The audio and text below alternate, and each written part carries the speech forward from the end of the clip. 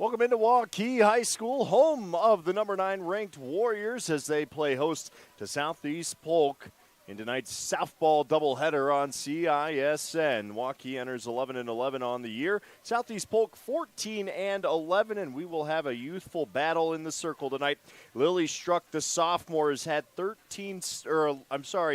starts this season for Waukee, 7-3 record overall. She's pitched in 13 games.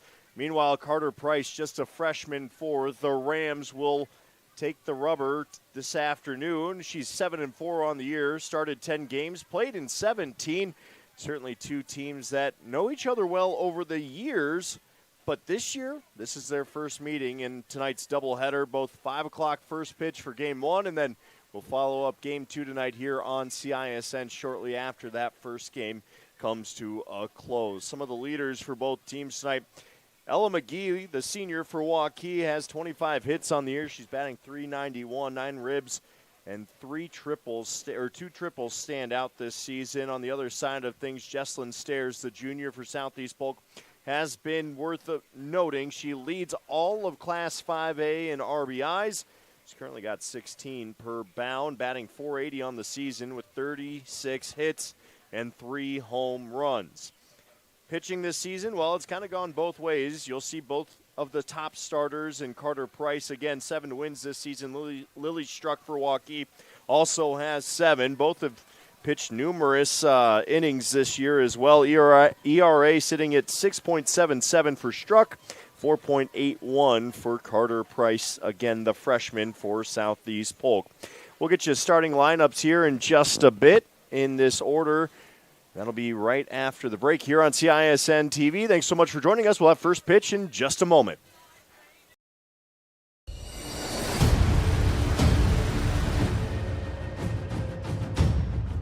Hey too. We all want to be winners, right? The winning drive comes from choosing unleaded 88, a cleaner burning fuel made from corn. That way, we all win. Now give me some wings.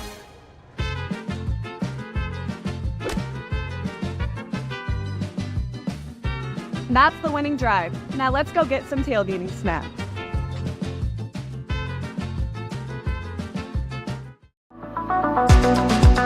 Hi, I'm Chris from Fireplace Superstore. Outdoor furniture season, we've got you covered with the best selection in Central Iowa.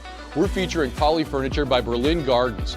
Once you've seen the fit, finish, quality, and materials of Berlin Gardens Poly Furniture, it makes everything else look like it was built in somebody's yard. We also have Iowa's best selection of aluminum, wicker, wrought iron, cushion, and sling. Fireplace Superstore, just west of Homemakers at 109th and Douglas. Great savings on all Chevrolet and GMCs at DeYarman Automotive Knoxville. New 2024 Silverado 1500 double cab starting at only $41,799. Receive up to $8,500 off a new 2024 Sierra 1500 Elevation and the 2024 Silverado 1500 crew cabs with up to $9,000 off MSRP. Save big now on all new Chevrolet and GMCs in Knoxville, Iowa. DeYarmanChevyGMC.com.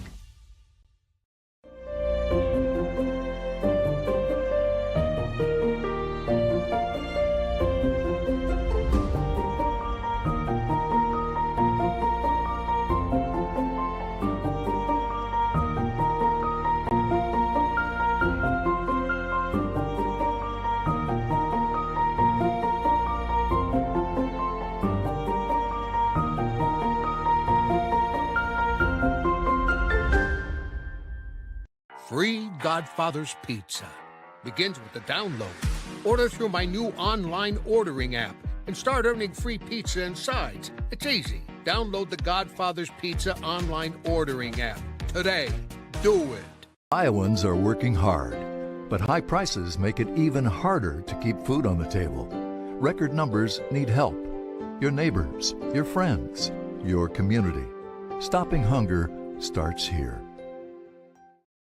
Hi, Joe the Car Guy, head coach of Westside Auto Pros. When your car is on injured reserve, you want to get it back in the game as soon as possible, so bring it here to Westside Auto. I have the team of experts that can fix every automotive injury, whether it's a fractured joint, a broken part, or if your car just got its bell rung. We'll do a complete physical to make sure your car is game ready for the entire season. So bring your car to Westside Auto Pros and we'll get you back in the starting lineup in no time. Hey, you guys are dogging out there, move it, move it, move it! Ever have one of those awkward moments when a business disappointed you? You got ripped off? Didn't get what you expected? The Better Business Bureau can help you avoid these uncomfortable situations. BBB accredited businesses are honest, ethical, and reviewed annually by the BBB. Don't experience another awkward moment with a bad business. Trust the ones that operate with integrity. Look for the BBB seal. It's the sign of a better business. And find a better business anytime at bbb.org.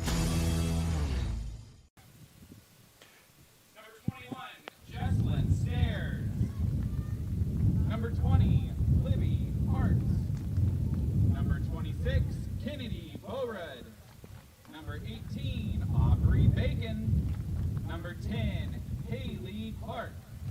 Number 16, Ava Brady. Number 15, Carter Price. Number 12, Lexi West. Number 6, Kaylee Thamontry. Number 9, Jaden Wood. And now, put your hands together for our starting lineups for the Waukee Warriors. Batting first, number 6, our speedy center fielder, Ella McGee. Next up, number 7, ruling second base, Zayna Zalecki. Batting third, number 14, our slick shortstop, Mara Yokiel.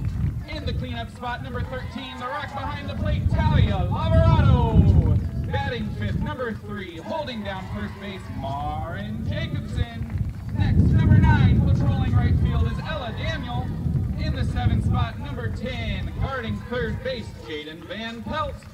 Batting 8th, number 24, left fielder, Sophie Gorsh. And rounding out the lineup, number 11, covering left field, Abby Felt. And of course in the circle tonight is number 5, Lily Struck.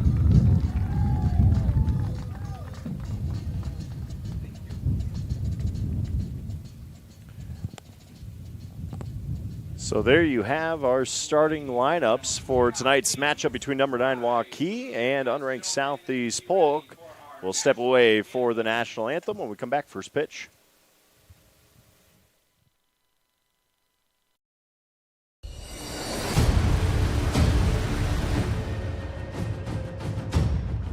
Hey, you two, we all want to be winners, right? The winning drive comes from choosing unleaded 88, a cleaner burning fuel made from corn. That way, we all win. Now give me some wings.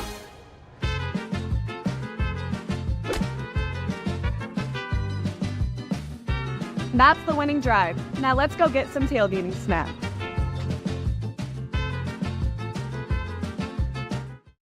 Hi, Joe the Car Guy, head coach of Westside Auto Pros. When your car is on injured reserve, you want to get it back in the game as soon as possible, so bring it here to Westside Auto.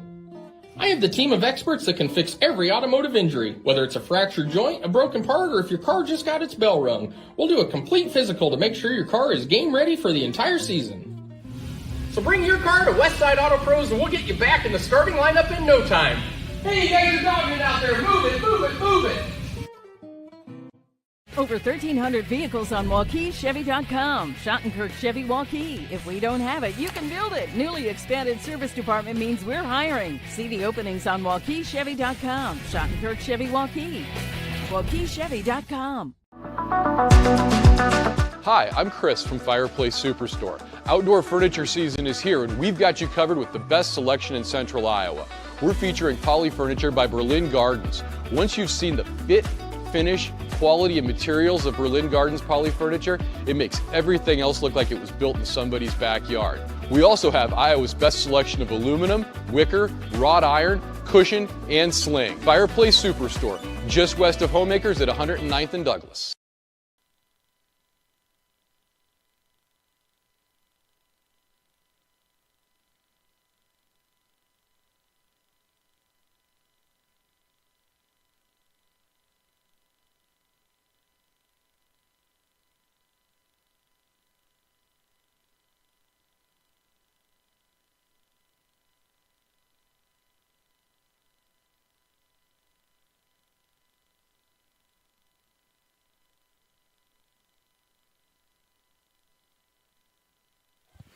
And welcome back into Waukee High School, getting ready for number 9 Warriors hosting Southeast Polk. And we'll start in the circle tonight for Waukee. It's Lily Struck, the sophomore. She's had 7 wins on the season, 6.77 ERA per bound, and looking to get things started is the red-hot sophomore out there. Of course, she's pitched in 13 games as well, and Waukee has rattled off 3 straight wins after dropping a pair to Centennial. Southeast Polk, meanwhile, has won 5 straight with back-to-back wins against Ames. They took down Bettendorf, Humboldt, and number 4 Muscatine 5-2 earlier this week. So plenty of busy action over the weekend for Southeast Polk as we get underway with Jesslyn Stairs up to bat for Southeast Polk.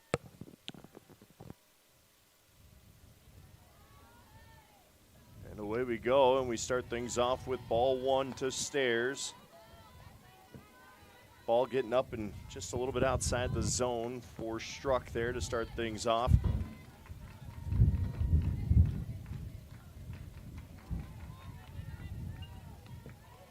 Stairs with 16 ribbies on the season as that's ball number 2, and the leadoff batter working ahead already against the sophomore.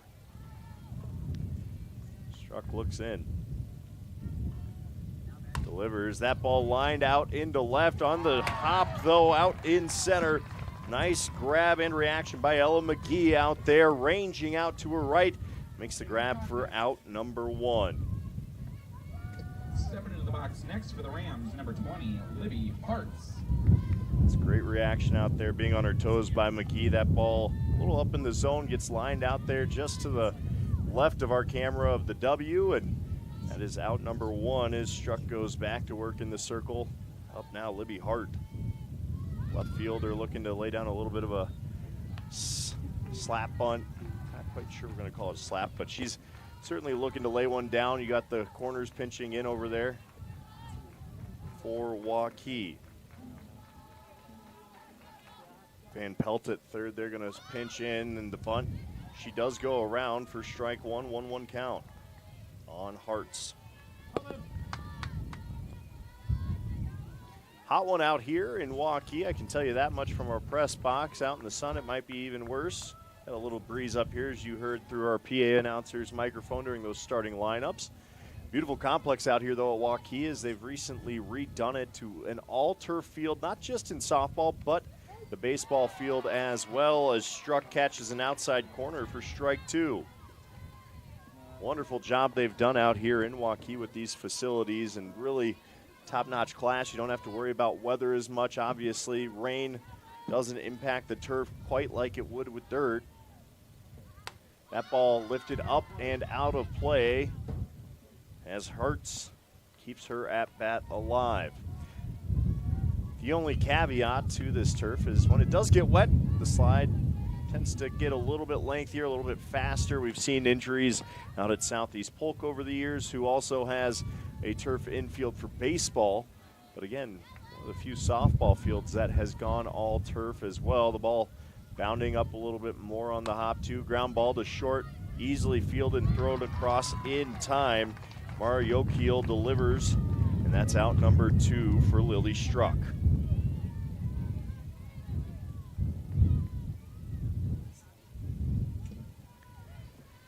Next up for the Rams, number 26, Kennedy Bowred. Kennedy Bowroot up to bat now. She's got 3 home runs on the season, 24 ribs, and older brother, I believe, if she is related, played at North Dakota last year for football, has transferred to Iowa, and Bowroot will take ball 1.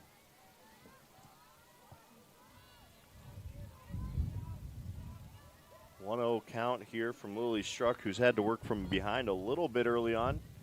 Working into finder's zoners. Defense has helped her out to start things out. Struck delivers, and that ball up and away on Bowroot for ball 2. Bowroot leads Southeast Polk with 18 walks this season. She bats in the 3rd spot for a reason. She's either on base or hitting the ball a long way. Bowroot looks on as Struck delivers. That ball up for ball 3. Trying to keep it out of the wheelhouse of Bowroot is Struck.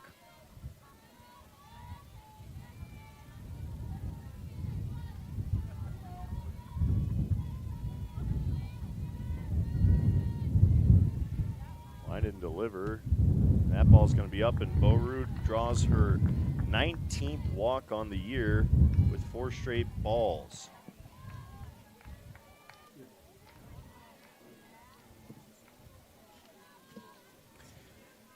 In cleanup is Aubrey Bacon, and Bacon has been one of the best hitters this season in Class 5A. 31 ribbies this season, leads all of 5A hitters, and she has 1 aboard here in the top of the 1st. Struck trying to get her with a little bit of a rise ball there, going up and away for ball 1. And Talia Lavarado is going to go in and settle down her young sophomore pitcher. Just have a quick word and figure out how they want to attack Bacon in the batter's box. Again, a warm one, I'd imagine. Plenty of hydration is key today out there for both of these teams. Turf radiating a little bit of heat as well. Struck looks on now, ready to deliver pitch number 2 to Bacon. That ball a little high, just above the letters, and that's ball 2. 6 straight ball pitches from Struck. Against 2 of the most dangerous hitters, mind you, in Southeast Polk's lineup. The changeup catching Bacon guessing, and there's strike 1. 2-1 count now from Struck. Corners in just a little bit, but Bacon knows how to lift them out of the park. That ball down at the knees, and that's a called strike 2. 2-2 count to Bacon, and Struck looking to retire the side or get out of this inning with just one aboard.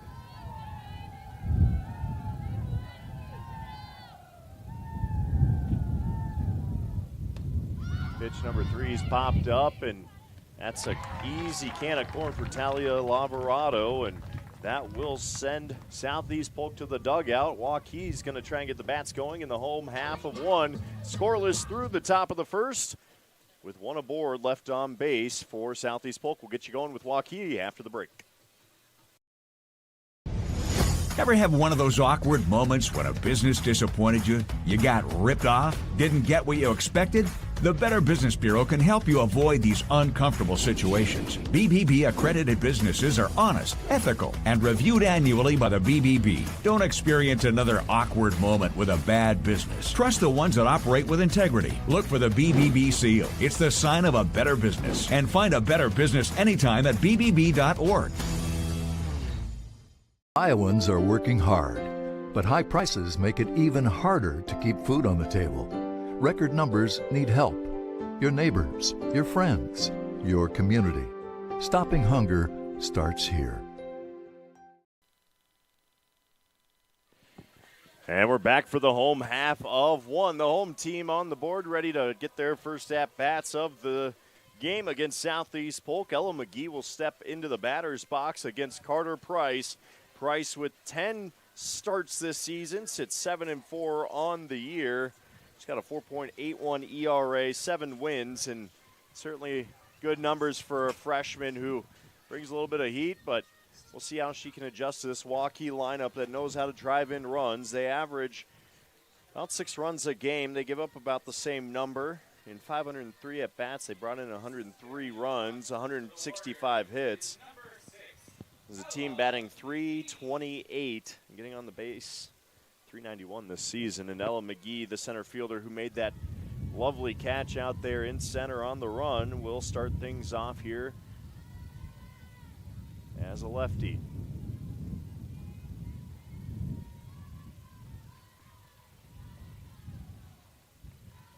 Price delivers. That ball lined just foul down the third baseline, and that's just a long strike 1 to McGee. Ball up a little bit, and McGee got her hands on it, maybe just a hair late. She likes to send things opposite field, though, based off that swing.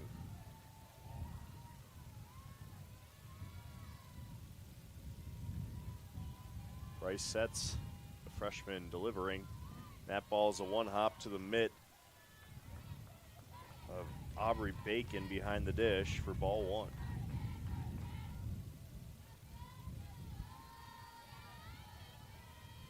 McGee's had 25 hits and 64 at-bats this season, batting just a hair under 500. That ball hit hard and deep out to center.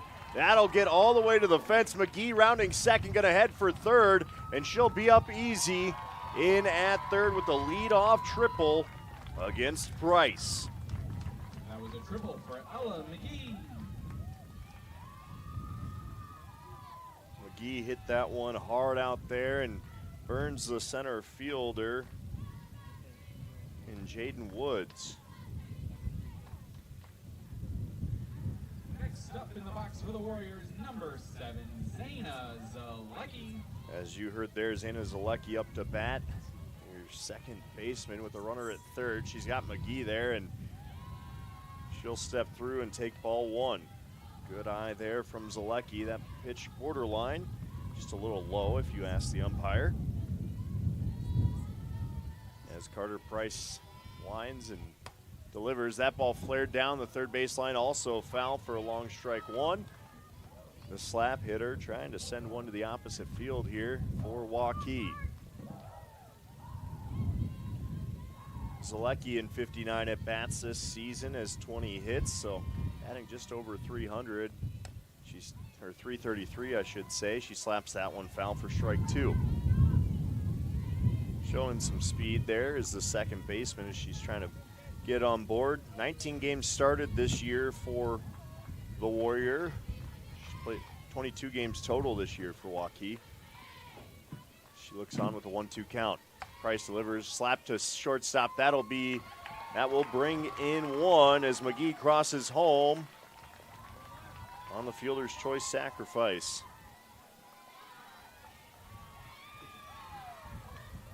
That slap to shortstop handled nicely over there by Hallie Clark, and she got it across in time to Kennedy Boerud at first. Mara Yokiel up now. Base is empty after McGee crosses home for one run. That leadoff triple proving crucial.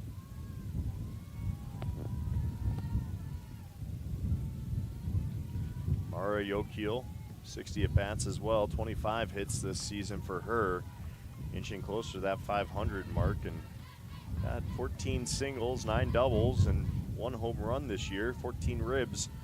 Of course, if she wants a rib here, she'll have to send it over the wall.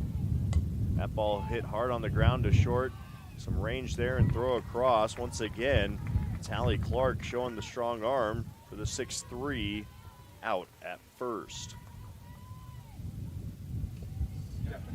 So that'll bring Talia Lavorato into the batter's box, the cleanup hitter, catcher as well for the Warriors.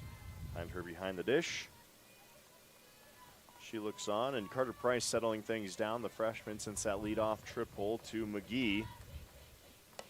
That ball grounded right back to Price, and over to first she goes for the 1-3 final out of this inning, but damage is done after Ella McGee's triple. She gets driven in by Zalecki on the RBI 6-3 sacrifice, and it is a 1-0 ball game as we headed to the top of the second after the break here on CISN.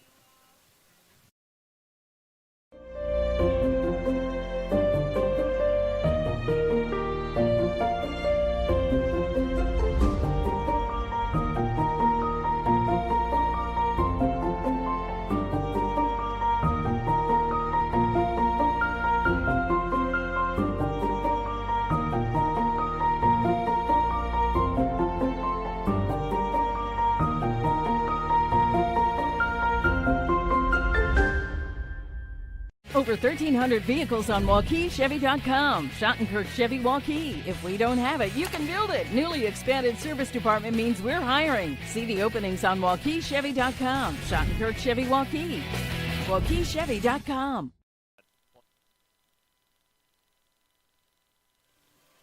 And we're back at Waukee High School. The home team leading 1-0. Number 9 ranked Waukee up 1-0 through an inning of play. As Lily Struck steps back into the circle here. Had a great start to the first inning after settling things down. She did walk Kennedy Boerud, but no harm done as she gets Aubrey Bacon to fly out to her catcher, and Talia Lavorato.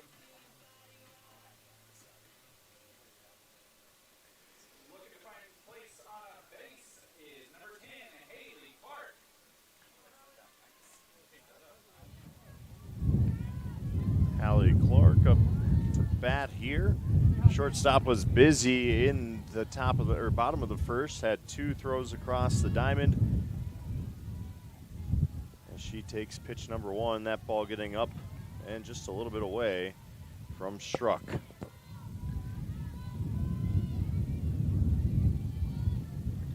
Struck looking in once again. Mix things up a little bit. Rise ball gets her there for strike 1. Tough to lay off those when they start right around your midsection and rise just a hair. You want to take a big cut at it because those are the ones you can tend to carry out of here. Struck looking on now once again. That one getting up and away from her as well. Ball 2 to Hallie Clark.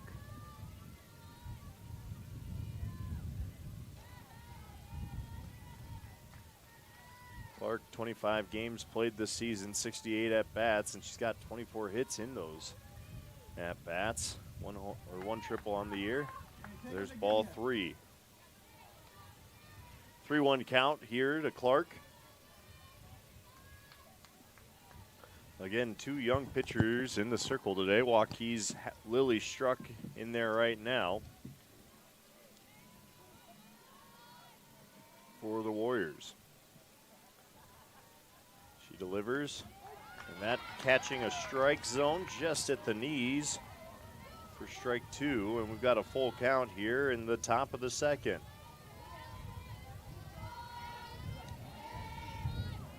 Clark, the shortstop, looks on. 3-2 delivered. That's lined up just over the glove of second base, and that's going to get all the way to the fence as it sneaks under the right fielder's glove, and Clark will hold up at second with the double. That ball sent out into right field, and nice hit there for Clark to lead things off in the top of 2 for the Rams. Rams again 14-11 on the season. Up next for the Rams, number 16, Ava Brady. Had a nice win over number 4 Muscatine over the weekend. Of course, a weekend tournament with Humboldt as well out there. And now runner aboard for Ava Brady. Right fielder for Southeast Polk squares up, lays down the bunt. It is perfect. And she beats the throw to first as it's dropped on the throw down by Marin Jacobson, and everyone's safe, so that puts runners on the corners.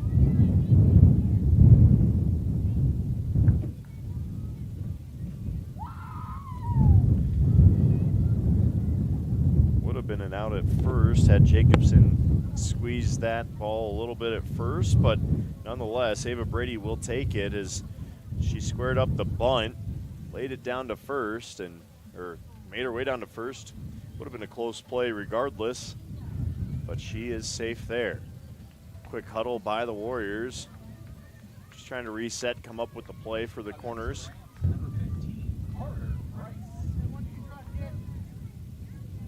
Carter Price now, the pitcher, steps into the batter's box and look to help herself out here and drive in a run or two.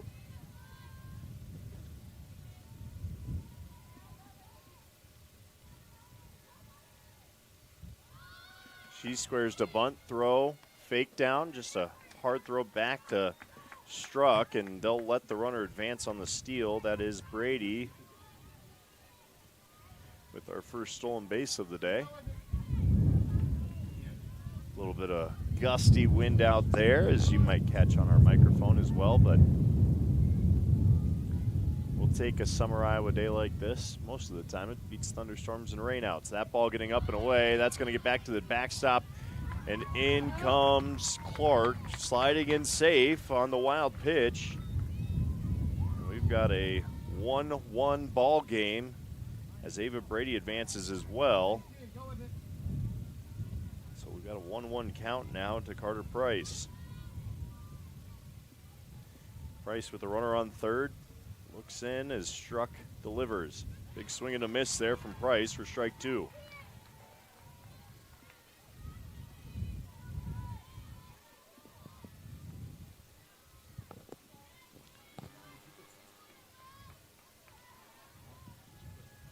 Struck trying to get herself out of a bit of a jam here. No outs either for Waukee. That ball flared out into right on her horse, and here comes the tag play at the plate. Throw is not in time. Good effort, though, by Zana Zalecki. She makes the catch, gets the first out, makes the throw just a little bit off the mark, and it's 2-1 Southeast Polk. Up next for the Rams, number 12, Lexi West. Empty bases here after the sac fly by Carter Price to second. Struck can settle back in as she gets strike number 1 against Lexi West.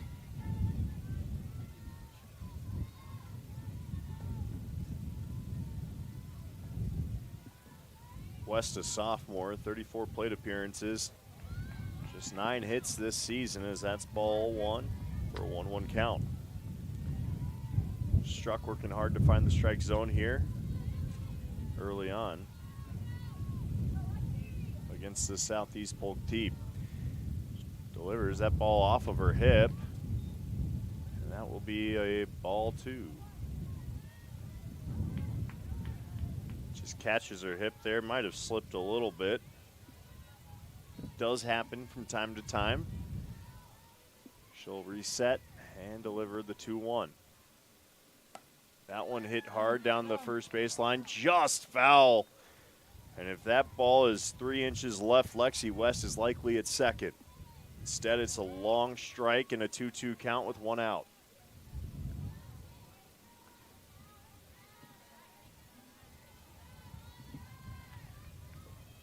Of course, the history all time between these two teams, Waukee leads the overall 30-19. That's right, these teams have met 49 times. This is matchup number 50.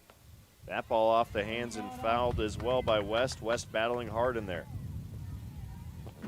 Last time these two teams met, back in June of 2023, Waukee won the matchup 7-0. Of course, both teams made it to state last year.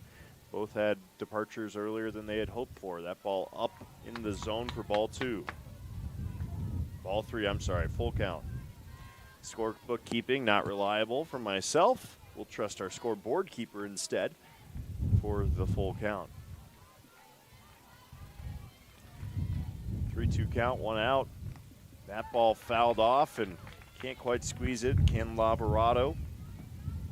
It catches just off of her glove, and West drawing out this at bat.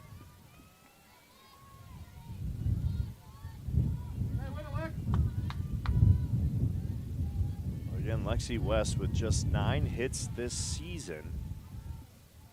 7 of those have been singles for the number 8 hitter. That one flared out into center. On her horse out there is Ella McGee once again, and she'll bring that one in for out number 2. Good hustle from McGee as that one was looking to drop in right in front of her. Instead, McGee got there in a hurry. She is speedy out there in center field. Rounding out the order, looks like we've got Kaylee Thamontree up to bat for Southeast Polk, and there's strike 1 delivery from Struck. Trying to work ahead here, something Struck hasn't been able to do a lot of so far tonight. 2 outs. Struck. Delivery once again. That ball flared foul for strike 2. Thamontree just a little bit behind it. Of course, just a freshman. She's played in 25 games this season, hitting pretty well with just 33 at-bats. She's had hits in 12 of those. Certainly been consistent in that batter's box as Struck looks for the strikeout on the rise ball. Can't quite get it there, and it's a good miss for Struck as she leaves it up in the zone. Ball 1. 2-1 ball game. Southeast Polk leading Waukee. Struck looking on with 2 strikes, 2 outs. Trying to end the inning here. That ball sliced out into left field. Thamontree just getting her hands through it and flares one out there for the single into left. And she finds herself aboard with the quick base hit. And that'll bring us back to the top of the order with Jesslyn Stairs. Hard hit ball as Thamontree battled a little bit. We'll find her on first base, and back to the top of the order goes Struck here, having to work around it. 2 outs. Delivery to Stairs. Changeup not there, and the throw down looked to be in time, but Thamontree slides in under it for the stolen base. A good throw down there by Lavarado. Tag looked to be there, but they call her safe, and we'll move to second. Does Thamontree now with Stairs looking to drive her in. That was a ball as well. Keep that in mind. That ball up a little bit. Struck, looks on again. That ball up for ball 2. A little juice behind that rise ball, and back-to-back pitches. Struck finds herself behind in the count 2-0. Look for Stairs to be swinging here. It's a hitter's count. That ball flared foul. Strike 1 to Stairs. She flew out to center to McGee to lead off the game back in the first inning. Always have to keep in mind where you park around here at Waukee. I almost pulled up and parked right behind the backstop, only to think better of it. Goodness knows my wife would not like the windshield bill. That ball hit hard and high, and that might get out of here. Nope, catches the warning track, but damage done as Stairs drives in Thamantri from second. And it's a 3-1 lead for Southeast Polk. Stairs tagging that one well out there to the right center gap. Hits the warning track for the stand-up double for Stairs. Up next for the Rams, number 20, Libby Hart. And Struck's having to work through the heart of this lineup still. Libby Hart's now up to bat. She grounded into the 6-3 out at first, in the top of the first. She's got one aboard. Hart's watches on as that skips low and in the dirt or off the turf. And coach is going to call time here and take a quick breather. Going to slow things down with Struck, who is in a bit of a pickle here in the middle of the second. She's given up 3 runs. Clark, Brady, and Thamantri have all come around to score. Of course, Clark got on with the double that was hard hit out into right field, got all the way back to the fence. Brady got on into first with Clark advancing to third on the ground ball, or on the bunt. I'm sorry, the throwdown not in time. E3. So runners were on the corners, advanced on the stolen base, and then the sac fly from Carter Price drove into one after the wild pitch. Now we sit with Kaylee Thamantri scoring as well on the big hit by Jesselyn Stairs. That ball hit hard. The wind out of the south might have kept that one in the park. Otherwise, it was hit hard and high. As Libby Hartz looks on with a 1-0 count, Struck staying in the circle. 1 on for Hartz. Hartz ground ball to first. Can of corn. She is fast, but not fast enough as Struck fields her position for the final out of the inning, but not before the damage is done by Southeast Polk. 3 runs in the top of 2 as the Rams up 3-1 as we head into the home half after the break.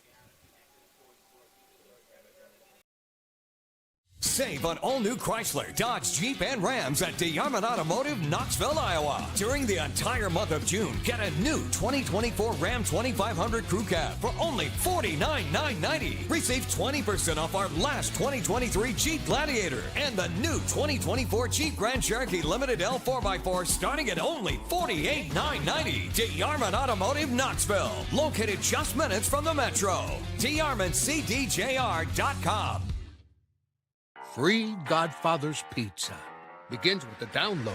Order through my new online ordering app and start earning free pizza and sides. It's easy. Download the Godfather's Pizza online ordering app today. Do it. Well, Southeast Polk finds the bats there in the top of 2. 3 are plated for a 3-1 lead. Waukee now going to try and answer back with the 5 batter, Marin Jacobson. First baseman for Waukee. Price lines delivers, and that ball goes off of Jacobson's shin, and she's aboard with the hit by pitch. That's how you start things off if you're Waukee. Base runners aboard, give you an opportunity. Expect Jacobson to maybe give it a shot here, see if she can flash the wheels. As Ella Daniels steps up, the number 9 in your programs and your right fielder, number 9 position. She watches on. That ball up and away from Daniel for ball 1. Jacobson didn't even get to see a pitch other than the first one that hit her in the shin. Daniel, 52 plate appearances as that one's ground to second. They're going to try and twist it up. There's one. Throw across does not happen at first. But Marin is out at second as Ella Daniels on the fielder's choice. Out number 1.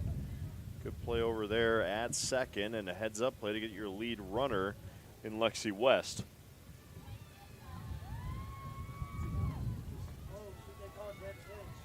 They called a dead pitch. And everyone resets, and now my book is all sorts of wrong. I missed why they called a dead pitch. Could be many reasons. So we've got a 2-0 count now to Daniel, who still gets an at-bat here with Jacobson at first. Ball 3. Haven't seen a dead pitch yet this season. Leaves me scratching my head. My director looks at me, same thing. Nonetheless, here we are, 3-0 count. That's ball 4, and what would have been an out at second and 1 out for Southeast Polk has one aboard. Zella Daniel walks with 4 straight balls. And we're going to get a mound visit, a circle visit, as I come off the baseball call from last week. Just a little adjustment, settling things down just a little bit. Of course, we got the tunes bumping up here with some Old Town Road, and some like it, some don't. I'm indifferent. My kids love it, so I'm stuck with it. That being said, Southeast Polk, of course, not doing themselves any favors as they struggled to, or as they had an out there and would have been sitting pretty with Jacobson out after the fielder's choice to second, but dead pitch call, and with that, we get Jaden Van Pelt stepping into the box with 2 aboard. Third baseman, she's going to try and lay down a bunt. That's fouled back to the mesh. First strike 1.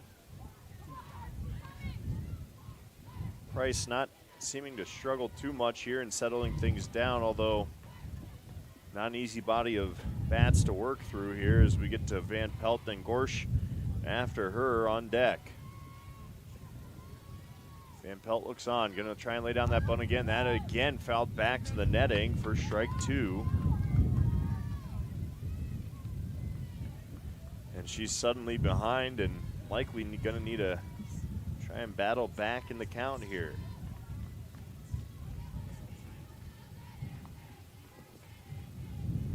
So Van Pelt, 2 aboard. Price working ahead, 0-2 count.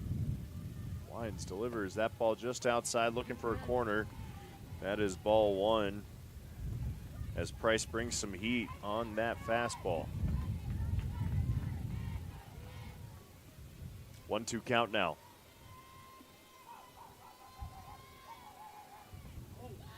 That ball almost catching Van Pelt's ankles. Ball 2 as she hops out of the way last second. Looks like Price was trying to work a screwball there and just lost it a little bit. She's going to work back outside of the plate. That's a good battle by Van Pelt as she sends one out of play. Foul ball, and the at-bat is still alive. Again, Jacobson and Daniel on second and first. 2 aboard, 2 ducks on the pond here for Van Pelt, who's battling with a 2-2 count. No outs, another foul ball. Lucky fan out there going to hunt that one down and bring it back to the dugout.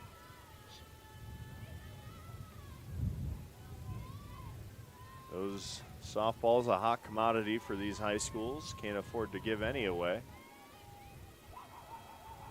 2-2, that's hit down to second. Only play available is at first. Wise play by Lexi West as she gets it across to Boerud for out number 1. Van Pelt advances her runners, though, moves them over on the fielder's choice to second and third. And they're calling another dead pitch. I'm not sure what the call was there. Luckily, I hadn't corrected my book yet. So we're still at 2-2 count with no outs. I believe 3-2 count. Take that back. 3-2 count if that's a dead pitch. It's a 3-2 count full. Price having a quick discussion with the umpires about it. And coach is going to start warming somebody up in the pen as well as we've got runners at first and second. No outs. Full count. Price steps, delivers. That ball ground right back up the middle. They're going to hold Jacobson at third. The throw down. Lovely throw out there from center is Jaden Woods. Big arm for her, but the single by Van Pelt on the second chance. Looking to bring some and Waukee number 11, Sophie Gorsh.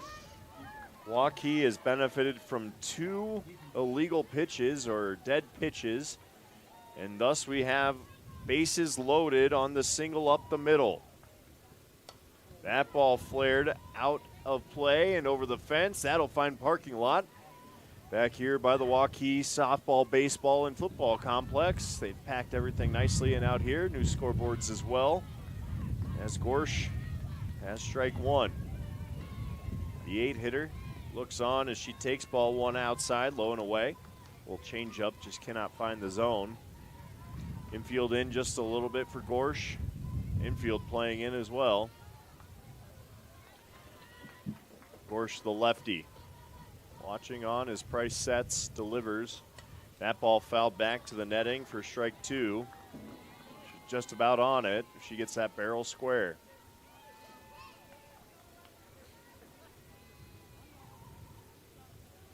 Gorsh with 9 RBIs on the season, 2 sac flies and 2 walks. Also been hit by a pitch 4 times as well. 2 strikes, she'll watch for ball 2, 2-2 count. 3 aboard, no outs.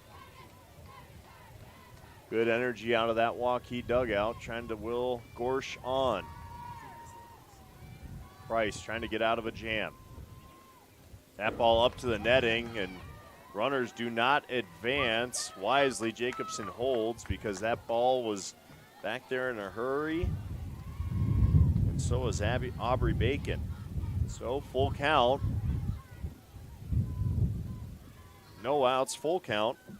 Toasty afternoon as Bacon tries to settle down her freshman pitcher.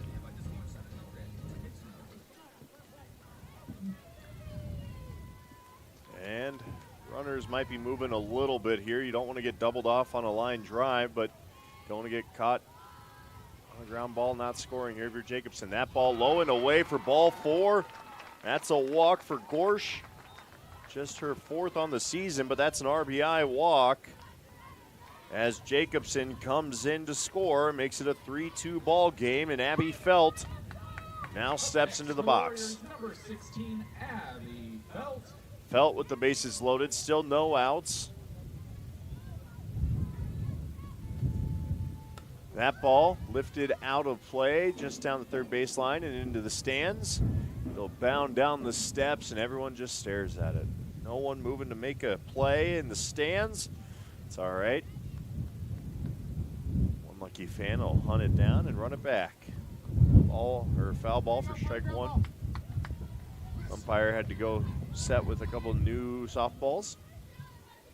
Again, 3 aboard, bases juiced for Abby Felt. She's your designated player today, the sophomore, 39 at bats. She's got 9 hits. So a little bit over 250 on the season for her. She's also had 10 walks and 9 ribs. She takes ball 1 there for a 1-1 count. Price looking on, trying to find the zone a little bit more here. That ball a little low. I think she was hoping for a corner, but instead it's ball 2, 2-1. Wind blowing in out of the south. That's how we get these steamy Iowa summer days. The delivery from Price. That ball hit down the line. Slice is foul. Strike 2 to Felt. And Felt had her barrel on it a little earlier, and she's bringing in at least 1.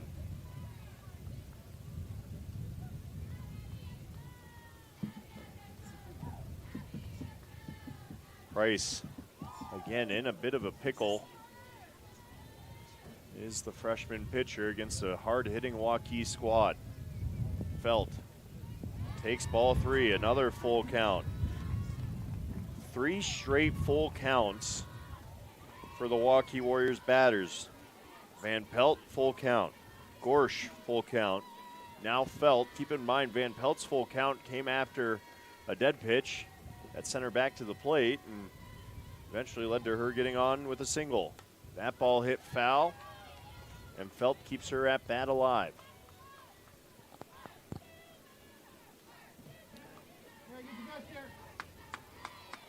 A lot of good softball out here in Waukee, not just for the Warriors, but also for the Wolves just down the road. I know some here would prefer I not bring up names.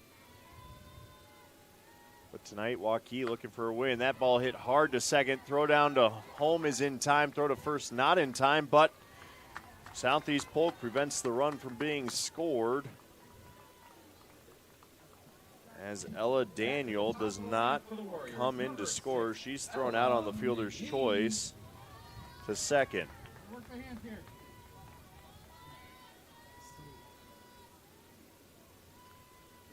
Of course, Felt is aboard. She beat the throw down.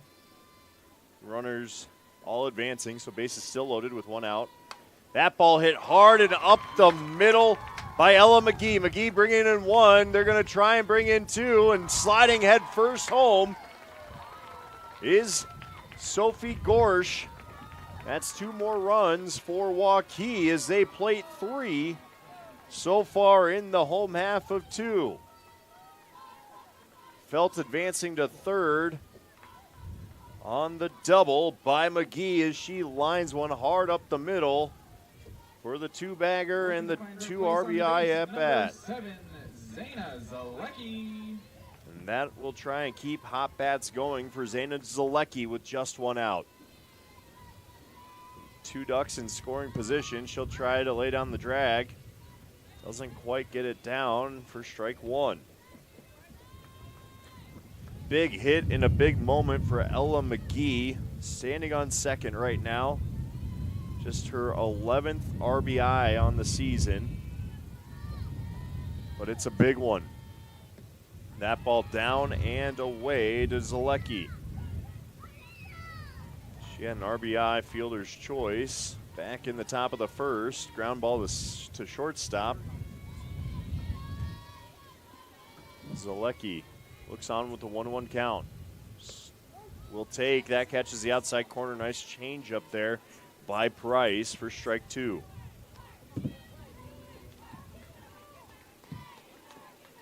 For those slap and drag hitters, that's a tough one to hit.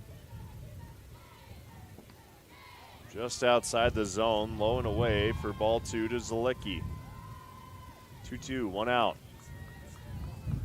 Two aboard. She's going to swing the bat here at 2-2. She swings and misses. Nice heat by Price on the outside edge, and Zalecki goes down swinging for the first strikeout of tonight's game. Next up for the Warriors is Mara Yokiel. Mara Yokiel down, or steps into the box now. She's trying to inflict some more damage, and she went short to first for the second out of the top of the first inning. Back in the top of that first. Of course, Yokiel takes a strike that looked a little low and away, but nonetheless, umpire calls it a strike. It is a strike. 0-1 count. Price trying to get any more damage averted in this jam. That ball hit hard out to center. Tracking it, though, is Woods out in center for the final out of the inning. Scored F8 if you're keeping score at home. But Waukee does their damage with three of their own in the home half of two. 4-3 Warriors leading the Rams through 2 innings of play on CISN. We'll get you to inning number 3 after the break.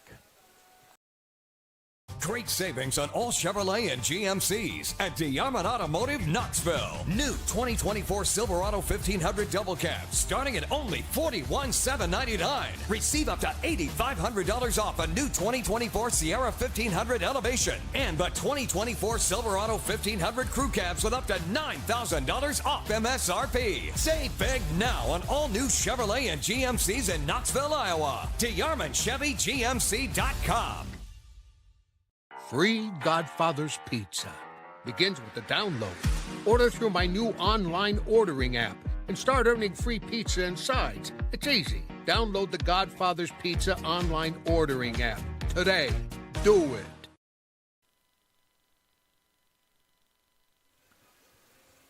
Waukee inflicts some damage of their own there in the bottom of 2. 3 runs as Jacobson, Van Pelt, and Gorsch come home to score. The hard hit line drive by McGee brings in 2. Jacobson scored on a fielder's or line drive, back up the middle. Of course, a busy inning there for Waukee. Both pitchers getting their pitch counts up a little bit as we approach the top of the third. Kennedy Bowerud up to bat. She walked back in the top of the first. Saw 4 straight balls to get aboard. Struck looks on. Delivers. That ball hit hard down the third base line. Bowerud way out in front of it. That's just a long strike, though, in the scorebook. If you are Struck. Struck looking for her first strikeout still tonight. Both pitchers have only combined for 1. We saw her first back in the home half of 2. Walky went down swinging after building a 2-2 count. Struck sets. Delivers. Bowerud sits on the changeup, but can't quite make a connection with it. That's a foul tip for strike 2. Struck working ahead. Polar opposite of what Bowerud saw in the first at bat. She watched 4 straight balls go by her, but Struck settling in now, trying to work her way back through it. Struck liked where it was. Bowerud hugging that plate just a little bit. That's a ball. 1-2 count.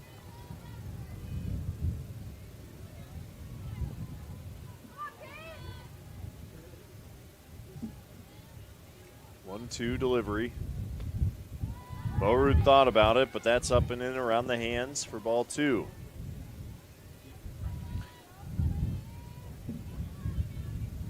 Can't quite see the feet, but if you look closely, Bowerud's toes and hands certainly feel like they're right there on the plate. Struck's brushed her back a couple times and delivers a changeup. That ball foul. Bowerud stays alive, 2-2 count. 4-3 ball game. Southeast Polk had 3 runs of their own in the top of 2. Warriors answered back in the home half with 3 of theirs. Both teams with 3 hits. Southeast Polk with 1 error. As we sit 4-3, 2-2 count, no outs. Struck sets. The sophomore delivers.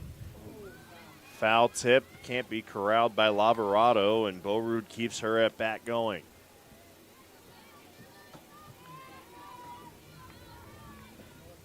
Pitch count tends to be something we focus on in baseball. Softball, maybe not quite as much. Of course, arms do fatigue in this heat regardless. Bowerud way out in front of that, and well, look out if you're Aubrey Bacon standing over there in the on-deck circle. Yeah, she's guarded, and that still almost found its way back there. She jumped out of her skin as we sit 2-2. Bowerud knows how to get out in front of a softball here and see what she can corral.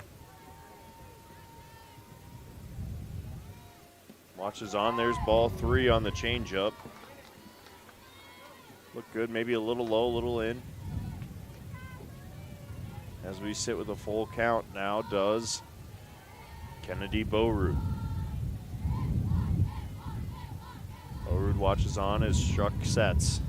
The delivery, full count, that's ball 4, and Bowerud worked hard for that, but she draws her 2nd walk of the night after loading up that and having to work from behind in an 0-2 count. Next up for the Rams, number 18, Aubrey Bacon. Aubrey Bacon, the catcher for Southeast Polk, trying to add to her 31 RBIs this season. Like I said, leading all of Class 5A. She's certainly brought in quite a few.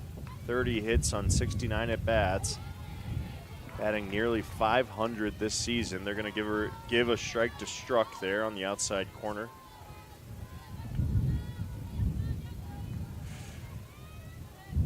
As Bacon, on a sizzling hot summer day in Iowa, watches the changeup sit high in the zone for ball 1.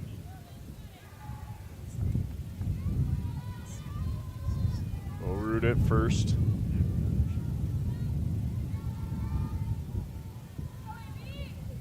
Bacon waits for the delivery. That's ball 2, low and away. Struck going to try and settle things down. Again, no outs. It was a long at-bat for Bowerud to start off the top of the 3rd, and Bacon now sitting in the box, Trying to move her. Bacon a high fly ball to center.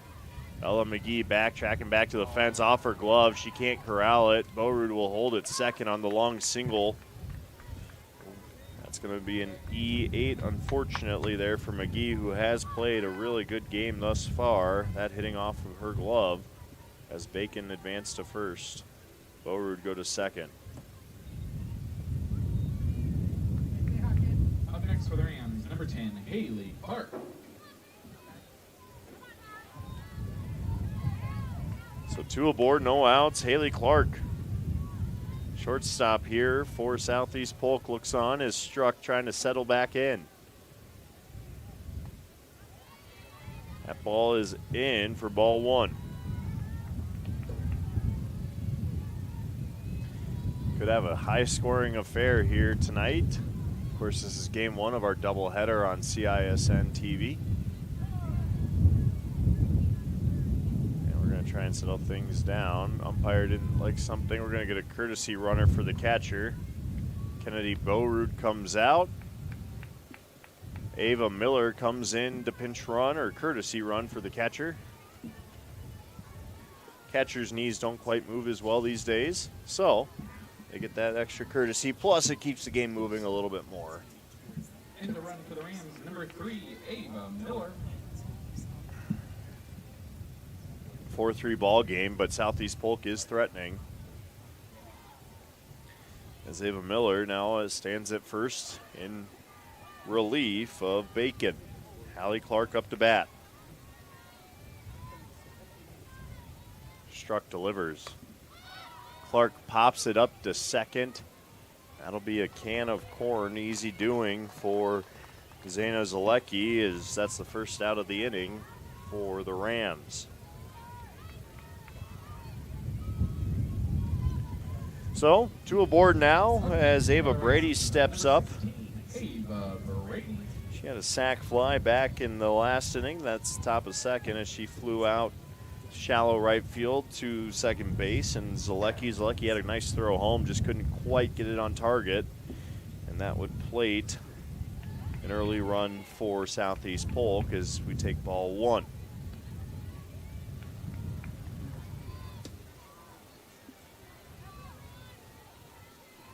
Brady 16 singles this season and 18 of her hits. Certainly knows how to get on base. She watches on that ball lined hard foul and just in front of some spectators over the dugout it goes for a long strike. Eva Brady working with a 1-1 count in the box. Struck trying to work ahead with a 1-1 count, 1 out, 2 on. Southeast Polk threatening once again. Brady grounds back to pitcher and quick throw over to first. Goes Struck. She fields her position nicely. Maybe she could have taken a look at third or second. Nonetheless, it is an out number 2 in that inning on the 1-3. Number 15, Carter Price. Runners advance. 2 in scoring position for Carter Price, who had a sac fly. Sorry, Price had the sac fly earlier, not Brady. Brady had the error at first to get on. She had moved Clark over from second after her double back in the top of 2. So, 2 in scoring position, threatening here for Southeast Polk with 2 outs. 1 strike for Struck on Price. That ball getting up and away.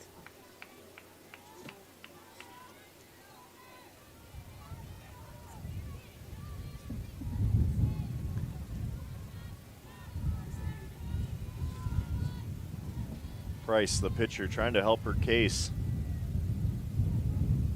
Turns on that one as it's laced foul down the third baseline for long strike number 2. Struck versus Price in a battle of pitchers. It is a true duel. Who comes out ahead?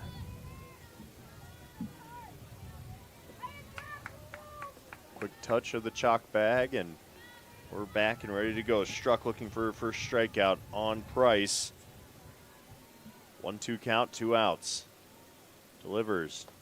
That ball in, and Price ducks out of the way for ball 2. A little bit of a brush back there if you are struck.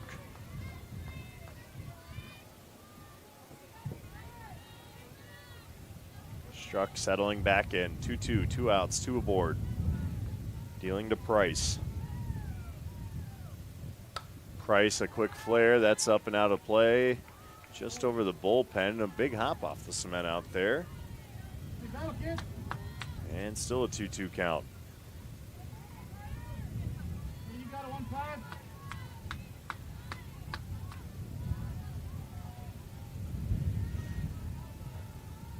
Struck, looks in.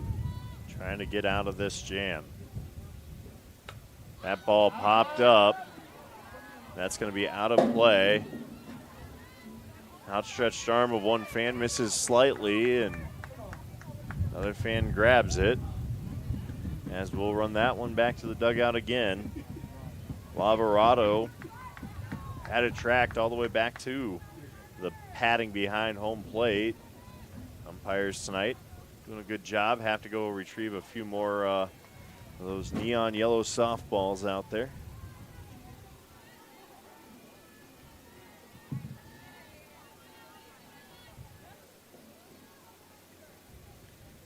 And the 2-2. High and hard. That's going to be popped up. Third baseman going to handle that one very nicely. Does Jaden Van Pelt. And Van Pelt helps Struck get out of the inning with no harm done. 2 left on base for Southeast Polk. Can't capitalize on the opportunity. 4-3 Waukee leads. They'll try and build on it.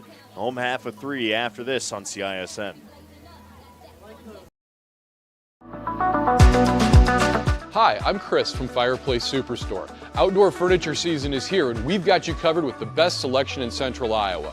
We're featuring Poly Furniture by Berlin Gardens. Once you've seen the fit, finish, quality, and materials of Berlin Gardens Poly Furniture, it makes everything else look like it was built in somebody's backyard. We also have Iowa's best selection of aluminum, wicker, wrought iron, cushion, and sling. Fireplace Superstore, just west of Homemakers at 109th and Douglas. Over 1,300 vehicles on WaukeeChevy.com. Schottenkirk Chevy Waukee. If we don't have it, you can build it. Newly expanded service department means we're hiring. See the openings on WaukeeChevy.com. Schottenkirk Chevy Waukee.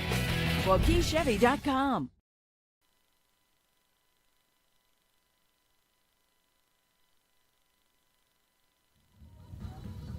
And we're back at Waukee High School. 2 left aboard for Southeast Polk in the top of 3 as Lily Struck does get out of the jam, causing the pop-up to Carter Price. In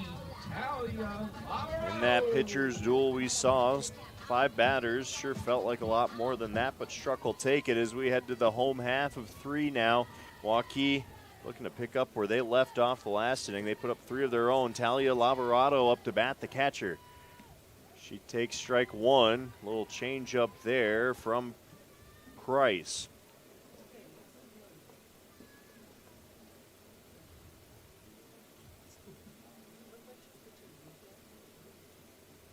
And we've got an issue. I believe we've got another dead ball pitch. Umpire coming out to explain what's going on, and it may be she's not coming fully set based off of his explanation. So you almost need a 1 count after coming set. And so they're going to explain it to the freshman. Quick explanation there from our umpire. Doing a good job of handling the situation after we've had a couple of those dead pitches. So we're going to go to a 1-0 count. I believe that's going to be a ball. Scorekeeper over here having some fun with it. So they need her to come set. So there is her set position now. She can work away with it. And that's going to be ball 2. Much like pitching in a balk, you have to come set. You can't just bring it to the glove and go. Got to be a beat in there. Price looks on with the 2-0 count to Lavarado. Lavarado swings. That ball deemed foul. Certainly took a hop fair, but fielded nicely down there. Nice call by the home plate umpire. We've got a 2-1 count.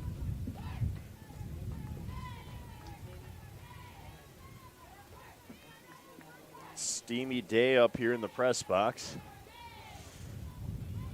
Still, I'll take some shade over outdoors, and the little breeze helps too, as that ball's a little outside for ball 3. 3-1 count to Lavarado, trying to lead off and get on base here any way she can. Yeah, Waukee dugout engaged greatly.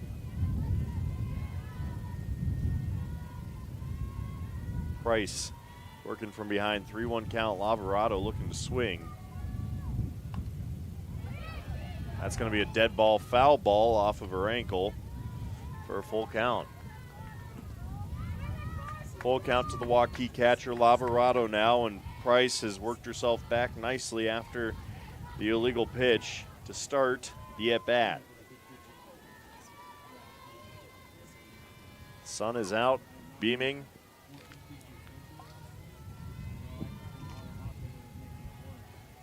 Price delivers. That ball is in, and Lavarado will take first on the walk.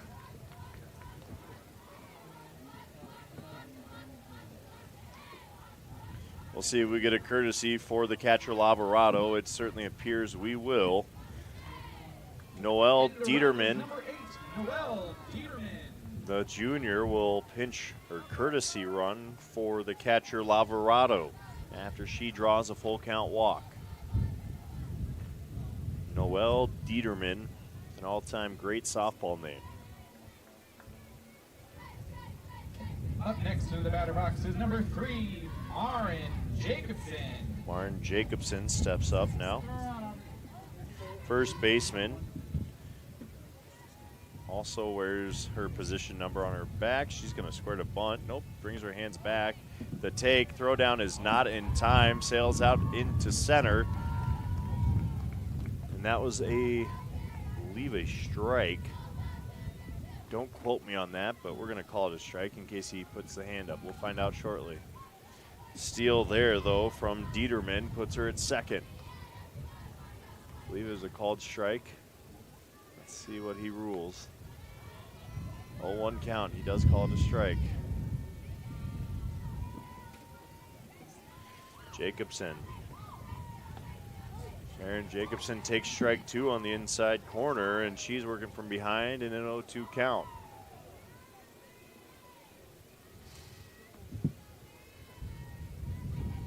To Jacobson. Runner at second is Dieterman.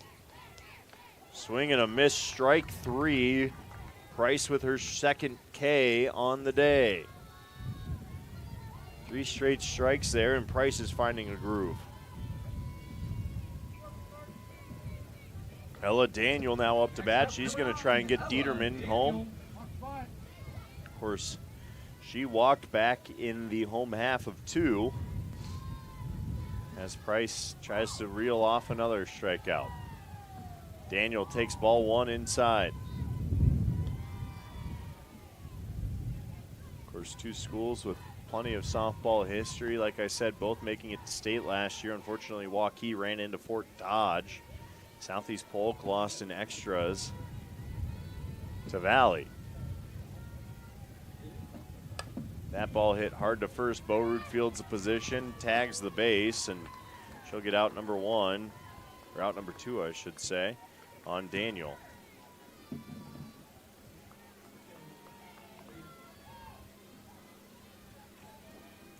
So U3 in your scorebook as that was hit to first for out number 2.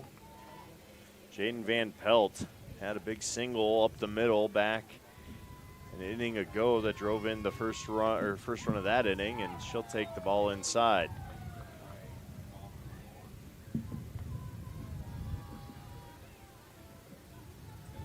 Southeast Polk and Waukee both getting the bats going early.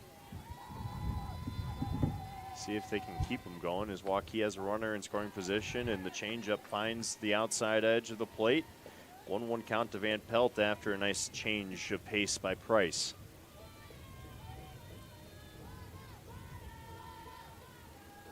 1-1, 2 outs. Price trying to send this one home with a goose egg in the home half of 3.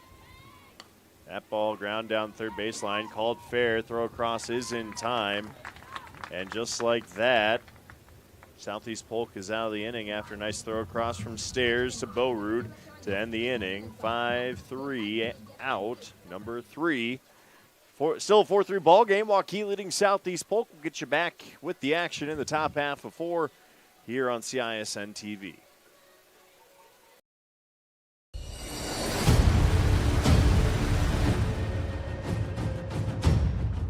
Hey, you two, we all want to be winners, right? The winning drive comes from choosing unleaded 88, a cleaner burning fuel made from corn.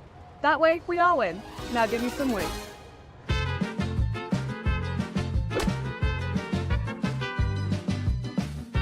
That's the winning drive. Now let's go get some tailgating snacks. Iowans are working hard, but high prices make it even harder to keep food on the table. Record numbers need help. Your neighbors, your friends, your community. Stopping hunger starts here.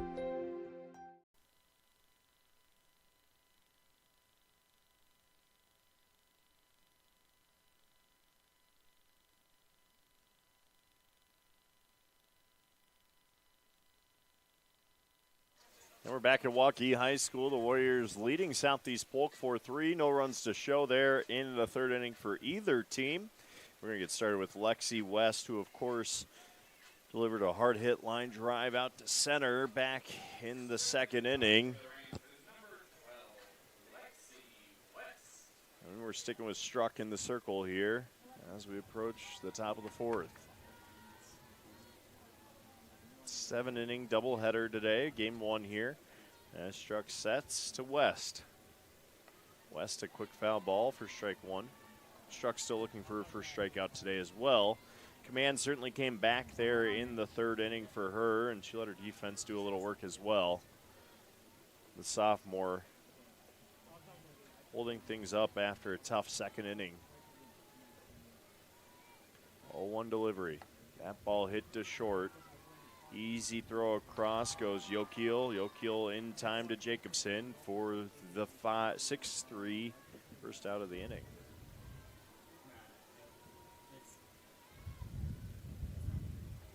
Next up, Kaylee Thamantri. Goes by KT to some, but Kaylee Thamantri up to bat, the designated player. And of course, she delivered the big hit with a slicer out into left. That plated a run, and then eventually found her way as well. And then after this, waiting in the on-deck circle, Jesslyn Stairs at the top of the order. Thamantri looks on. That's going to be strike 2. A nice pitch to Lamantri there.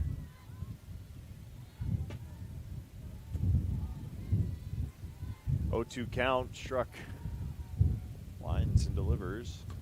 Ground ball back to Struck. She's going to field it and throw it over to Jacobson for out number 2. Working quickly, are we, as we approach the top of the order now for Southeast Polk. It's Jesslyn Stairs. Back to the top of the lineup for the Rams. Stairs found center field not once but twice. First time flew out to Ella McGee. Second time drove one to the fence and drove in a run for Thamantri to come in and score and give Southeast Polk the lead. Stairs looks on as Struck delivers. That ball flared to left, falls foul for first strike 1. Did almost catch that. Third baseman down there trying to get up, Jaden Van Pelt. Again, a toasty day, but we will take any softball or baseball is better than rainouts at this point. A lot of season left on this. And that pitch not getting there is, that's ball 2. Or ball 1, I'm sorry. Trying to retire the side and go 1-2-3 is Struck here with 2 outs. Looks in. Brings some heat there, catches an outside corner. Beautiful pitch by Struck as they're working ahead in the 1-2 count.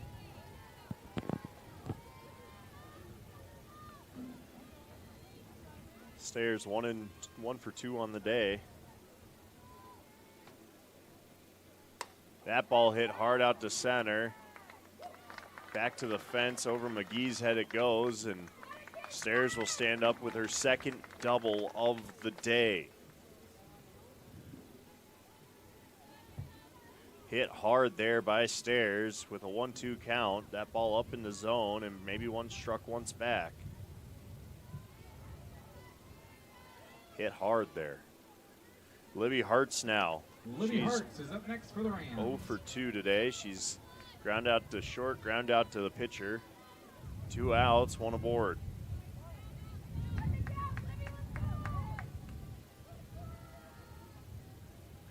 Struck delivers. Ground ball gets through second. That's going to be out in the outfield. Throw at the plate. We got a tag on. It is in time. The throw by Ella McGee on the money. And a great tag by Lavarado. Gets the run at home as Jesslyn Stairs was going to test the arm. McGee said not today, and we remain scoreless.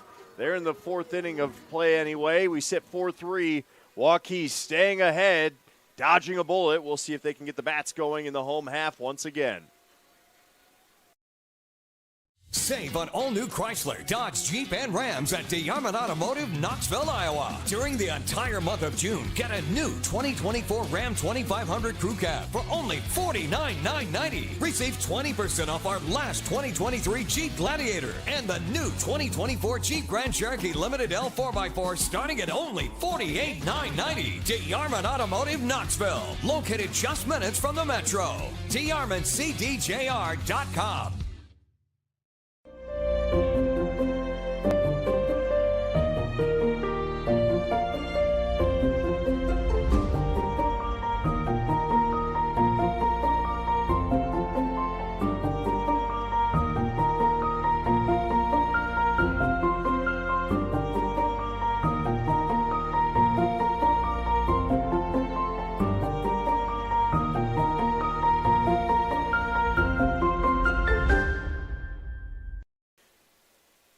Ella McGee is the savior there in the top of the 4th, as we start with a leadoff pop out by Sophie Gorsch to shortstop. Hallie Clark getting over there and making the play unassisted. Go F6 if you're keeping score at home for out number 1. Oops. Wrong spot there in my scorebook, but what a play by Ella McGee to get that throw right on the money to Lavarado at home, and Lavarado got the tag on just in the nick of time. Stairs was trying to slide out and around it, and it was a dandy of a play. So we have ball 1.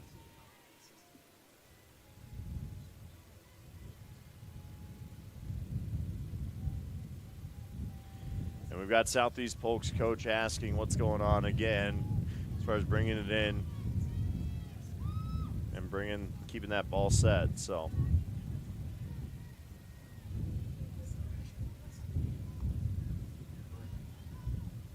Abby Felt up to bat here, your designated player. She watches that as it catches an outside edge for strike 1. 1-1 count. 1 out. Felt then back to the top with McGee. The star of the top of the 4th is on deck. Love nothing more to keep her hot streak going. That ball in the dirt for ball 2. McGee hasn't just been great defensively today. She's made a couple of catches certainly, but she's also got a triple and a 2 RBI double back in the top of 2, or bottom of 2, I'm sorry. Felt looks on, 2-1 count, fouled back to the screen in front of us. 2-2 count. That sun bakes in even more here in the press box, but it should set by the end of our game 2 at least. Forcing those visiting fans to stare right into it. As Felt works with a 2-2 count against Price. Felt takes ball 3. Full count, 1 out. Price trying to get the out here. Would prefer not to put one aboard.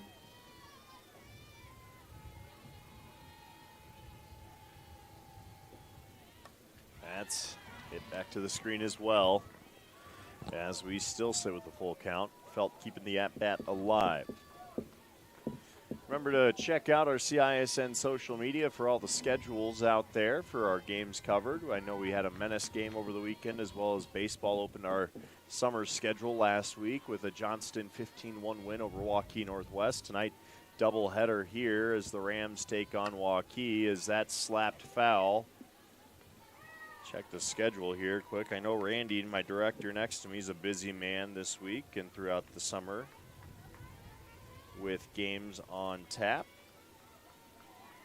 Let's see who else we're going to have. So Thursday night, I believe Randy's going to be back here at Waukee for the Suburb Showcase, as we call it. Northwest taking on Waukee. Ground ball back up the middle by Felt, fielded nicely by Price and across in time for the out number 2.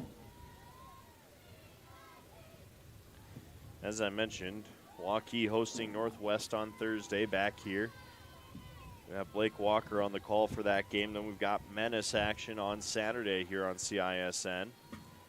Next week we get in even more softball and baseball. Waukee, we're getting to showcase them plenty this season, as we've got a baseball single game. Urbandale taking on Waukee after strike 1 there to Ella McGee. From there, we go to Valley for a softball doubleheader. You'll get to see Southeast Polk take on the Tigers, and then another Menace game June 29th. That's our schedule the next 2 weeks. So, again, busy, but plenty of action here across central Iowa when it comes to sports, whether that be Menace baseball or high school softball. A lot of season left, obviously, as we go into late July before state. That slap is fouled back for strike 2. Ella McGee working with a 1-2 count, 2 outs. Price would like to go another inning here without giving up any runs after a tough start.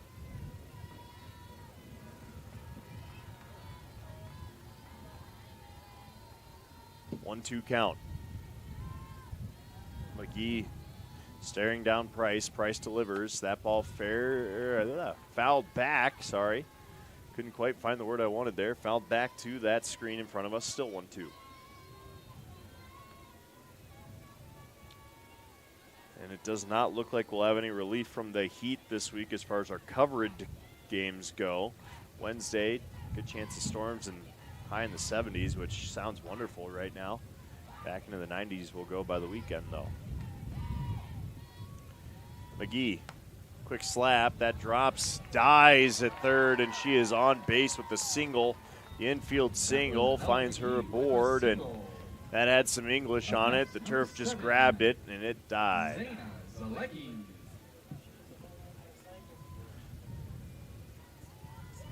Being informed, and that is correct, Ella McGee already with a triple, double, now a single. Home run would complete the cycle as we're in the bottom of 4. 1 aboard, 2 out for Zayna Zalicki. She squares up, bunt's not there, throw down not in time. She slides in around it, and does McGee, showing that speed. Good throw, nice tag, just got around it. Foot slid in safe.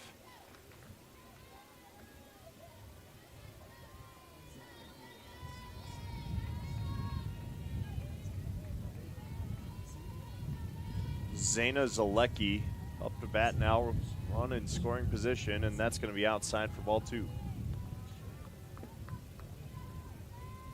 Of course, last week, calling the Johnston versus Waukee Northwest game, I had an inside the park home run, true inside the park home run call, which is a first in my career here in softball. Would love to see the cycle from McGee later on. Of course, let's not get too far ahead of ourselves.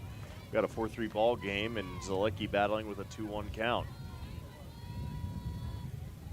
Price has looked sharp since that bottom of 2.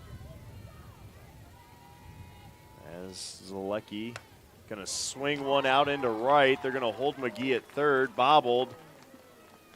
Smart call there by our base coach over there. Zalicki's on with the single through the right side. That'll advance McGee to third. Runners on the corners for your number 3 batter, Mara Yokiel. Yokiel Grounded to short, flew out to center in her 2 plate appearances. 2 aboard. They want to intentionally walk her, so they will put her aboard for the cleanup hitter in Lavarado. Lavarado walked back in the 3rd and grounded out to the pitcher in the 1st. So bases loaded for the catcher.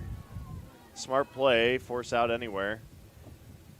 And Waukee's going to huddle up to come up with what they want to do and how they want to play it.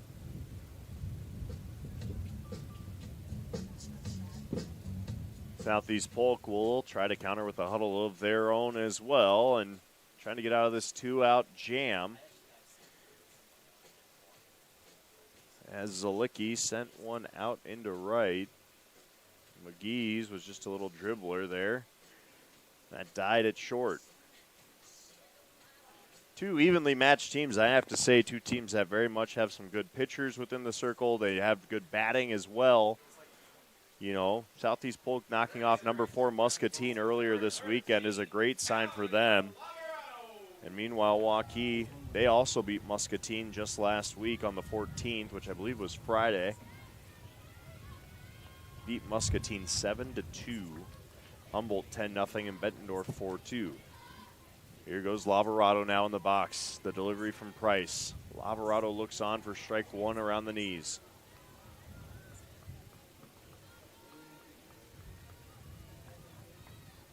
Lavarado bases juiced. She's got 14 hits this season in 48 plate appearances. Just 9 RBIs. Would like to add 10 and 11 here. That ball through the right side. Slides through. Tough play at second. 2 runs come in to score for Waukee. And Lavarado delivers in the clutch on the single out into right. McGee and Zalecki both come in to score. Running on contact with 2 outs there. Lavarado, I'll score that as a single. That's a tough play to make there. Stepping in the run is number 8, Noel Dieterman. Up next in our box is number 3. And Maren Jacobson steps up, and she'll swing away now with 2 on the bags.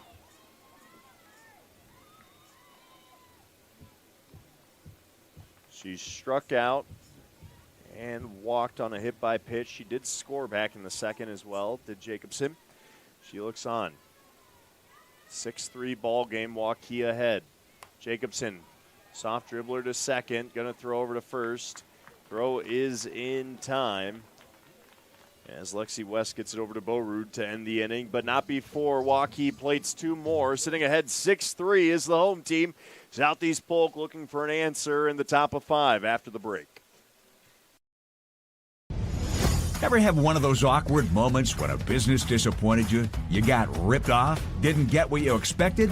The Better Business Bureau can help you avoid these uncomfortable situations. BBB accredited businesses are honest, ethical, and reviewed annually by the BBB. Don't experience another awkward moment with a bad business. Trust the ones that operate with integrity. Look for the BBB seal. It's the sign of a better business. And find a better business anytime at bbb.org. Hi, Joe the Car Guy, head coach of Westside Auto Pros. When your car is on injured reserve, you want to get it back in the game as soon as possible, so bring it here to Westside Auto. I have the team of experts that can fix every automotive injury, whether it's a fractured joint, a broken part, or if your car just got its bell rung. We'll do a complete physical to make sure your car is game ready for the entire season.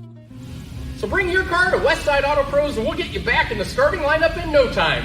Hey, you guys are dogging out there. Move it, move it, move it.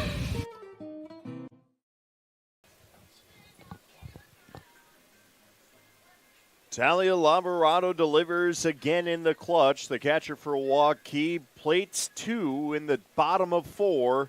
Hard hit ball to 2nd. I scored it a hit. That's a tough play to make with the fielders in there from the infield. And so tough spot, but nonetheless, Southeast Polk now with a chance to answer back in the top of the 5th. It's Kennedy Borud, who's walked twice tonight.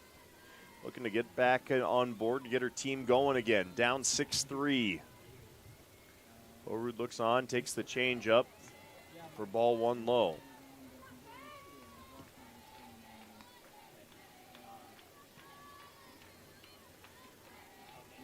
Again, a beautiful night here to take in some softball action as Waukee takes on Southeast Polk. Baseball going on just to the right outfield fence. If you look out there from where we're perched here in the press box, got some, looks like JV baseball going on between Waukee and Southeast Polk over there. Back here, good softball game brewing as Struck delivers ball 2 inside corner. Just missing that corner, I should say, for a 2-1 count on Beaurude. Again, Beaurude now with 20 walks, I believe, on the season after tonight's 2 so far. A lot of pitchers don't want to give her a good look. That ball up, catching a corner for strike 2. That's what you have to do against a good hitter like Beaurude, is keep mixing up her eyes and work them in, work them out, work them up, work them low. Try and keep her guessing. Fast bat, fast pitching. Struck. Gonna hit Beaurude, and that puts her aboard for another walk on the hit by pitch. 3 times aboard. So to go with Beaurude's 18 walks, she's also been hit by a pitch twice, make that 3 times. So she's gotten aboard via walk or hit by pitch 23 times this season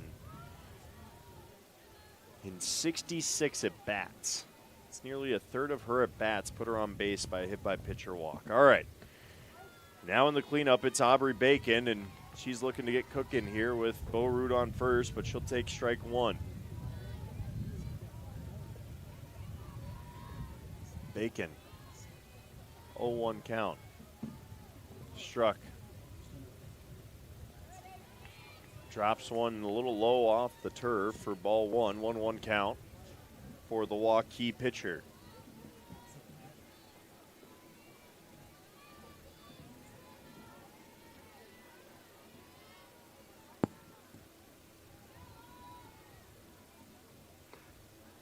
That's ball 2 up and away from Bacon, who also has a dangerous bat. She drove one back to the fence in the 3rd inning and just off the glove of Ella McGee, who's been busy out there in center. You see her sitting well beyond that W out there in center as Struck delivers. That ball hit hard out into left. Carry off the top of the fence, and Beaurude on her horse around to third, slides in safe. That's just 6 inches from carrying out over the fence in left for Bacon. Instead, it's a stand-up double. Runners at second and third. Hard hit by Aubrey Bacon for the second time in 3 at-bats tonight. And that sets up Hallie Clark with 2 aboard now, and Waukee's going to have a quick meeting in the circle as we get a courtesy runner for Bacon, the catcher. Some speed out there at second, and Bacon just, once again, catching the yellow pipeliner around the top of the fence. And we're going to also get a courtesy runner at third for Beaurude. So we're getting a little bit more speed there as Waukee is set up and ready to go as they set their play with no outs. Southeast Polk trying to cut into the 6-3 deficit. Both teams with 6 hits thus far tonight. And again, that one hit very hard out there to left, nearly out of the ballpark on the double. Delivery by Struck. That's across the knees for strike 1 to Clark, who takes. Clark in this spot. Let's take a look. 68 at-bats for her. She's got 24 hits, 18 singles. She certainly knows how to swing the stick, as that's ball 1, 1-1 count. Ava Brady waiting in the on-deck circle. She got on board on the air at first, back in the second, and then grounded out to the pitcher in the third. Meanwhile, Clark skied out to second base back in the 3rd inning as well. That ball down to third.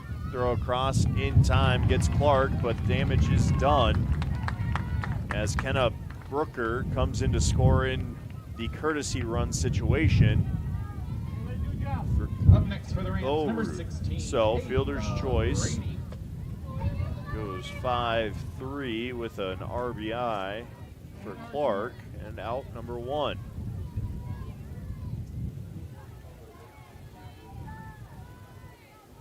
So Bacon's courtesy runner now at third. Ava Brady up to bat. Brady takes that up and in for ball 1. The right fielder for Southeast Polk has been active as well. Handful of balls hit out her way. Brady looks on. Catching an outside corner is Struck for strike 1. Struck likes that sequence of going inside, outside, pitches 1 and 2. She's done it a couple times here against these Southeast Polk hitters. Runner at third. Brady, little dribbler to pitcher. Throw first in time, but that'll plate another Southeast Polk run on the sacrifice. Job done there by Ava Brady. Stepping into the box is number 15, Carter Price. Fielded nicely by Struck there. Took her time and made the throw down just as she needed to. So bases lacking bodies as Carter Price, the pitcher, takes ball 1 and trying to start a new 2-out rally here as we sit 6-5. Southeast Polk has battled their way back into it with a couple of nice sacrifice ground outs to get things moving after a walk on a hit by pitch to Boerud. That ball popped up, going to be to second base. Once again, it's Zalicki, and there's out number 3, but not before Southeast Polk cuts the lead down to 1. 6-5 ball game. Waukee going to try and build back a little cushion here in the home half of 5 on CISN after this break. Right now at DeArmond Ford Indianola, save big on new Ford F-150s. Get 1.9% for 72 months, plus up to $10,000 off MSRP. The game-changing new Ford Bronco with up to $3,000 off, including Conquest Cash. All month long, new Ford F-150s, 1.9% for 72 months, plus up to $10,000 off sticker. The all-new DeArmond Ford Indianola, just minutes south of the Metro. DeArmondFord.com. Free Godfather's Pizza begins with the download. Order through my new online ordering app and start earning free pizza and sides. It's easy. Download the Godfather's Pizza online ordering app today. Do it.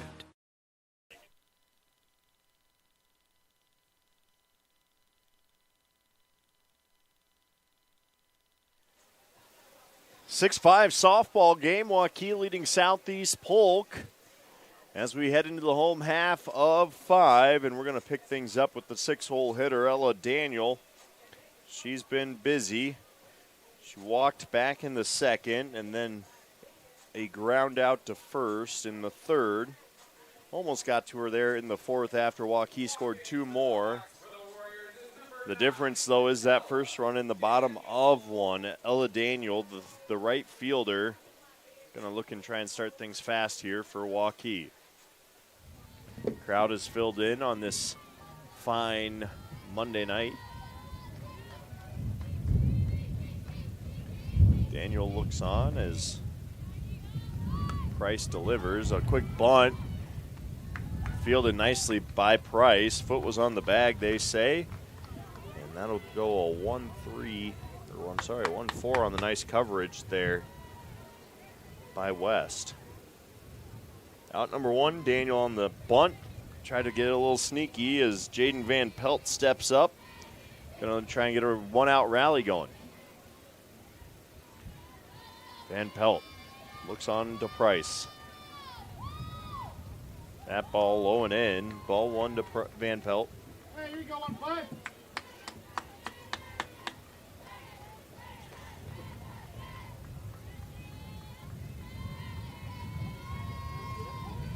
I'd expect 2 different pitchers in game number 2 tonight's doubleheader. That ball flared just over third, not quite.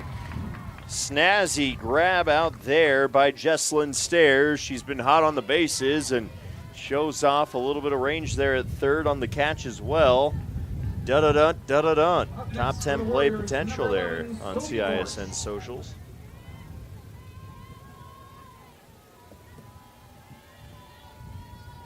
Sophie Gorish, the 8-hole hitter, fouls one off for strike one.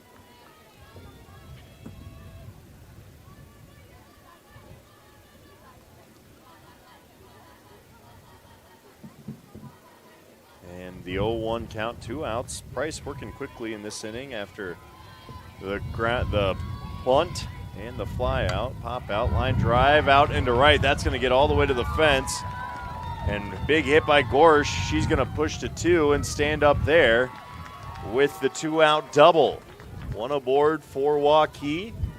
Can they strike once again? Up next, number 16, Abby Felt. Abby Felt, the designated player, has not gotten on base aside from a fielder's choice there in the second. Ground out to the pitcher in her last at bat back in the fourth.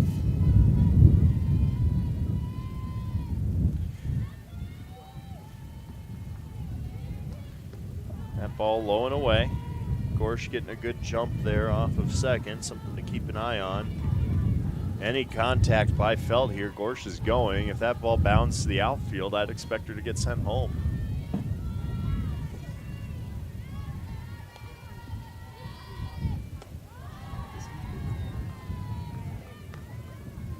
Felt now dealing with a 2-0 count.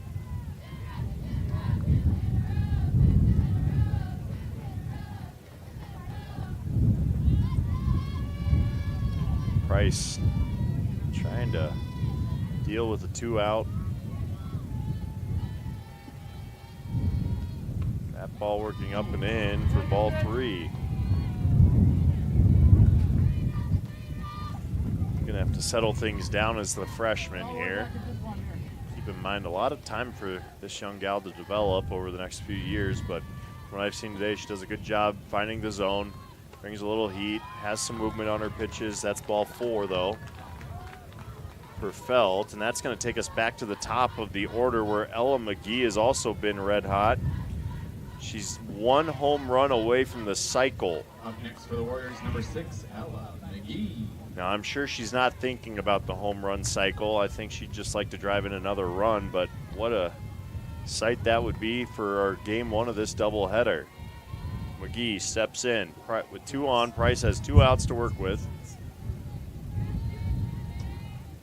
McGee hits it high and hard out to right.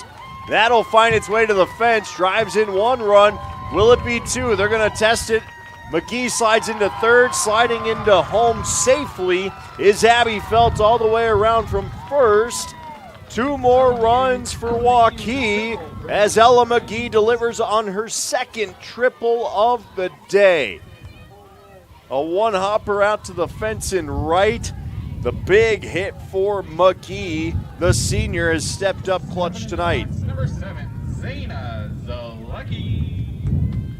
2 RBIs for her. That makes 4 on the day.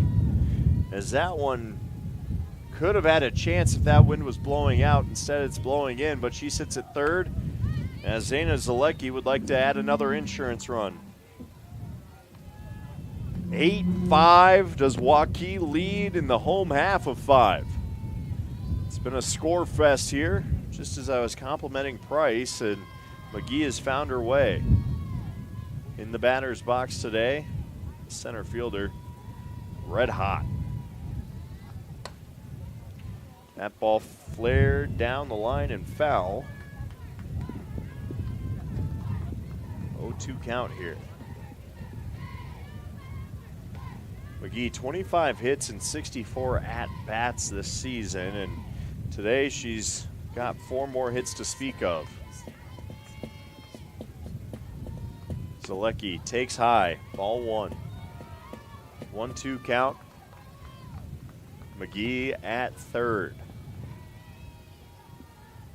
1 more here would give them a nice cushion as the Rams will have the 8, 9, and 1 batters up in the top half of 6. Home half of 5, though. Damage not done yet. If Zalecki can make it work. She fouls that one back to the fence and keeps the at-bat alive.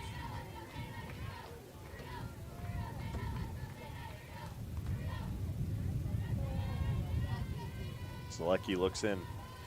Price looks on. Delivers. Slap foul once again. Again, the at-bat still alive. 1-2 count, 2 outs. Price trying to reduce any more damage. Zayna Zalicki slaps it back up the middle. Fielded, but she does not beat the throw over, and that's a lovely play at short.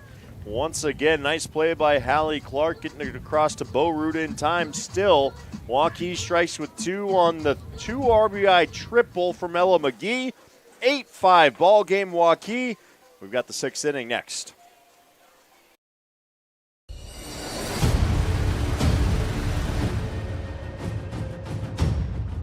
Hey, you two, we all want to be winners, right? The winning drive comes from choosing unleaded 88, a cleaner burning fuel made from corn. That way, we all win. Now give me some weight.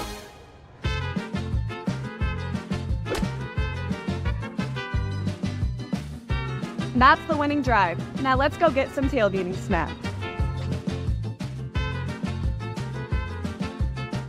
Over 1,300 vehicles on WaukeeChevy.com. Schottenkirk Chevy Walky. If we don't have it, you can build it. Newly expanded service department means we're hiring. See the openings on WaukeeChevy.com. Schottenkirk Chevy Walky. WaukeeChevy.com. Just in awe of the job Ella McGee has done tonight. Again, 4 ribbies on 4 hits. 2 of those hits triples. She has a stolen base as well as a double and a single in her 4 plate appearances, and also been rangy out there in center field. You know she's got the ability to play at the next level and will. And with that, a 3-run lead for Waukee, but don't count these Rams out of it. Lexi West is going to lead things off from the 8-hole here for those Rams as they trail by 3. Game can turn in an instant. Lily Struck going to try and prevent that from happening and give her offense a big thank you and try and get some help in the circle here. Lexi West steps in. Struck settles in. Delivers. That ball fouled off for strike 1.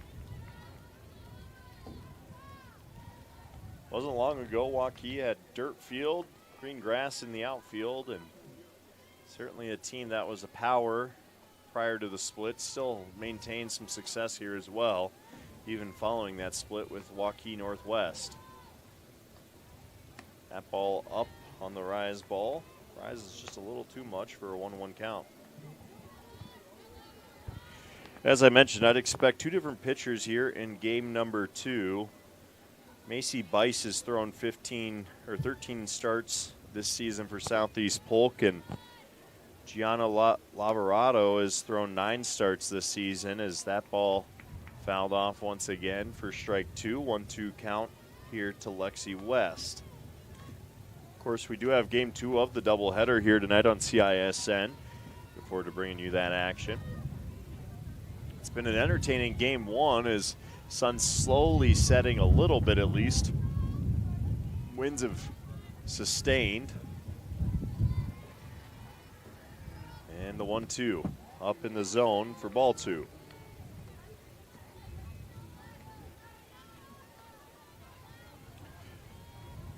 Lily Struck, just a sophomore, looking for her 8th or 9th win. I believe it would be her 9th win based on what I'm seeing here. 8th win. As that's fouled back to the mesh again. 7-3 this season.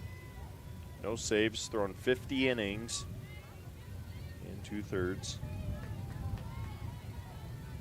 Team's batting average against her, 276.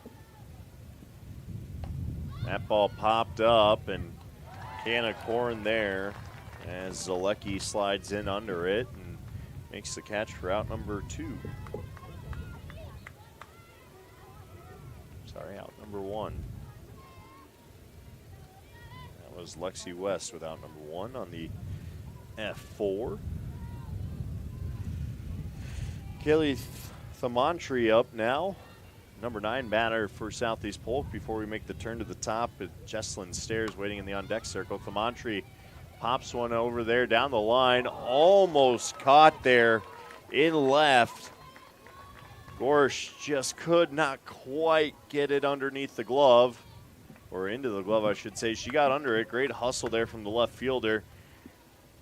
But Tamantri stays alive with one strike after the pop-up foul.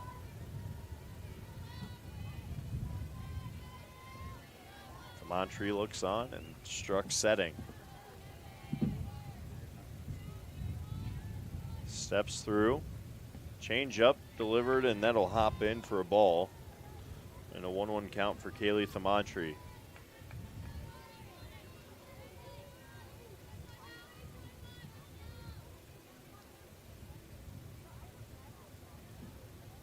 That ball grounded to third, fair. Throw across is in time, and out number 2. As Van Pelt gets that throw across to Jacobson, and 2 quick outs here for Waukee.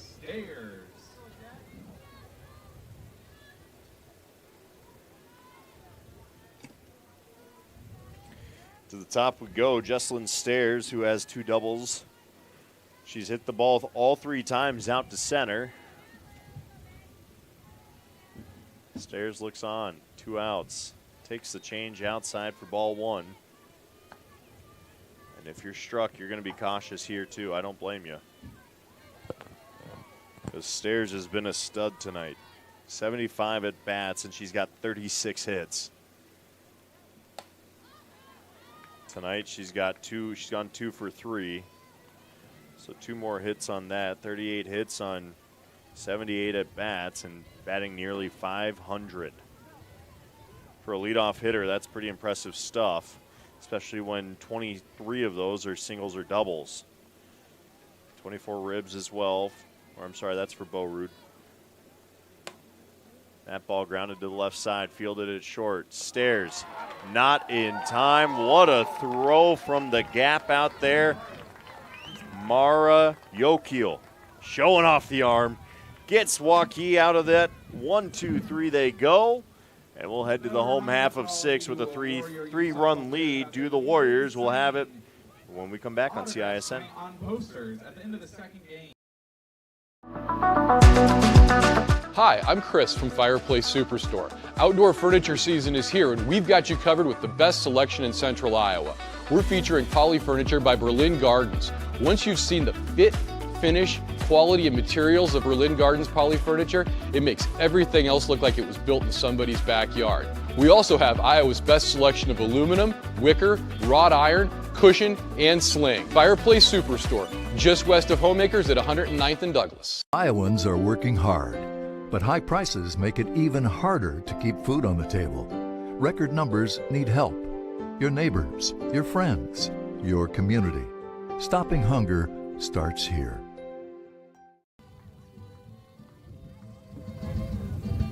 Eight-5 lead for Waukee in the home half of 6. First great play there by Mara Yokiel at short. Throw across in time, strong arm because Stairs was on her horse to first. And guess what? Mara Yokiel will step into the batter's box and try and get things going.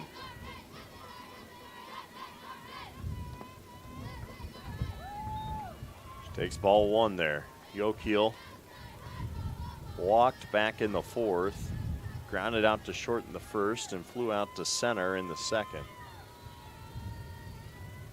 That's ball 2, and arms starting to fatigue maybe a little bit for the freshman in Carter Price, who has thrown a good game. It's just Waukee's bats were working well tonight. Mara Yokiel, inside corner, doesn't go for Price either. There's ball 3. Yokiel's seen 3 straight. Of course, 2 runs coming off the bat of Ella McGee an inning ago for Waukee. And it'll be a strike on the inside edge of the plate. 3-1 count to Yokiel.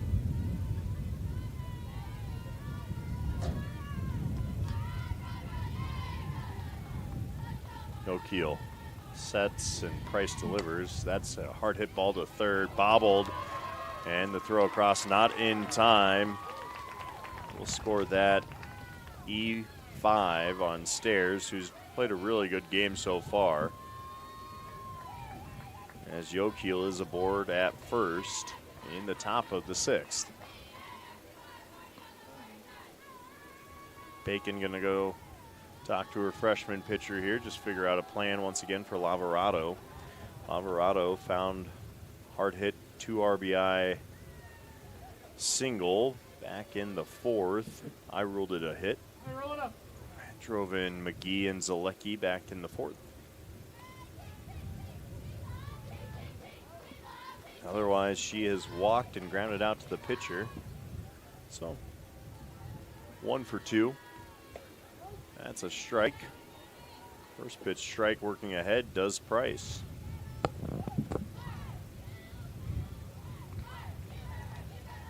Alvarado, the catcher today, has called a great game behind the dish as well.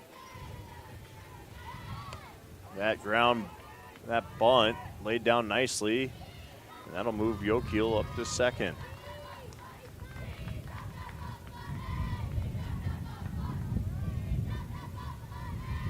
That's out number 1 on the Lavarado sacrifice bunt to move Waukee over to second.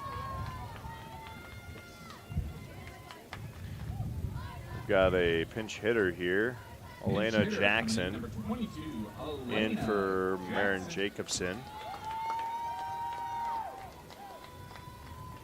Elena Jackson this season has only played in 1 game, but she'll try and drive in Waukee at second. Jackson takes strike 1.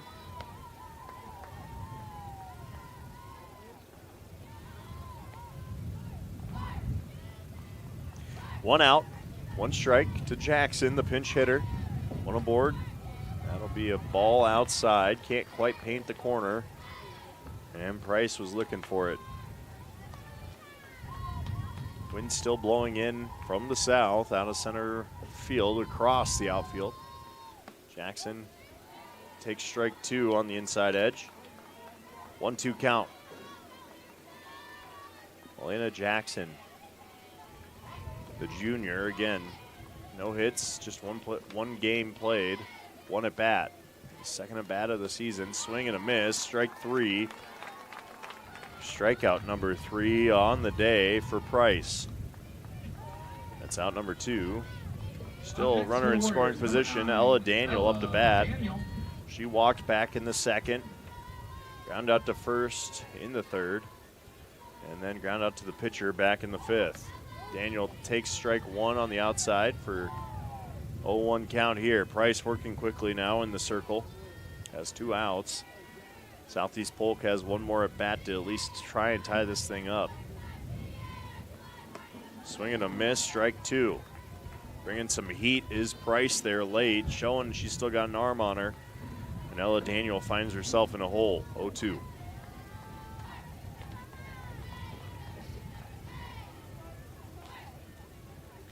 Price delivers. Catches an inside edge for the strikeout looking. Back-to-back Ks ends the inning. Keeping this a 3-run ball game. Southeast Polk certainly within reach as they hit the heart of their batting order. When we come back in the top of the 7th, Libby Hartz will lead us off on CISN.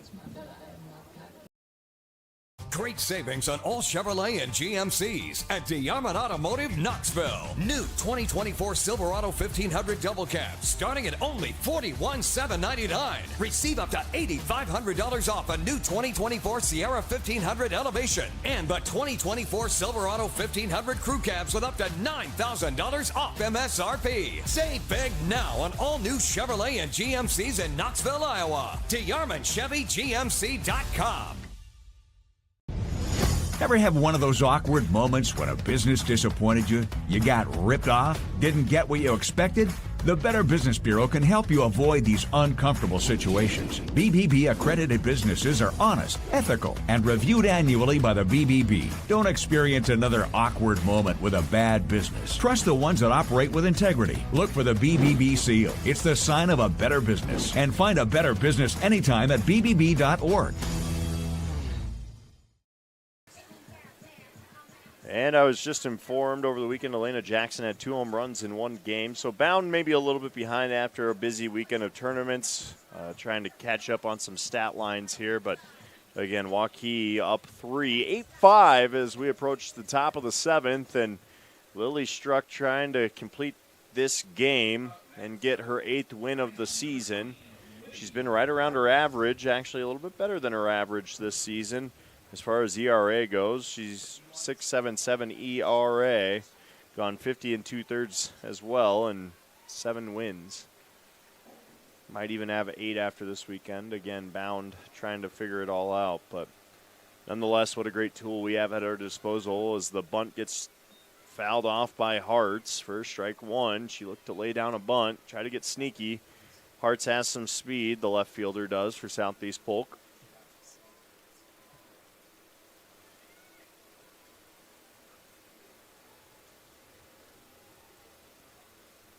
Hartz stands in. Struck delivers. That takes a little bit of a hop off the turf for ball one. 1-1 count. Going to be selective here are the Rams as they try and claw back into it in their final hour. Everything else looked like it was built in somebody's backyard. We also have Iowa's best selection of aluminum, wicker, wrought iron, cushion, and sling. Fireplace Superstore, just west of Homemakers at 109th and Douglas. Great savings on all Chevrolet and GMCs at DeYarman Automotive Knoxville. New 2024 Silverado 1500 double cab starting at only $41,799. Receive up to $8,500 off a new 2024 Sierra 1500 Elevation and the 2024 Silverado 1500 crew cabs with up to $9,000 off MSRP. Save big now on all new Chevrolet and GMCs in Knoxville, Iowa. DeYarmanChevyGMC.com.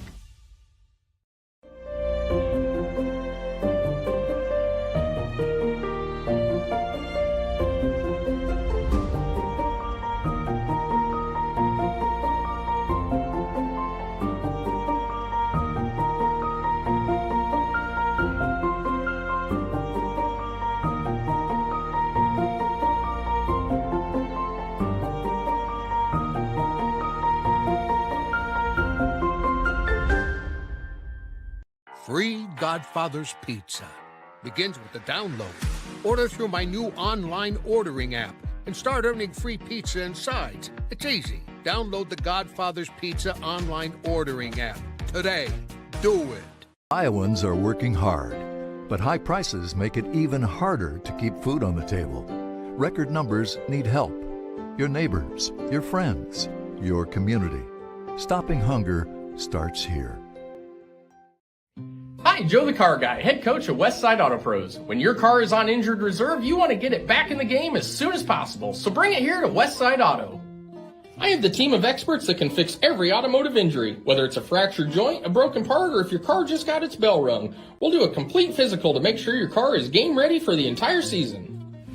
So bring your car to Westside Auto Pros and we'll get you back in the starting lineup in no time. Hey, you guys are dogging out there. Move it, move it, move it. Ever have one of those awkward moments when a business disappointed you? You got ripped off? Didn't get what you expected? The Better Business Bureau can help you avoid these uncomfortable situations. BBB accredited businesses are honest, ethical, and reviewed annually by the BBB. Don't experience another awkward moment with a bad business. Trust the ones that operate with integrity. Look for the BBB seal. It's the sign of a better business. And find a better business anytime at bbb.org.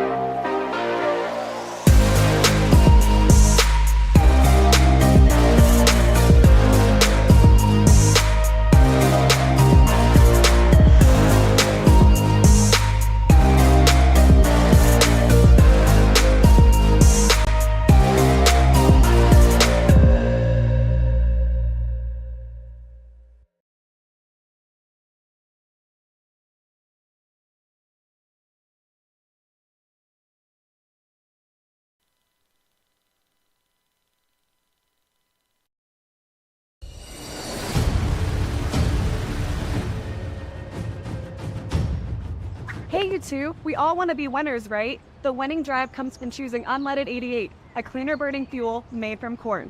That way, we all win. Now give me some wood.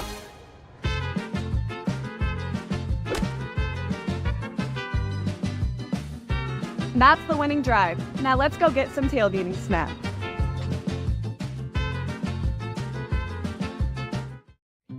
Hi, Joe the Car Guy, head coach of Westside Auto Pros. When your car is on injured reserve, you want to get it back in the game as soon as possible, so bring it here to Westside Auto. I have the team of experts that can fix every automotive injury, whether it's a fractured joint, a broken part, or if your car just got its bell rung. We'll do a complete physical to make sure your car is game ready for the entire season. So bring your car to Westside Auto Pros and we'll get you back in the starting lineup in no time. Hey, you guys are dogging out there. Move it, move it, move it. Over 1,300 vehicles on WaukeeChevy.com. Schottenkirk Chevy Waukee. If we don't have it, you can build it. Newly expanded service department means we're hiring. See the openings on WaukeeChevy.com. Schottenkirk Chevy Waukee. WaukeeChevy.com. Hi, I'm Chris from Fireplace Superstore. Outdoor furniture season is here and we've got you covered with the best selection in Central Iowa. We're featuring Poly Furniture by Berlin Gardens. Once you've seen the fit, finish, quality, and materials of Berlin Gardens Poly Furniture, it makes everything else look like it was built in somebody's backyard. We also have Iowa's best selection of aluminum, wicker, wrought iron, cushion, and sling. Fireplace Superstore, just west of Homemakers at 109th and Douglas.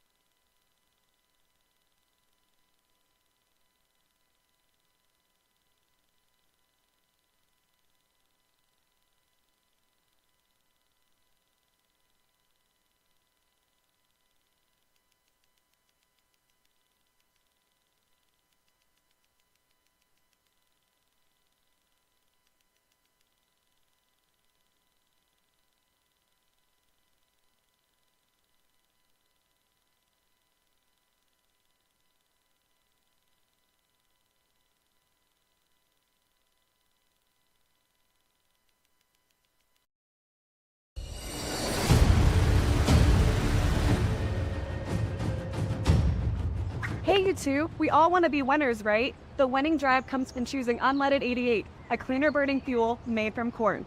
That way, we all win. Now give me some wings.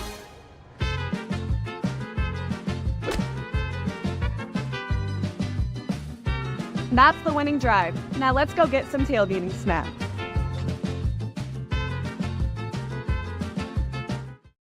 Hi, Joe the Car Guy, head coach of Westside Auto Pros. When your car is on injured reserve, you want to get it back in the game as soon as possible, so bring it here to Westside Auto. I have the team of experts that can fix every automotive injury, whether it's a fractured joint, a broken part, or if your car just got its bell rung. We'll do a complete physical to make sure your car is game ready for the entire season. So bring your car to Westside Auto Pros and we'll get you back in the starting lineup in no time. Hey, you guys are dogging out there. Move it, move it, move it.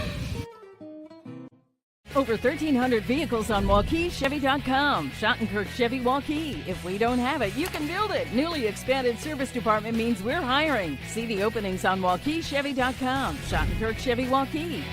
WaukeeChevy.com. Hi, I'm Chris from Fireplace Superstore. Outdoor furniture season is here and we've got you covered with the best selection in Central Iowa. We're featuring Poly Furniture by Berlin Gardens. Once you've seen the fit, finish, quality, and materials of Berlin Gardens Poly Furniture, it makes everything else look like it was built in somebody's backyard. We also have Iowa's best selection of aluminum, wicker, wrought iron, cushion, and sling. Fireplace Superstore, just west of Homemakers at 109th and Douglas. Welcome back into Waukee High School. Game number 2 of tonight's doubleheader between the Southeast Polk Rams and the number 9 Waukee Warriors. Warriors took game 1 8-5. 8 hits for the Warriors led to that victory. The star of our last game, Ella McGee, 4 for 4, 4 ribs, stolen base, 2 triples. Oh, it was about 6 feet from a cycle tonight, and just a great atmosphere tonight for that Waukee Southeast Polk game. A close 8-5 matchup. Southeast Polk hung in there, had an early lead. Waukee battles back to keep this one going. Game 2 going to be another dandy as we change pitchers up. Gianna Lavorado is going to get the start in Game 2 for Waukee. She's had 9 starts on the season, 1-6 record, unfortunately. She's got 1 save as well. Team's hitting .285 against her this season. Carly Kielman in the circle for Southeast Polk, has 2 starts and 8 games played, 1-2 record. Team's batting .280 against her, so expect the bats to stay red hot. We've got new lineup cards. Nothing else changes though from that first game. For the lead or for our lineup for Southeast Polk, it's going to go Jesslyn Stairs leading off, Libby Hart's in the 2 spot, Kennedy Bowroot in 3. Cleaning up in the 4-hole, Aubrey Bacon. Hallie Clark there at 5. Ava Brady at 6. And Carter Price is number 7 in the batting order. She's your designated player. Out in center, Jaden Woods. She'll bat 8th. And then Kaylee Thamantri at catcher here in Game 2. That is a position change as Thamantri moves behind the plate for Bacon. Bacon's going to go into third base, and that's probably a good move, as hot as it is. On the other side for Waukee, leading off will be Ella McGee. She is your center fielder for the Warriors. Zana Zalecki, she had a stellar game up the middle at second. She stays there in the 2-hole. Mara Yokiel played great at short as well. She bats 3. Talia Lavorado will catch her sister Gianna. Gianna the sophomore, Talia the senior. Marin Jacobson, she will play first base and bat in the 5-hole. Ella Daniel in 6. Jaden Van Pelt, who is at third, batting 7th. Sophie Gorsch out in left, batting 8th. And Abby Felt, your designated player, will bat for Lavorado as well. So there is your lineup card for tonight. Hope you're keeping score at home and keeping the book at home. Keep me honest as well. Should be a fun night for Game 2 as that sun is set. Wind still sticking around to give us a nice cooling breeze. And a quick look ahead as well. Valley and Northwest playing a softball doubleheader tonight. Valley won Game 1 4-0. We also got a baseball score earlier tonight. I believe was that Johnston Ankeny Game 1, 15-11. Of course, Johnston gets the win there, and a surprisingly fast game. They played that in 2:15. Keep in mind our 8-5 final here took 2:15 or so. So, nonetheless, a lot of great Central Iowa High School baseball and softball action going on around the state. Once again, we will have more action here on CISN this week. Let's run through the schedule one more time for you over the next 2 weeks if you would like to know and tune in. Back here on Wednesday as Waukee will host Northwest. I'm sorry, that's a Thursday matchup, Thursday, June 20th. We'll have the doubleheader between the two rivals in the Wolves and Warriors. We go back to the Menace here on Saturday the 22nd as they take on Sueño FC. Then next week, Monday, I'm back on the call for a Waukee game against Urbandale. Wednesday next week, we will head to Valley for a Southeast Polk doubleheader. I'm sorry, the Waukee Urbandale is baseball here next week. On Monday, Wednesday, softball doubleheader, and then more Menace games on the 29th. Well, we're getting ready for our first pitch, and we'll take it away from here as Gianna Lavarado will step into the circle, the sophomore. Again, a lot of young pitchers getting to showcase their talent here today. As Carly Keelman, there's pitch one from Gianna, and she misses low and away from stairs to start off game two. Got to mention that Carly Keelman is just an 8th grader. She'll be a freshman here in the fall, but she'll take the circle for Southeast Polk. That ball popped up shallow center. Under it easily is Yokiel, and there's out number one for Waukee.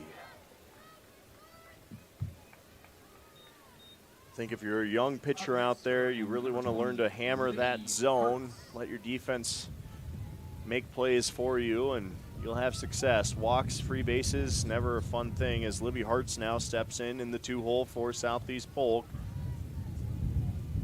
She's your left fielder if you're a Rams fan. Lavarado delivers to Lavarado. Strike one on the outside edge. That's right, Gianna pitching to her sister, Talia. One strike, no balls, one out.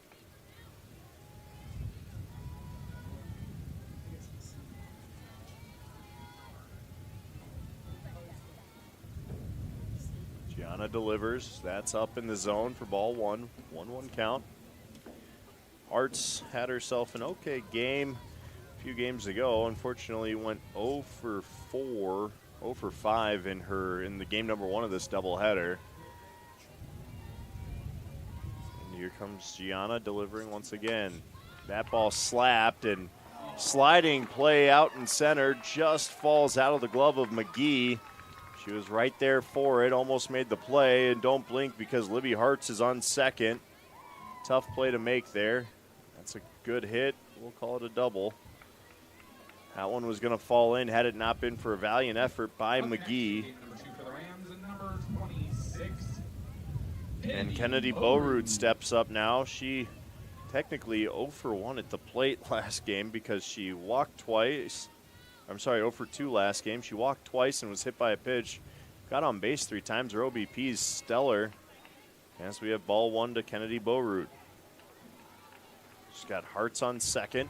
Southeast Polk trying to strike early. They are threatening Lavarado here.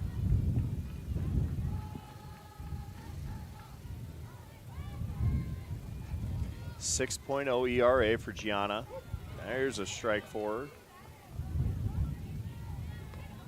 She has the best ERA on this Waukee team. Just a sophomore going into her junior year. 19 strikeouts, 46 2/3 innings pitched, and a 6.0 ERA. 1-1 on its way. Changeup is out of the zone for ball two. Dangerous bat here of Bowroot.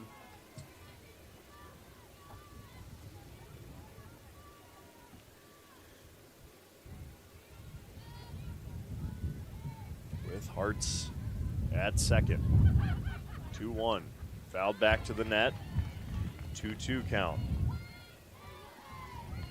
And Lavarado in a good spot if she can keep Bowroot guessing.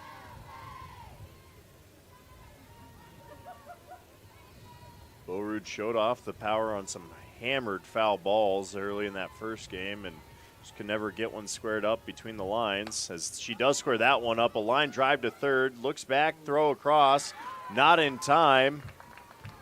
That's a tough play there if you are Jaden Van Pelt, and hard hit ball. She does corral it, just can't make the throw. She looked the runner back. Smart play to look the runner back. Doesn't want to get stuck letting that one come across. And hard hit ball. Hate to do it, but I am going to go E5 on that one for our scorekeepers at home as Boerud gets on with the hard hit ball. Right at her, hit the glove in the airline drive, so I'm going to go with an E5. That's a strike one to Aubrey Bacon now. Bacon has moved from behind the plate over to third base in game 2 for Southeast Polk. Bacon in game 1 got on an error, had a double, a single, and another single, along with a fly out. So she had a good first game. That ball popped up. Coming in from first base is Jacobson. She'll field it cleanly, and out number 2.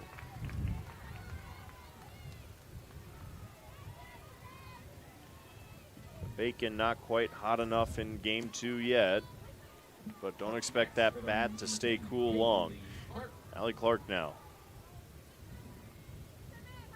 Shortstop for Southeast Polk was active there in the 6 hole. She bats 5th and steps in with 2 on, 2 out. Gianna Lavorado delivers high, ball 1.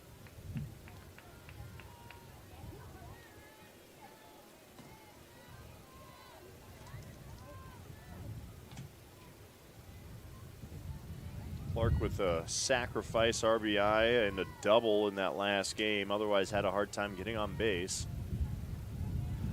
But an opportunity here with 2 aboard. That ball fouled up and out of play. That'll go through the tree and just over the scorer's box here. 1-1 count, 2 outs. Gotta say, I do like the turf. It's playing clean and fair. It's not filled with the black rubber pellets like you see on the football fields quite as much. A little bit more sand to it so that ball sits.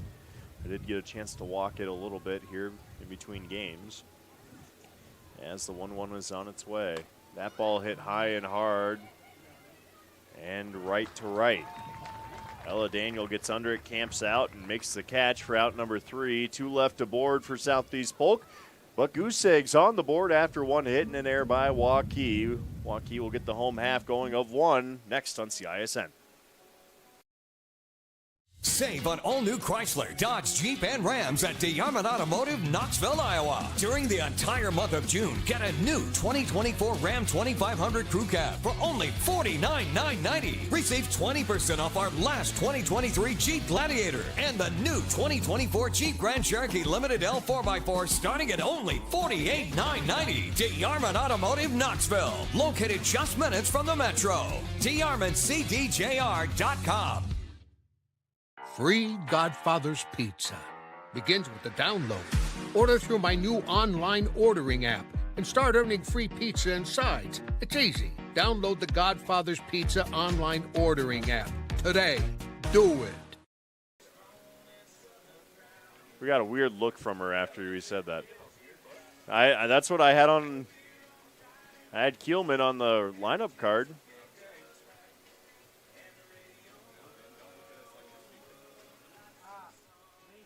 Macy Bice. She had. Well, lineup card was wrong. Up first for the Warriors, number 6, Ella. Welcome back into Waukee High School and into the circle. Is going to step, Macy Bice tonight, number 5. I had the wrong name there. Not sure why or what happened, but Macy Bice in the circle throws ball 1 to Ella McGee, who tries to stay red hot. Now I'm going to go back and check my lineup card to see if I'm going crazy. I am not. No, Carly, I looked in the wrong spot. I apologize. Carly Kielman is in a sub tonight. Macy Bice there. Fly out to center on that, and Macy Bice is working quick. I apologize. Just trying to organize my book a little bit better as McGee flies out. F8. Zayna Zalecki now up. Macy Bice dealing. So let's pull up the stats on Bice. She is who I thought would pitch in this game, so that's a good thing to see. 5-5 on the season. She started 13 games. Team's batting average against her, 370. Zalecki takes that for a ball up and in. 2-0, or 1-2-0 count to Zalecki. And we're caught back up. So in case you missed that, Macy Bice in. That ball took a hop off the turf for ball 3. Let's confirm that as our ump gives us our count 3-0. It is correct. Sometimes we get sidetracked and feel the need to get back on track. There's a take from Zalecki, and she's going to hustle down to first. Saying, hey, let's get those bats going right away, girls. Base on balls there. Up next, Mara Yokiel. 14, M-A-R-A, Mara Yokiel. She had a stellar first game, I believe. Let's go back and take a look. Did have a single back in the 4th. And that's a strike 1 as she takes it. Keep an eye on Zayna Zalecki out there at first. Has some speed, does the second baseman. The 0-1.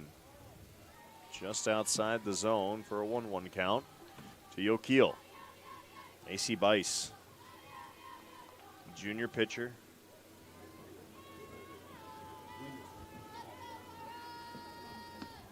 That ball hammered out into the gap in right center. Yokiel sends it, gonna go to second, stand up there, and we've got a play all the way around to Zalecki at home. That's an RBI double for Yokiel, and Waukee finds themselves up early, 1-0. Next, number 13, Talia Lavarado.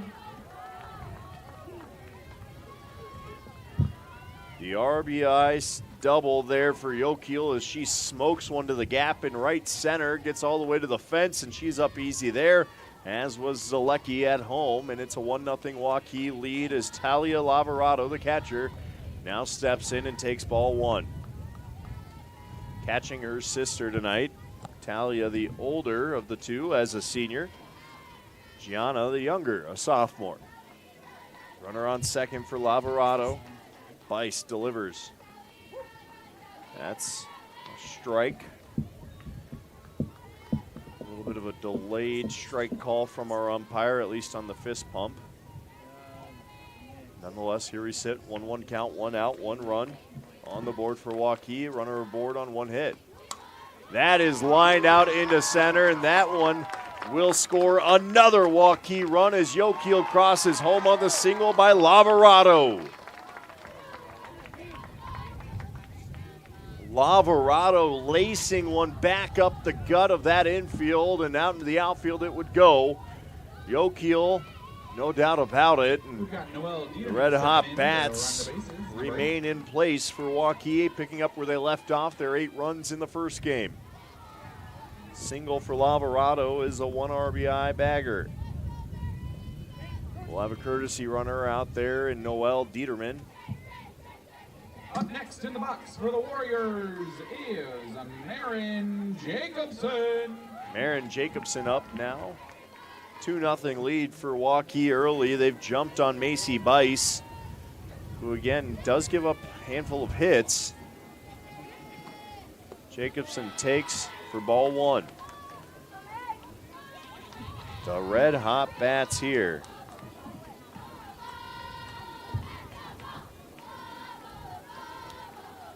Bice looks in, takes a sign, and delivers.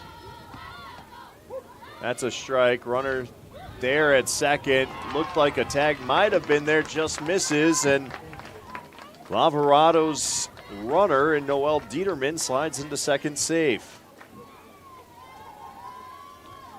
That was a strike called on Jacobson as the runner went. Nice throw down there as well from Thermontry. Just a little high and ahead of the bag, otherwise could have been there in time. That is a strike on the inside corner to Marin Jacobson. She's hugging that line and has a runner at second here as Ella Daniels sits in the on-deck circle. Aaron Jacobson smokes it out into left, but it's right to the left fielder sitting there waiting for it. Easy catch for Libby Hartz, and that's out number 2. Coming into the box next for the Warriors. For the Warriors. 9, Ella Daniel. Ella Daniels steps in. Bice trying to reduce the damage after giving up 2 early ones.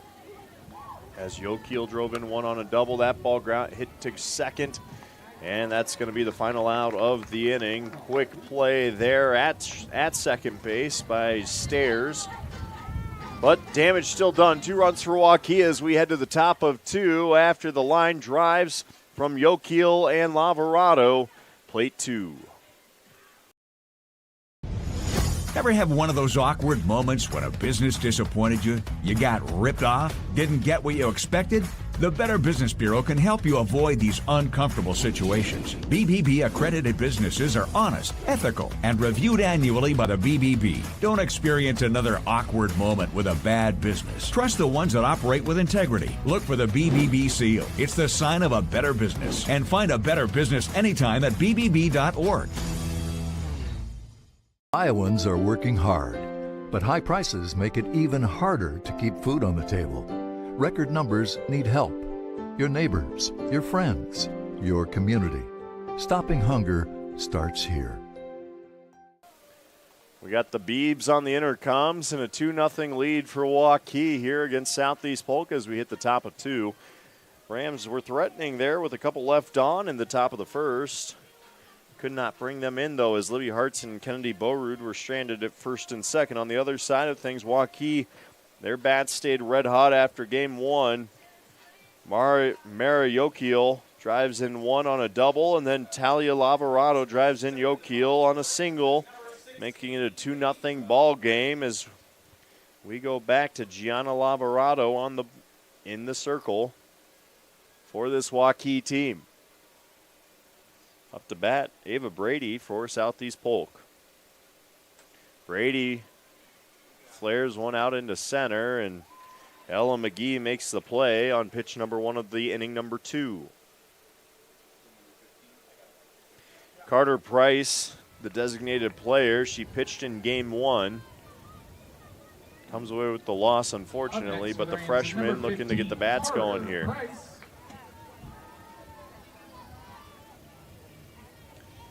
All red bat, looking sharp there is Carter Price as she steps into the box. And Laverado delivering with one out. That ball fouled up and off the net. 0-1 count. Game 1 between these two taking about 2 hours and 10 minutes with 13 runs combined, a couple errors, a lot of hits. As we are now in game 2, Waukee up 2-0. Price looks in and fouls off another one from Laverado. Strike 2. Jaden Woods sitting in the on-deck circle.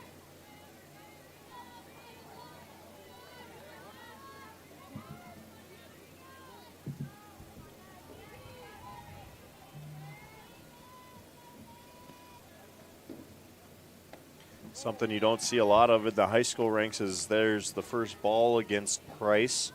Is a catcher that calls her own game. Most catchers calling pitches from the dugout, but looks like Talia Laverado is going to basically call most of her own game. She'll still take some signals, but knows her sister well enough as that ball's fouled off and out of play down the first base side. So the at-bat stays alive for Carter Price.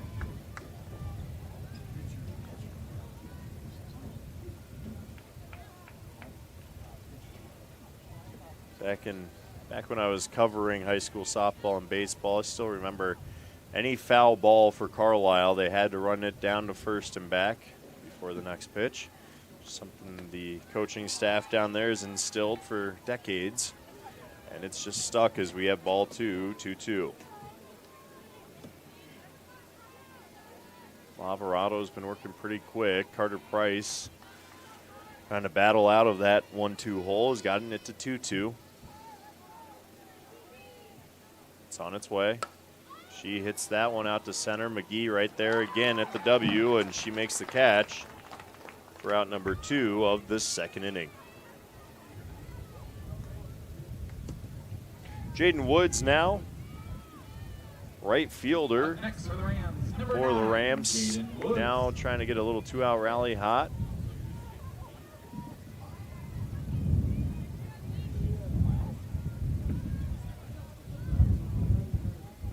Jaden Woods looks on as the delivery from Gianna is a bit high. Nice job by her sister back there to snag that one.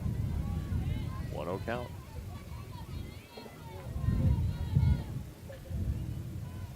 That sun sets, things getting more temperate out here. Beautiful night for some softball and baseball action. That ball just up above the numbers for ball 2 to Jaden Woods, and Woods being patient in the box. Works quickly though. Lavarado, the sophomore. Again, 9 starts this season, 1-6 record, trying to get win number 2. There's a nice strike across the heart of the plate as Woods looks on for a 2-1 count.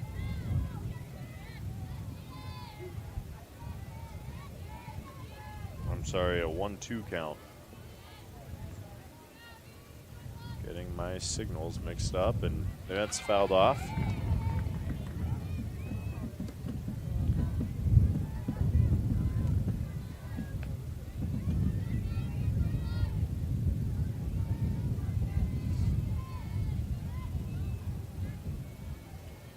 And the 1-2 on its way. Up and out for ball 2, 2-2 count. Again, Woods working patiently in that box as Lavarado has been sharp to start.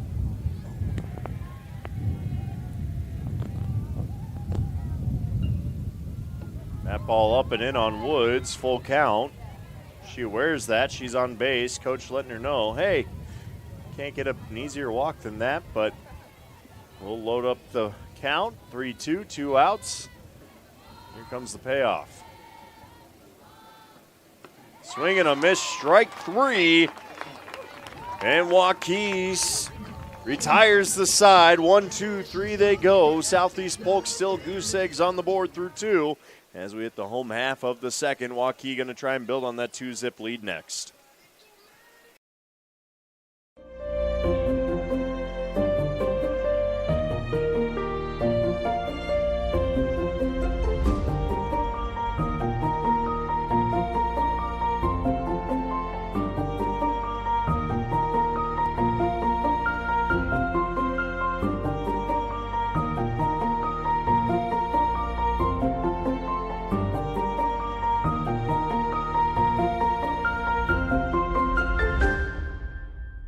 Over 1,300 vehicles on WaukeeChevy.com. Schottenkirk Chevy Waukee. If we don't have it, you can build it. Newly expanded service department means we're hiring. See the openings on WaukeeChevy.com. Schottenkirk Chevy Waukee.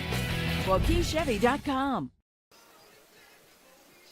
And we're back at Waukee High School, home of the Warriors. They are leading this game 2 after taking game 1 8-5.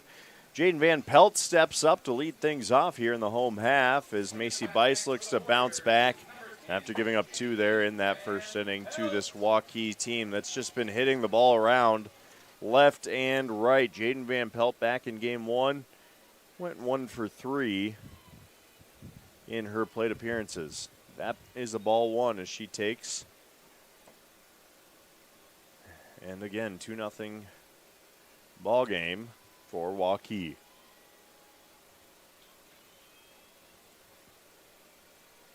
Bice sets and delivers the 0-1. 1-1, I'm sorry. So there's the 1-1. Getting my counts mixed up and backwards. Still a little bit of a breeze out of the south there. Not doing much to cool us off anymore, though, as that one is popped up to second base and handled easily there by Jesslyn Stairs for out number one of the bottom of the second. Coming up next for the Warriors is number 11, Sophie Gorsh. Quick update. Game number 2, Tiger softball leading Waukee Northwest 9-1 in the bottom of the fourth between Valley and Waukee Northwest. Again, Northwest slated to be back here taking on Waukee on Thursday. Blake Walker will have that call for you. I think Randy, our director, will be back here as well for that. As we have a 1-0 count to Sophie Gorsh. Gorsh fouls off. Pitch number 2 to her in this game. 1-1 count. Bice settling back in after getting the pop out by Van Pelt.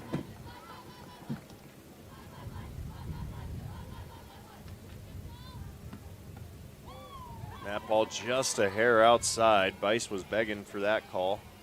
And we've got a 2-1 count on Gorsh. Abby Felt waits in the on-deck circle. Gorsh takes. That is a ball up around the numbers, and ball 3 at that. 3-1 count. Gorsh getting aboard here would be big. Gorsh takes, and that's a strike on the inside corner, says our umpire, and fills up the count.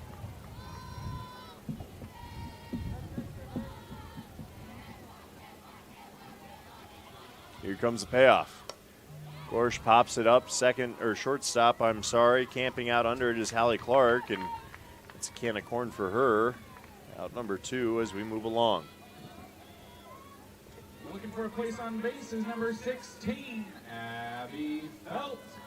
Abby Felt now the 9-hole hitter and your designated player. She's batting in place of Gianna Lavarado, the pitcher, in this 9 spot, and then we'll circle back up with Ella McGee in the on-deck circle as that is taken for ball 1. Felt last game had a walk, otherwise ground out to the pitcher and ground out to second on a fielder's choice. That's a ball up in the zone for ball 2.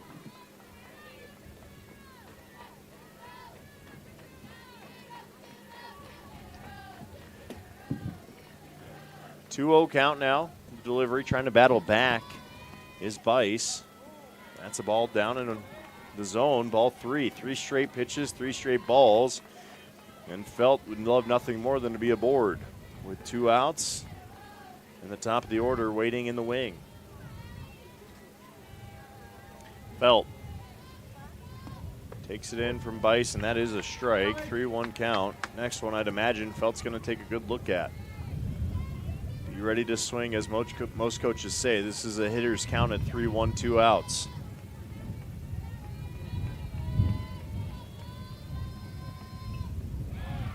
That'll be ball 4, and Abby Felt is aboard on the walk. And we'll circle back to the top. Ella McGee up to bat. She flew out to center back in the first. Trying to get back in that cycle stage. Was a home run away from the cycle in game 1. Ball 1 up on McGee.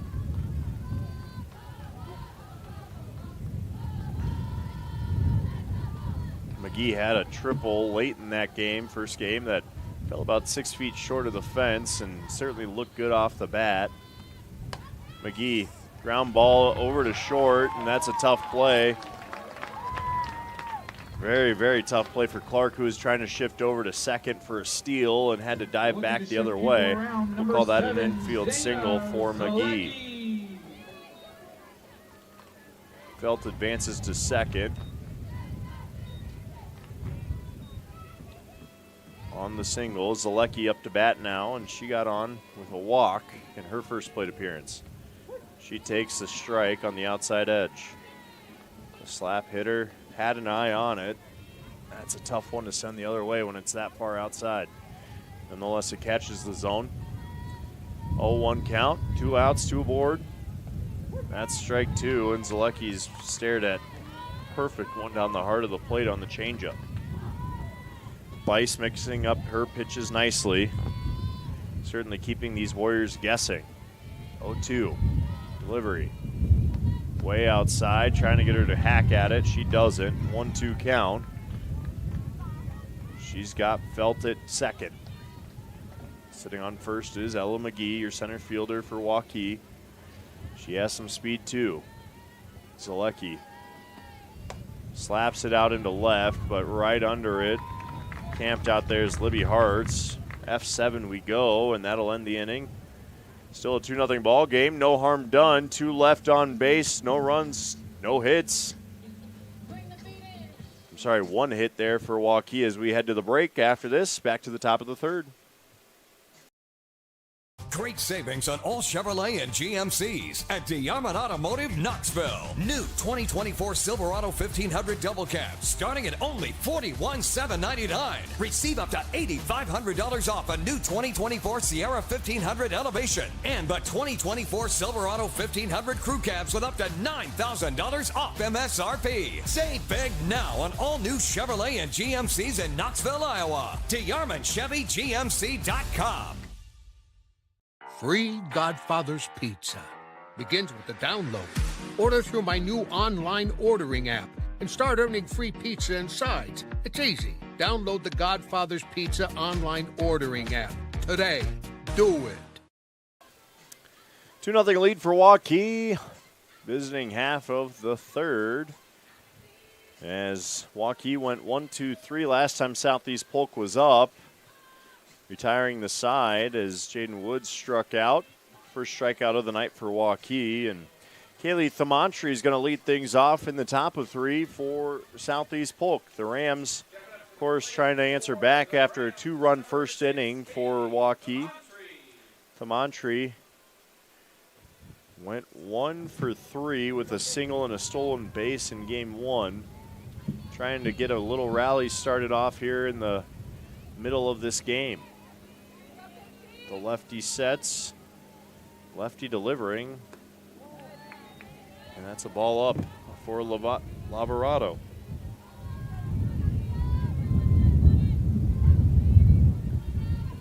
Montre's got some speed to go with that bat. Lavarado delivers, that ball's in and on the dirt for ball 2. I don't think I can ever get used to saying turf, so if I say dirt, just know it is in fact turf here at Waukee High School. Wind up in the pitch. A little pop up here to second base.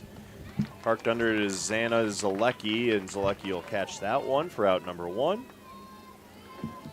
One thing I've got to say is Lavarado has done a great job inducing pop-ups. She's gotten 1, 2, 3, 4, 5, 6 flyouts so far in this game. None of them really hit that hard. As we circle back to the top of the order, Jesslyn Stairs, who had a really good first game, steps up a little late on that swing, fouls it off. Strike 1. Jesslyn Stairs, the second baseman tonight in this second game for Southeast Polk. Gianna Lavarado looks in from her sister, taking the sign. That ball hit high and hard out to left. Ranging over in left field. Nicely done by Sophie Gorsch. And that's out number 2. Again, that's pop out number 6. Pop out number 7 in this game for Gianna Lavarado. Really nicely done. And Libby Hart's now up. She made the last out of the inning for Waukee, or for Southeast Polk a half inning ago. She tries to lay the bunt down using that speed, and she does beat it. A lot of speed there for Hart's. She was down at first, I think, before the throw even got out of the hand of Lavarado, and we are aboard with the infield single. Up next for the Rams, number 26, Kennedy Bowrood. Kennedy Bowrood got on an E5 line drive down to third base last time, and again, I know that's a tough one to score, but when it is right at you with a glove on it. I felt that was an error. Nonetheless, 2 outs, 1 on. Boerud waiting in the box, and we do have ball 1 there. In the top of the 3rd. Sitting on base is Hartz. Boerud has the ability to make this a 2-2 game in an instant, so don't blink. Ball 2.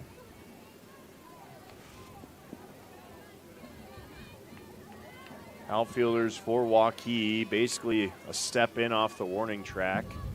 Everything wants to stay in front of them on line drives.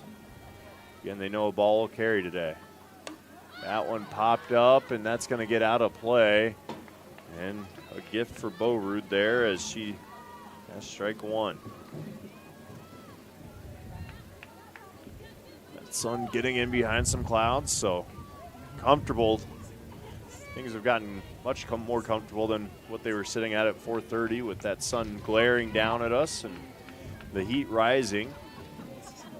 Alvarado delivers a 2-1 on the way. That in the dirt, catches her sister Talia's hand. And I don't mean the glove hand, it catches her thumb on the hop as she tried to make a play. And that one stunned her pretty good on the wild pitch, ball 3. They're going to take a second to go chat with her. Maybe a little bit of a jammed finger, just trying to get a stop on it. Never feels good.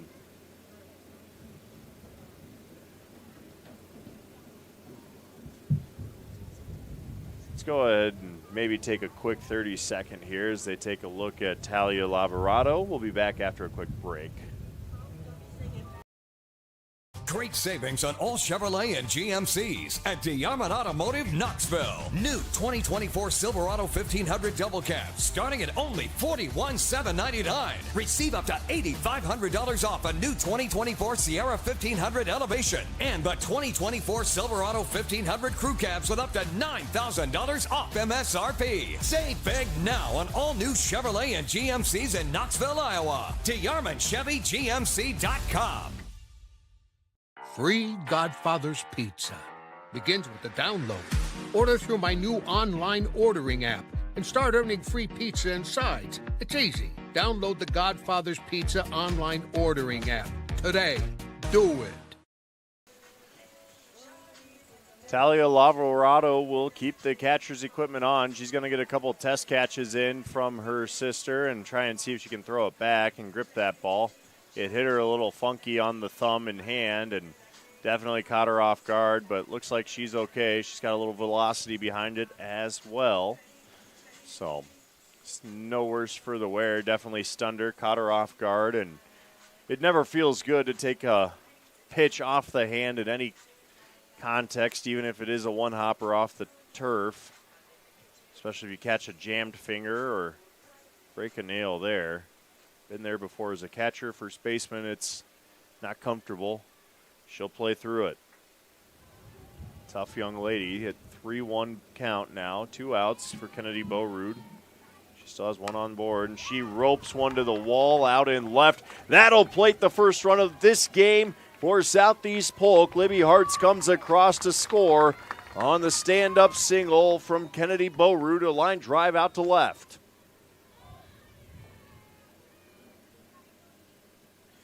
That'll cut the lead in half for Waukee. 2-1 ball game, 2 outs.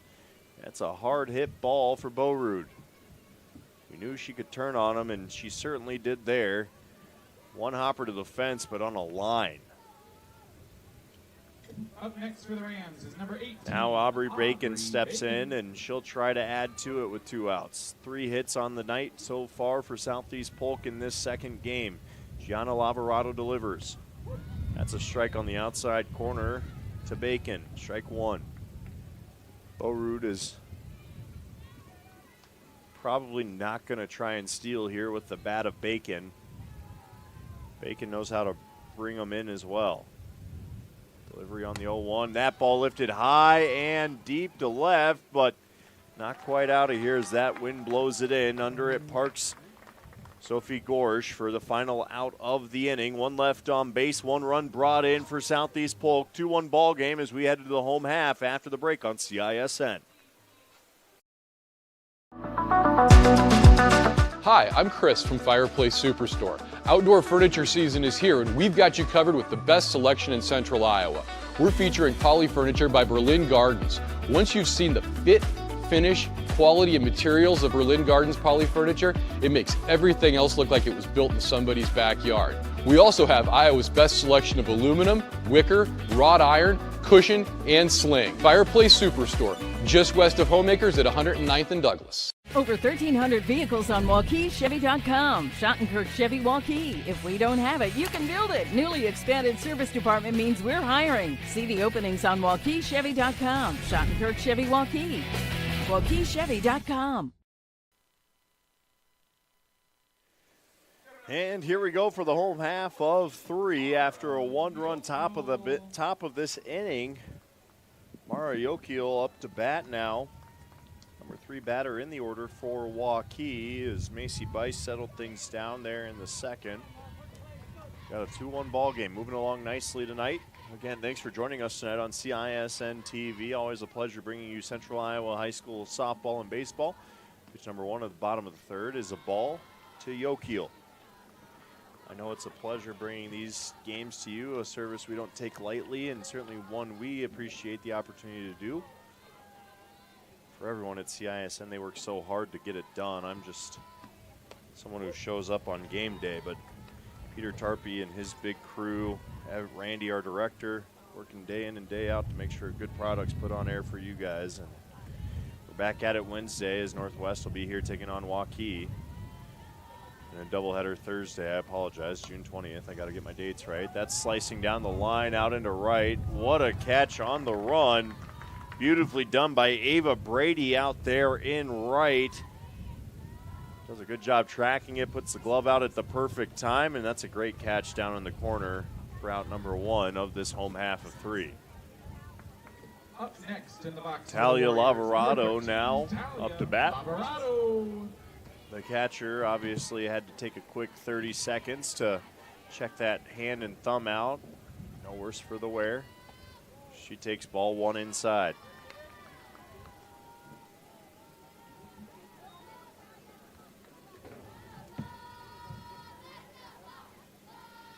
Macy Bice, just a junior. Giving up 43 earned runs this season, 21 walks, and that ball is left up as well. For ball 2.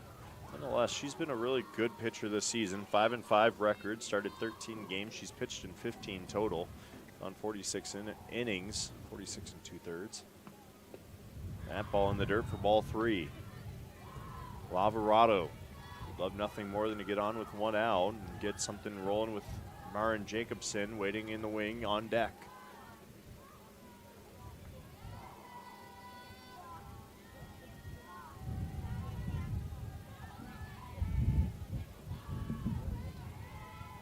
Delivery from Bice. That's a strike at the shins for a 3-1 count. Ankeny was in action tonight in softball as well with Johnston. Good matchup up there. Ankeny coming off of a tough weekend. They beat Fort Dodge in 12. There's strike 2 to Lavarado. Then they dropped 1, I believe, to Williamsburg, a very good top-ranked Williamsburg team in their class. So Ankeny right in the mix with top teams in the CIML this season. Johnston there also. There's ball 4 as Lavarado will send herself down to first base on the walk. And she'll quickly get a courtesy as well. Should be Noelle Dieterman jumping in on first base for her. Hopping over to first base to run for us.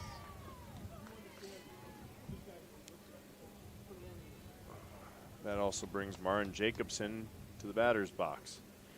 And they're going to check the rosin bag for Southeast Polk. Not sure what's going on there. Is it oversized? I saw a smaller one in game 1. Might just be a little bit too big of a rosin bag. No idea why that's now being called out, but she's had it out there for 2 innings prior to this, so we sit here. Jacobson in the box. Lauren Jacobson.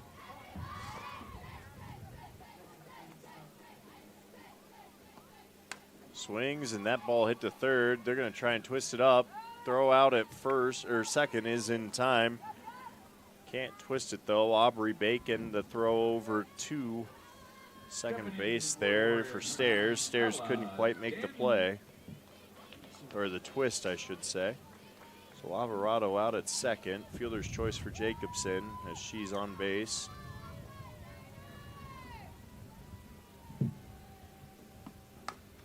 That ground ball to second, sits on it.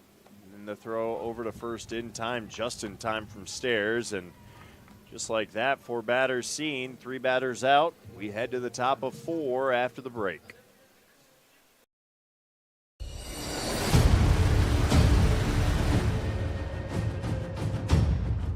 Hey, you two, we all want to be winners, right? The winning drive comes from choosing unleaded 88, a cleaner burning fuel made from corn. That way, we all win. Now give me some wings.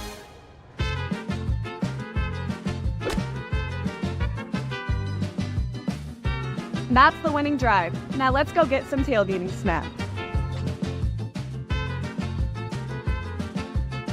Iowans are working hard, but high prices make it even harder to keep food on the table. Record numbers need help. Your neighbors, your friends, your community. Stopping hunger starts here.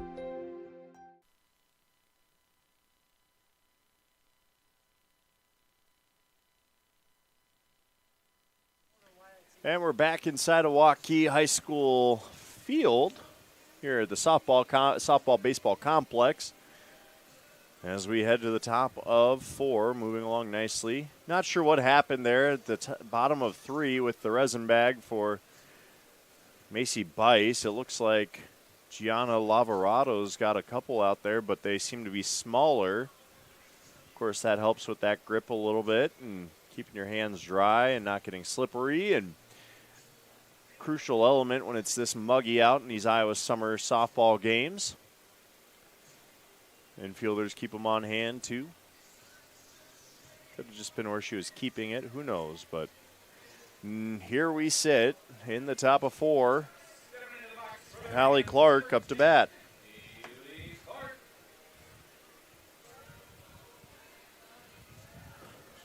Clark flew out to right back in the first inning. Try and find her first trip to first of the night here as she takes strike 1 from Lavarado.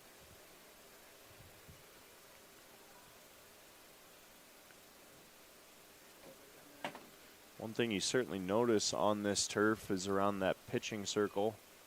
That's a nice pitch up in the zone, though, for ball 1.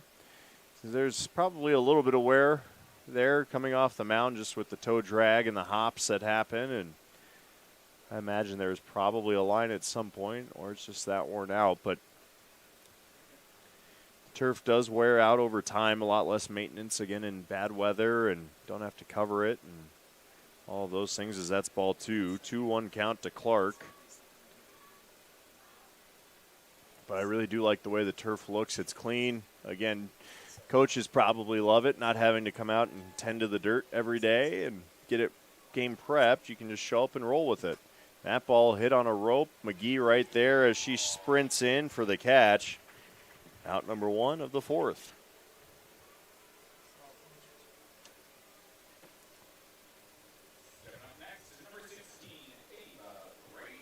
Ella McGee's been busy out there in center, and Gianna Lavarado's letting Southeast Polk square up on some of these.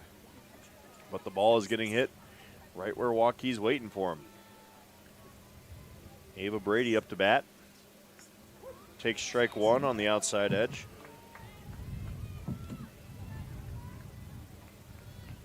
The 0-1 delivery coming your way from Gianna Lavarado, sophomore pitcher. 2 sophomore studs here for Waukee. On display tonight in game 1, Lily Struck got her big win. She continues to be red hot in the circle. Gave up 5 runs on 6 hits or 7 hits, I believe, in that first game.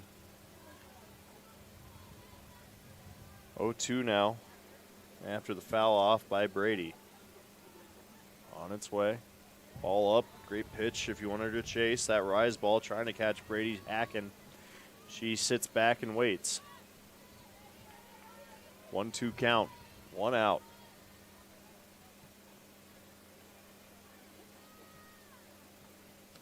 Goes outside for ball 2. And the count's all square.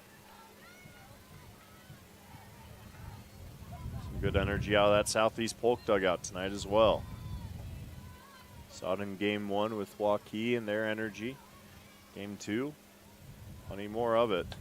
That ball fouled up and out of play and harmlessly bounced to the fence behind the bleachers.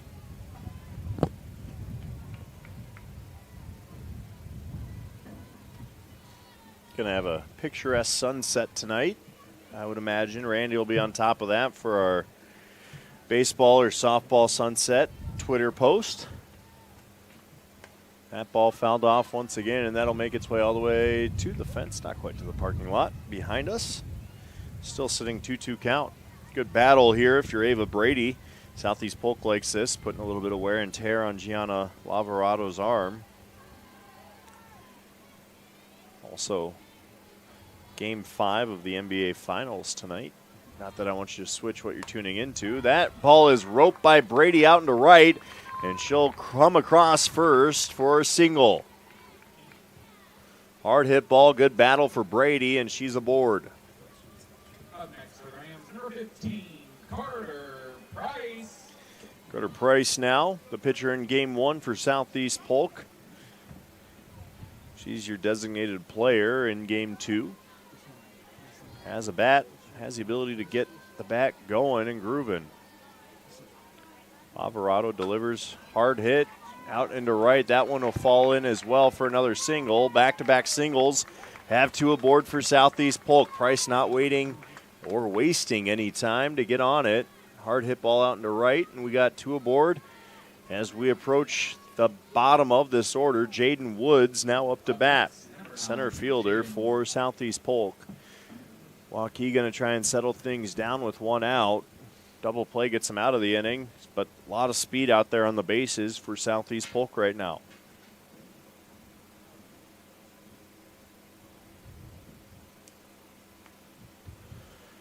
Quick team huddle for Waukee. They'll settle back in. Jaden Woods. Jaden Woods up in the box next. Did not bat in that first game. She was out in center field for it, but had a courtesy or designated player for her. Woods watches strike 1 come across.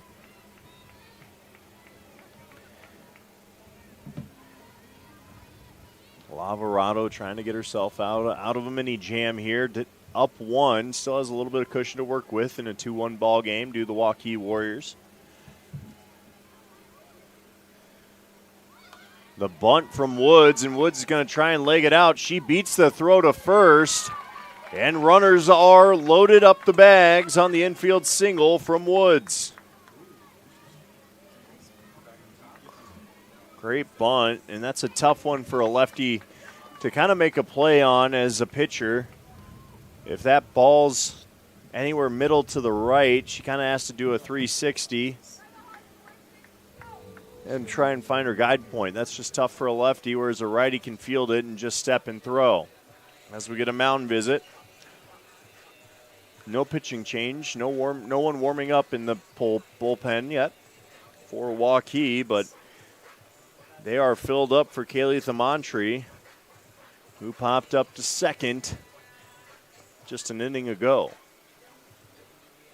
Of course, after this, you get right back to the top of the order, and Jesslyn Stairs, who has hit the ball hard a couple times tonight.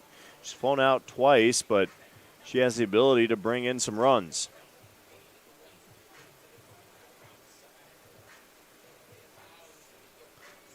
Can't stress how good of a bunt that was from Jaden Woods. Everyone moves over safely. And here we sit. 6 hits now on the night for Southeast Polk. Kaylee Thamantry up to bat. Bases juiced. 1 out. Kayla Down 1. Thamantry is up to bat for the Rams. As an athlete, these are the moments you definitely look forward to. These are the moments you want to have and be up to bat for. Pressure situations are where the best athletes want to thrive. We've got a pitch runner out at second now for Carter Price.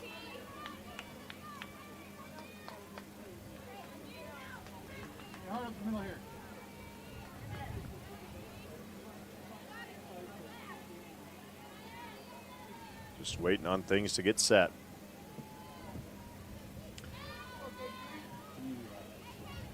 Kaylee Thamantry once again up to bat for Southeast Polk. 3 ducks on the pond. That ball takes a hop off the turf for ball 1 to Thamantry.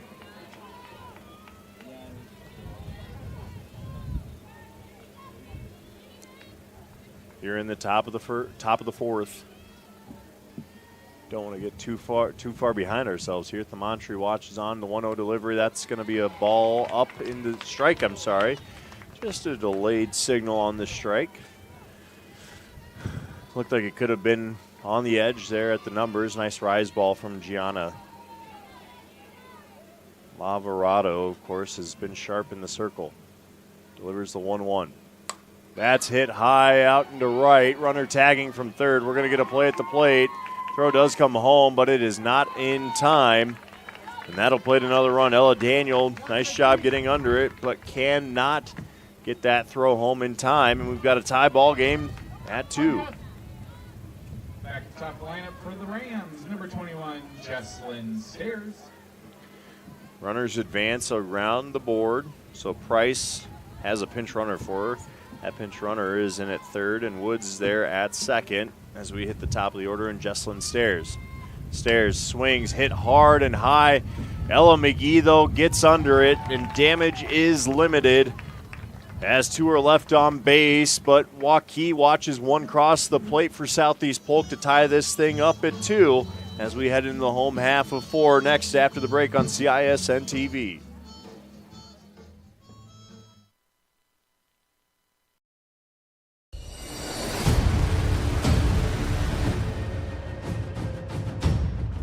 Hey, you two, we all want to be winners, right? The winning drive comes from choosing unleaded 88, a cleaner burning fuel made from corn. That way, we all win. Now give me some weight.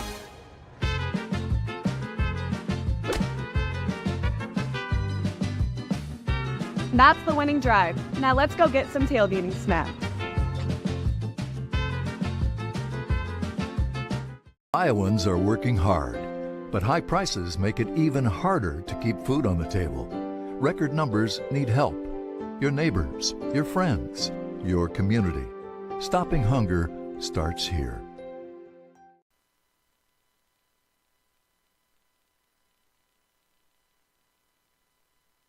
Fourth, since she gave up 2 in that bottom of 1, she's kept goose eggs in innings 2 and 3 from Waukee. Really done a nice job settling in. Meanwhile, Southeast Polk has battled back with the bats, tying it up at 2 with runs in the 3rd and the 4th. We sit tied at 2, 6 hits for Southeast Polk, 3 for Waukee, and Aaron there for Waukee as well. As we hit the number 7 batter, Jaden Van Pelt now going to step up as Bice goes back to work in the circle. Van Pelt has had herself an up and down night, trying to get things started off right against Bice. Watches on. That'll be ball 1 to Van Pelt.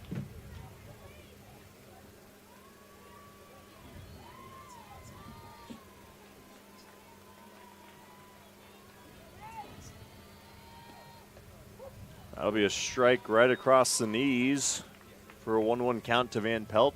Bice goes right back to that heater and sure looked good there.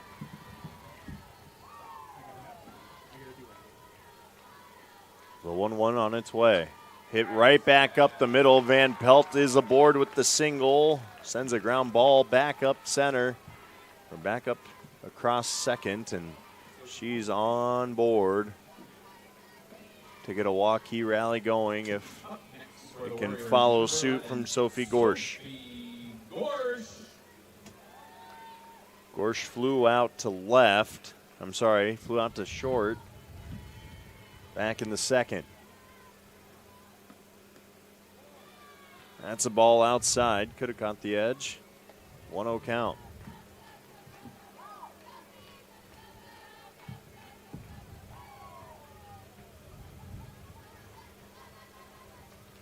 Gorsh with one aboard, 1-0. We'll watch that one as it catches an edge for strike one. 1-1. It's a good spot for Bice. If she can live there, it's going to be awfully tough to corral it.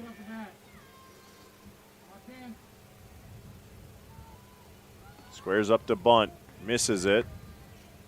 No throw down, and a 1-2 count from Gorsh. Could not get the bunt down there, and now it's swing away.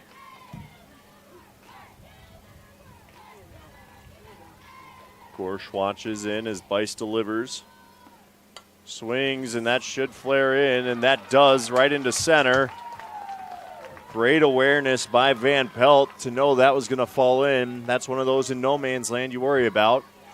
She sprints over to second, 2 aboard for Waukee with no outs. Abby Felt going to step up in the 9-hole. And Waukee and Southeast Polk going to talk some things through.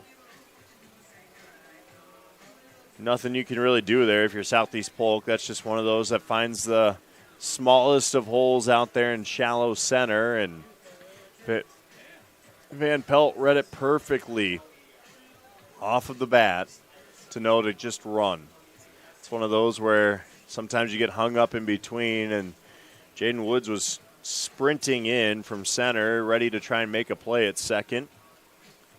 But back-to-back singles have 2 ducks on the pond for Abby Felt, who walked in her first plate appearance back in the second. Felt, designated player, does bat for Gianna Lavarado. She tries to lay down a drag and fouls it off for strike one.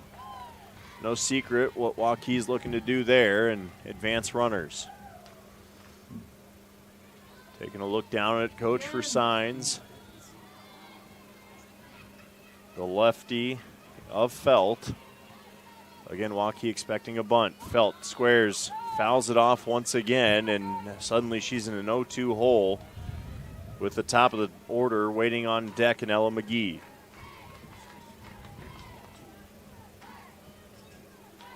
Abby Felt.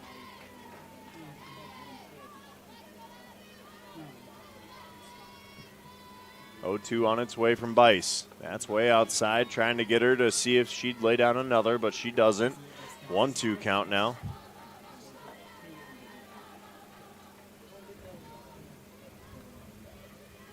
One, two, no outs. Bice battling hard in the circle, delivers. Battled off by Felt, and she keeps her at bat alive.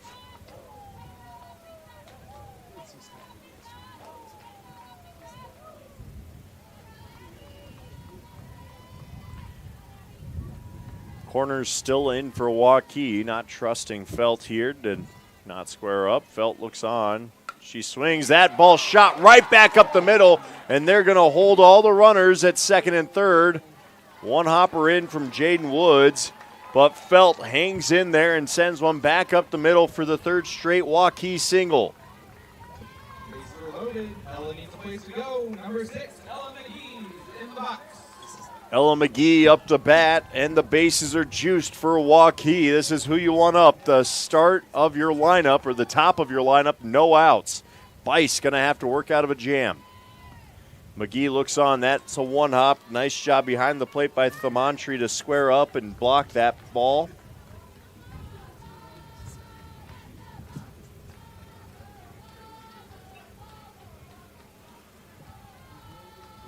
The 1-0 on its way. That's another hard hit ball right to second. Play at first in time. Over to Boerud, but the sacrifice plays for McGee.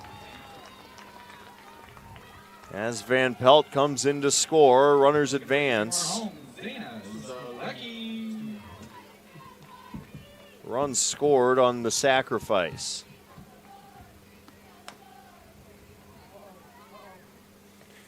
Quick rundown, and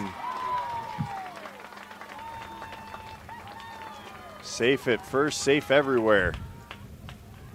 Zalecki is now aboard. Looking down to keep my scorebook. Don't look down because Zalecki's quick on her feet and gets on base. Bases loaded once again. Infield single for Zalecki.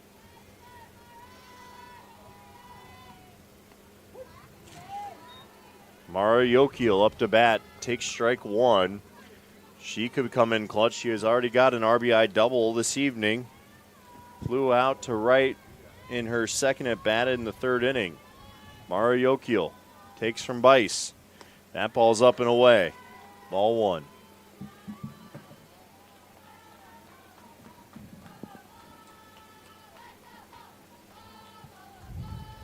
So we got a 3-2 ball game after the sacrifice. Bice delivers. That's a ball low. McGee had the sacrifice. Ribby on the out at first, but we got a 2-1 count now to Mara Yokiel after Zalecki gets aboard. Bases loaded. That's a ball on the inside of the plate. Just can't quite catch the corner. 3-1 count. Walk scores a rib.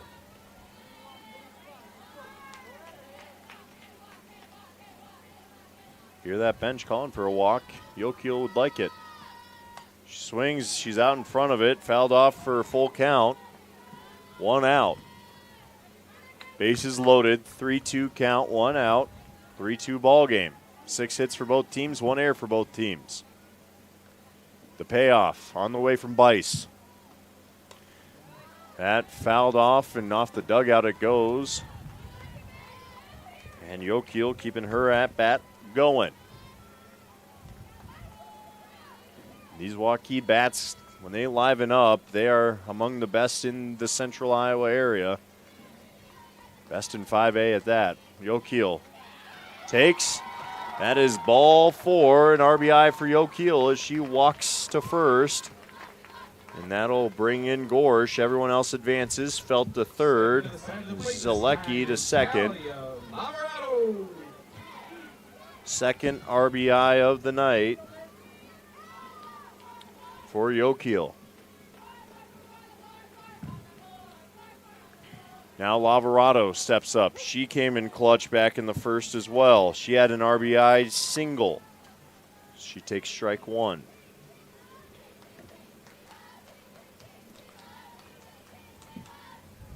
Base is still juiced. Lavarado looks on, lined out and doubled off at third. Heads up play there from Aubrey Bacon. And that gets Southeast Polk out of the jam, minimizing the damage as just 1 run comes across, or I'm sorry, 2 runs come across in that inning, making it a 4-2 ball game through 4 innings. We'll be back with the top of the 5th next on CISN.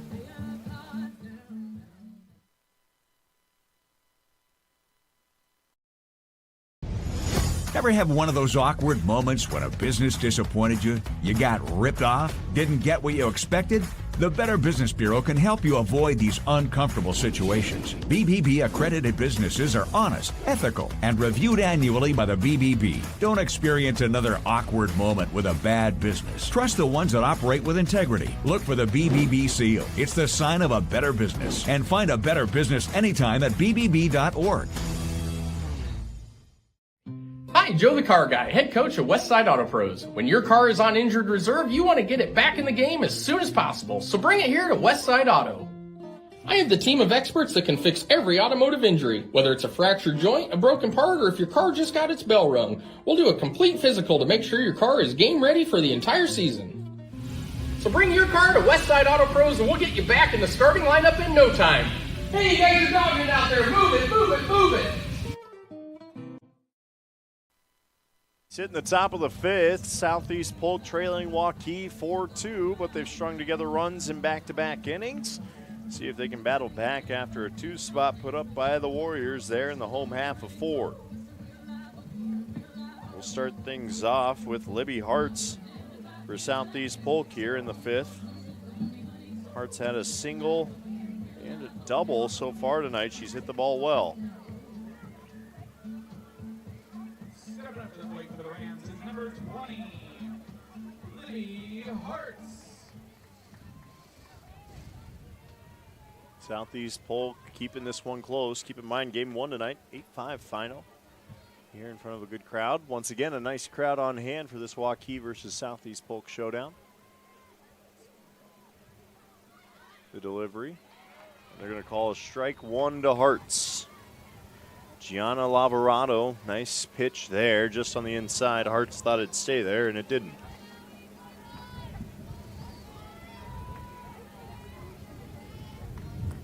Oh, 1 delivery on the way. That's flared out into left, but sitting there and waiting for it. The left fielder Sophie Gorsch makes out number 1 of the 5th. A lot of pop outs. Actually, I think just about every out today, except for a strikeout, has been a fly out for Southeast Polk. Get this. 1, 2, 3, 4, 5, 6, 7, 8, 9, 10, 11, 12 flyouts now for Southeast Polk in this game. They're getting bats on it. They're just popping it up or putting it into the gloves of the outfielders and infielders. Here's strike 1 to Kennedy Boerud, who roped a single her last at bat in the 3rd on an RBI.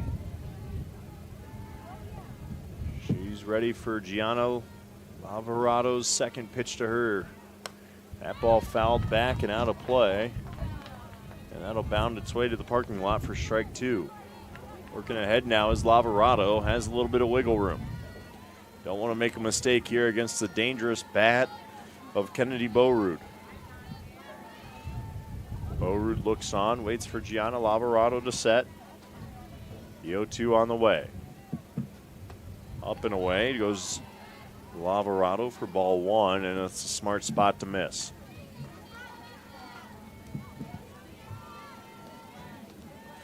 Beautiful night here as things have settled down. Wind's still a little breezy, but keeping us cool on a hot, humid Iowa night. Lavarado looks in 1-2. Fouled off by Kennedy Boerud once again. 1-2 count remains in place. Boerud trying to be sit back on that changeup, and she gets just enough of it to foul it off.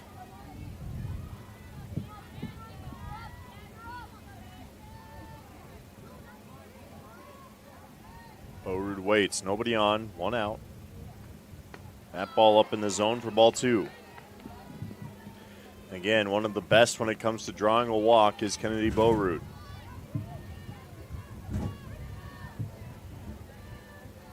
It's a crazy stat, how many walks she's had this season. And that ball is lifted high. That is a towering shot out to the W. And under it camps McGee. That ball hit high and hard.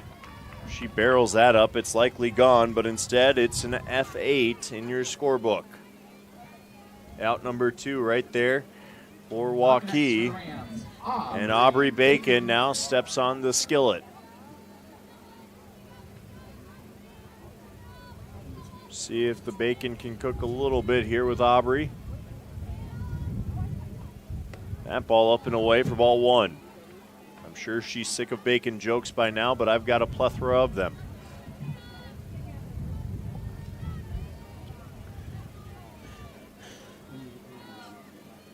Third baseman for Southeast Polk doubled off the runner on the Talia Lavarado hit in the last inning.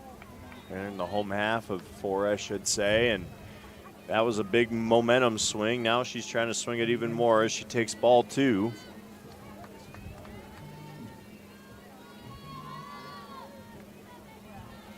Alvarado sets, delivers. That ball's up in the zone for ball 3. Bacon looking to take a walk down first base with 2 outs. Waiting behind her is your 5-hole hitter, Hallie Clark. She's hit the ball twice hard, but been caught easily. That's ball 4, and 4 straight. Sends Bacon down to first. Now is Clark. Shortstop has been active over there for Southeast Polk, and she's got one aboard with 2 outs.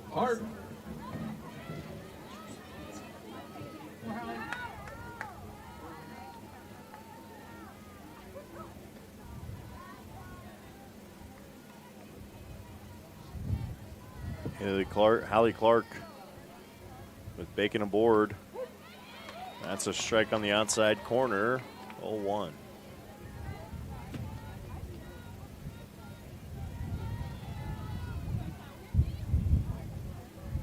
Straightaway center, McGee out there, parked outside the top of the W. Lavarado steps and strides. That ball up, and Bacon with a big jump off first, trying to coax a throw down from Talia Lavarado. That's not going to happen, though. Not with 2 outs in this spot anyway, a 1-1 count.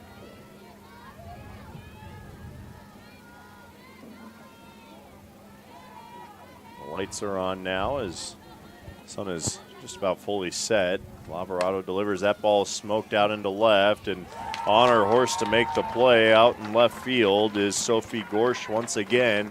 Makes 2 of the 3 outs in the top of the 5th, and that takes us to the home half of 5. Waukee up 4-2. You had 1 left on base there for Southeast Polk in the top of 5. We'll get you on our way here after the break.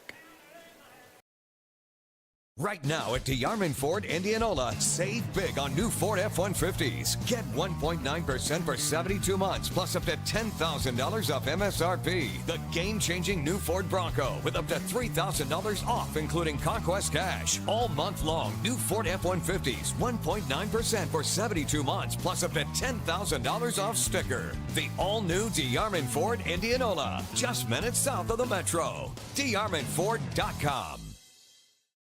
Free Godfather's Pizza begins with the download.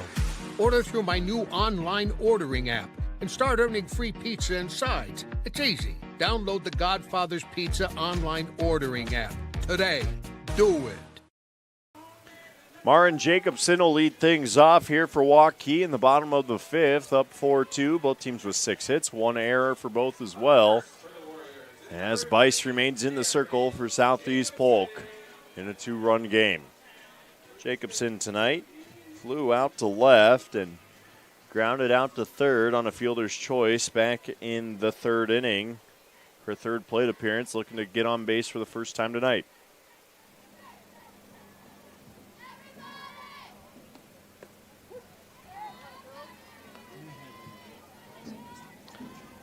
For fielder's choice. She did get on first on that fielder's choice, so looking for her first hit of the night, I should say. Got boys baseball going on over back behind the complex as we sit with a 1-1 count now to Marin Jacobson. Ella Daniel waiting in the on-deck circle. Looking to have someone aboard here to hit around with. That ball laced down the line and foul for a long strike number 2.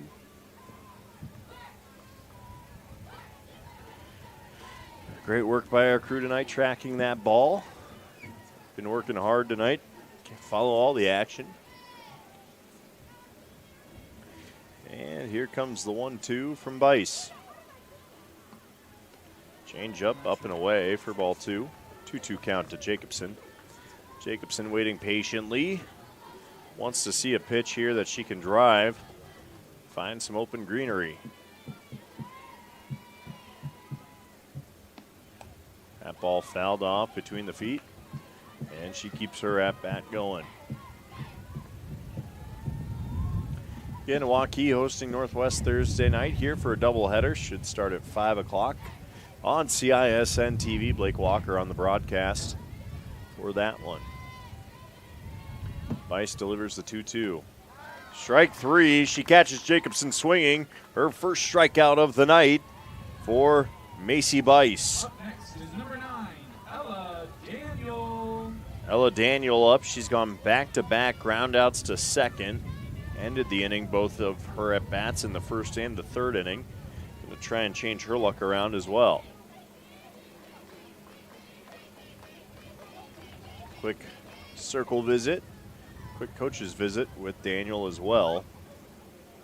Daniel, the last game, had a walk, ground out to third, ground out to the pitcher, and a strikeout. So she's been on base once tonight.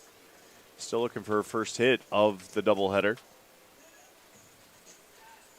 Some good tunes rocking away here as things are continued to be discussed. We may have a substitution. No substitution, just a visit. And Daniel is going to try to get things going here.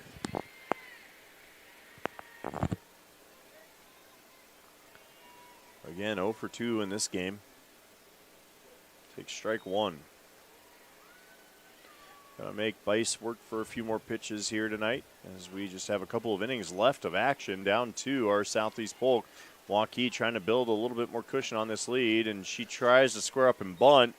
Takes a quick hack at it and a whiff, and quick 0-2 count on Daniel. Don't know if I agree with putting her in that spot to try and square a bunt up, but this is why I'm up here, not down there as a coach. Daniel, line drive to second, and for the third time tonight, it's a one-hopper to 2 second and an out. 4-3 we go for the second out of the inning. Good contact on it from Daniel, just right to second base, and that's a can of corn. Easy play for Stairs over there, camped out. Now up is Jaden Van Pelt. Van Pelt trying to carry over her momentum after a single an inning ago. She would come in to score later on after being driven in on a sac fly by Ella McGee. Or I'm sorry, a sac grounder, sacrifice play by Ella McGee. So Van Pelt steps in. Bice trying to go 1-2-3. Line drive, and that is right to Stairs. And just like that, before you know it, 1-2-3, Bice goes.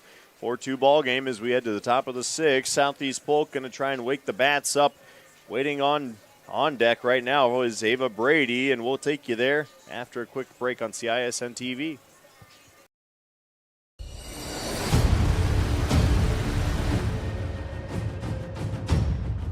Hey, you two, we all want to be winners, right? The winning drive comes from choosing unleaded 88, a cleaner burning fuel made from corn. That way, we all win. Now give me some wins.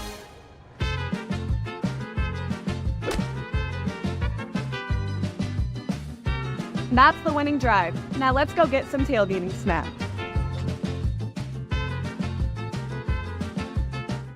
Over 1,300 vehicles on WaukeeChevy.com. Schottenkirk Chevy Walky. If we don't have it, you can build it. Newly expanded service department means we're hiring. See the openings on WaukeeChevy.com. Schottenkirk Chevy Walky. WaukeeChevy.com. So a 4-2 softball game here as the number 9 Waukee Warriors are looking for the sweep on the night of the Southeast Polk Rams. Keep in mind the Rams had won 5 straight coming into this one. Waukee trying to make it their 5th straight win of their own. They've outscored opponents after tonight. What is it? Let's see. Some quick mathematics, not my strength, but it's going to be a 29-9 that they have outscored their opponents in the last 4 games. It's a pretty big number there. Nice run differential for Waukee, whose bats have livened up plenty. They average 5.5 runs a game, so let's just call it 6. They had 8 in game 1. They've got 4 right now. Ava Brady steps up and looking to get Southeast Polk rolling once again. Of course, she had a single back in the 4th. That's ball 1.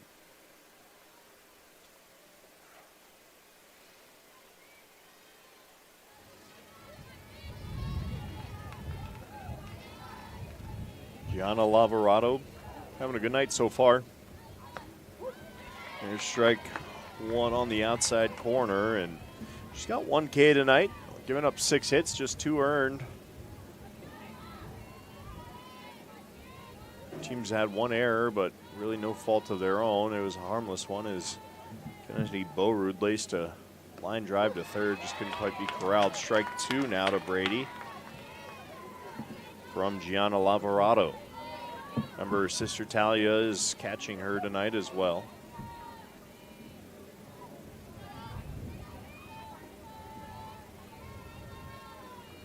And the 1-2 on the way.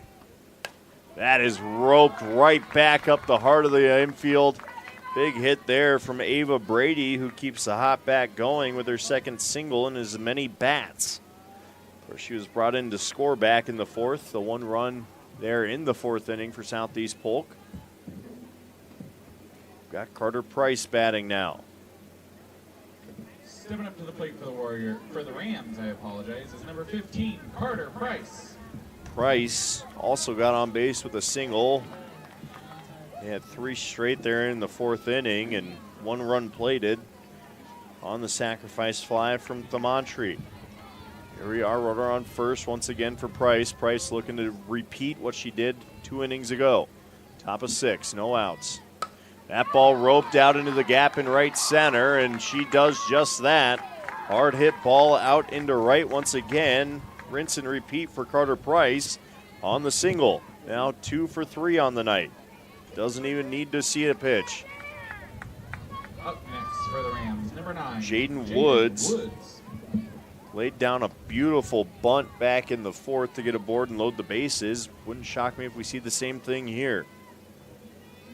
Woods with 2 on. Swing and a miss. Strike 1. Good cut from Woods. Great pitch from Lavarado.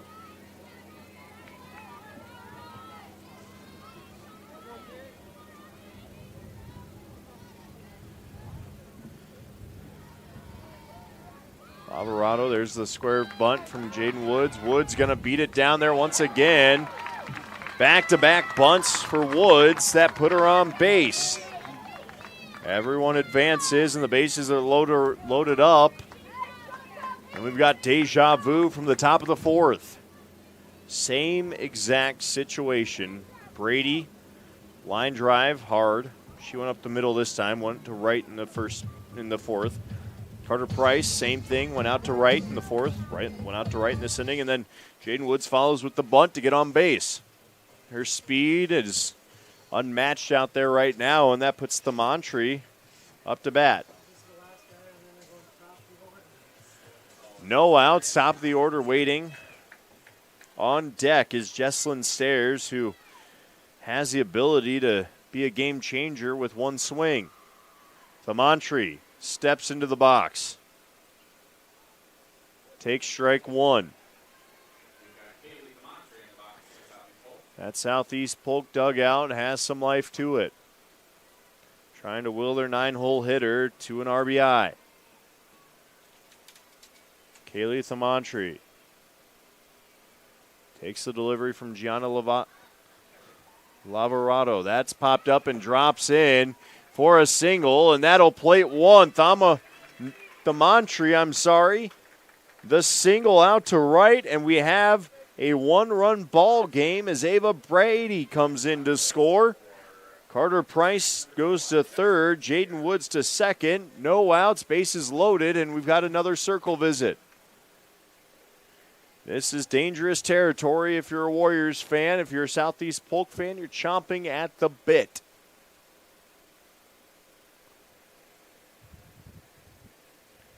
Top of the lineup waiting, Jesslyn Stairs is next up. She's flown out to to 2 of the 3 outfielders and to shortstop, I should say. Then you get into Libby Hartz, Kennedy Bowrood, and Aubrey Bacon. Combined, Hartz, Bowrood, and Bacon have 4 hits between the 3 of them. And here we go, no outs. 4-3 ball game, 10 hits now for Southeast Polk. Bases yoked for Jesslyn Stairs. She's looking to yoke one out of here if she can.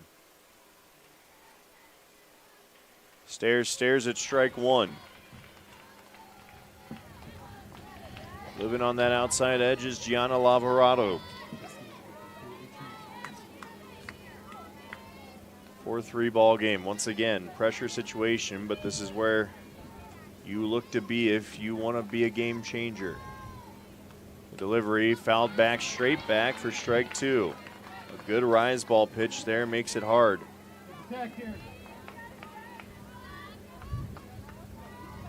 Stairs with 16 RBIs this season. 3 home runs. This is not unfamiliar territory for her. She She is just a junior as well. And we've got time called by Gianna Lavarado. She wants to reset.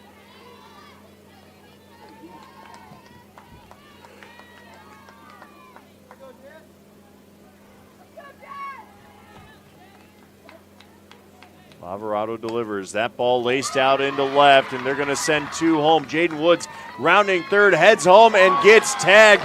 An absolute cannon out of left field by Sophie Gorsch. Prevents 2 runs from scoring. 1 does cross to tie it up at 4. That's Carter Price coming in. But Jaden Woods gunned down at home by the strong arm of Sophie Gorsch. Stairs at second. Give her the ribby double. The Rams, number 20, Libby Hartz. She put that out into left. Runners at second and third. Woods again stopped at home on a great throw by Gorsch and 1 out. That ball flared out into center. McGee throws it home after the catch, and that's another great throw. The outfielder's coming up big right now as Hartz lines out to McGee. 4-4 ball game. Feel like if you get away with just 2 given up here, it's a win. For Southeast Polk, though, you want nobody better up in this situation. Although a base is open for Boerud, it'd shock me if they don't put her on here with how hard she swings the bat. They'll pitch to her. Lavarado looks in. Boerud with 2 in scoring position. Watches that low and out of the zone for ball 1. You can feel the tension and the pressure mounting with every pitch right now in this 6th inning. 4-4 game. They'll walk her intentionally now. They will put her aboard, load those bases, and I think that's a smart play as you've got Aubrey Bacon, who has a walk and 2 flyouts in this game. Bases loaded for Bacon, though.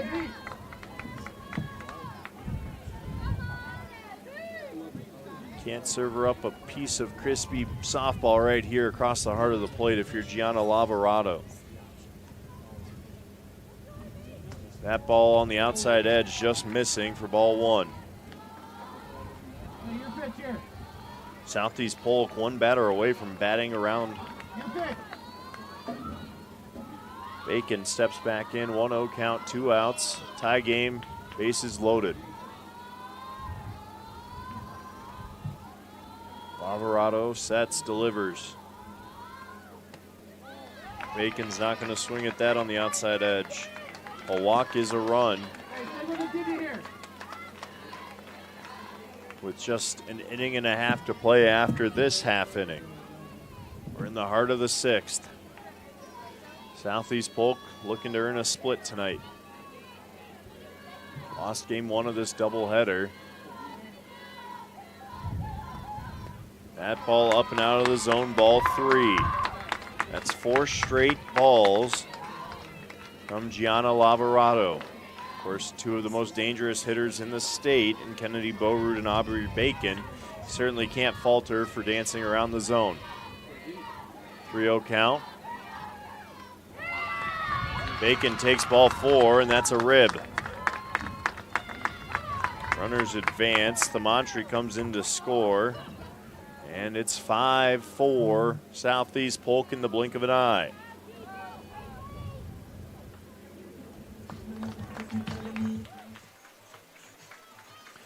And with that, we'll get a pitching change.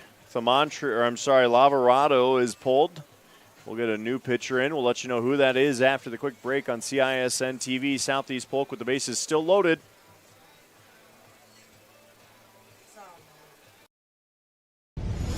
Ever have one of those awkward moments when a business disappointed you? You got ripped off? Didn't get what you expected? The Better Business Bureau can help you avoid these uncomfortable situations. BBB accredited businesses are honest, ethical, and reviewed annually by the BBB. Don't experience another awkward moment with a bad business. Trust the ones that operate with integrity. Look for the BBB seal. It's the sign of a better business. And find a better business anytime at bbb.org. Hi, Hi, Joe the Car Guy, head coach of Westside Auto Pros. When your car is on injured reserve, you want to get it back in the game as soon as possible, so bring it here to Westside Auto. I have the team of experts that can fix every automotive injury, whether it's a fractured joint, a broken part, or if your car just got its bell rung. We'll do a complete physical to make sure your car is game ready for the entire season. So bring your car to Westside Auto Pros and we'll get you back in the starting lineup in no time. Hey, you guys are dogging out there. Move it, move it, move it. Elsa Capriva comes in relief for Gianna Lavorado, who goes 6 2/3, gives up 5 earned, 11 hits. Southeast Polk has certainly come alive.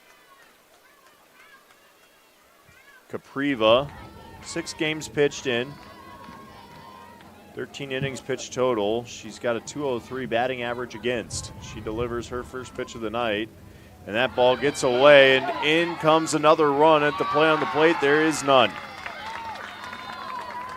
Jesslyn Stairs comes across. Of course, she had the RBI double.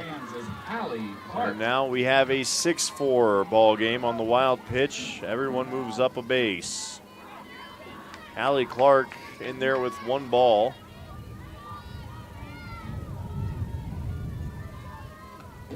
And that'll be a strike. Capriva's first of this evening on her second pitch. 6-4. Bit of a jam to walk into, tough spot. 1 wild pitch has seen 1 cross the dish.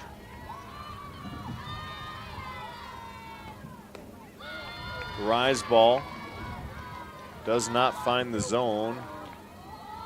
2-1 count.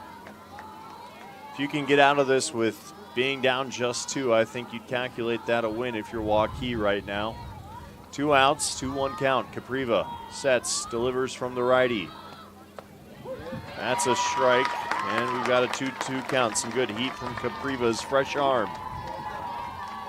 She's got Bo Rude and Bacon sitting at third and second. And Hallie Clark would love to get her first hit of this second game. Instead, the wild pitch, Bo Rude does not come home, and we've got a full count. 2 outs, full count, 2 aboard. You do have a base open, so a walk doesn't bring in a run here necessarily. Wild pitch might be a different scenario. The matting behind home plate does kill that softball pretty well. Here comes the payoff from Capriva. And we've got another walk to Hallie Clark, and she is on after drawing the full count, ball 4. Bases loaded for Ava Brady. They have batted through the lineup. Brady led off this inning with a single to straightaway center. She's gone back-to-back singles and would love to make it 3 in a row. Step and delivery from Elsa Capriva. That's ball on the turf.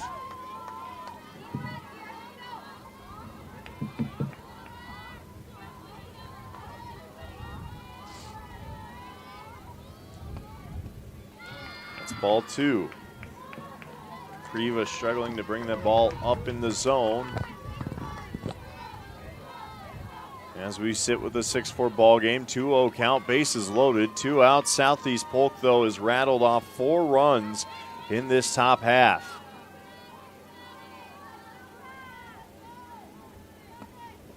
Capriva skips another one in there. Ball 3.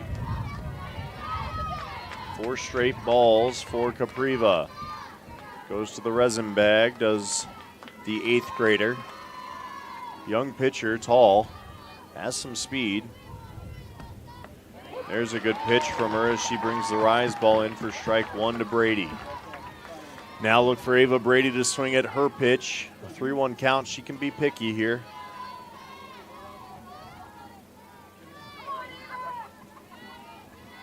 Elsa Capriva brings it in, and that's ball 4 for another run across the dish.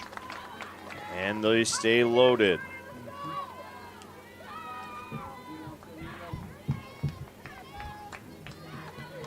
Two-out rally has been lively here.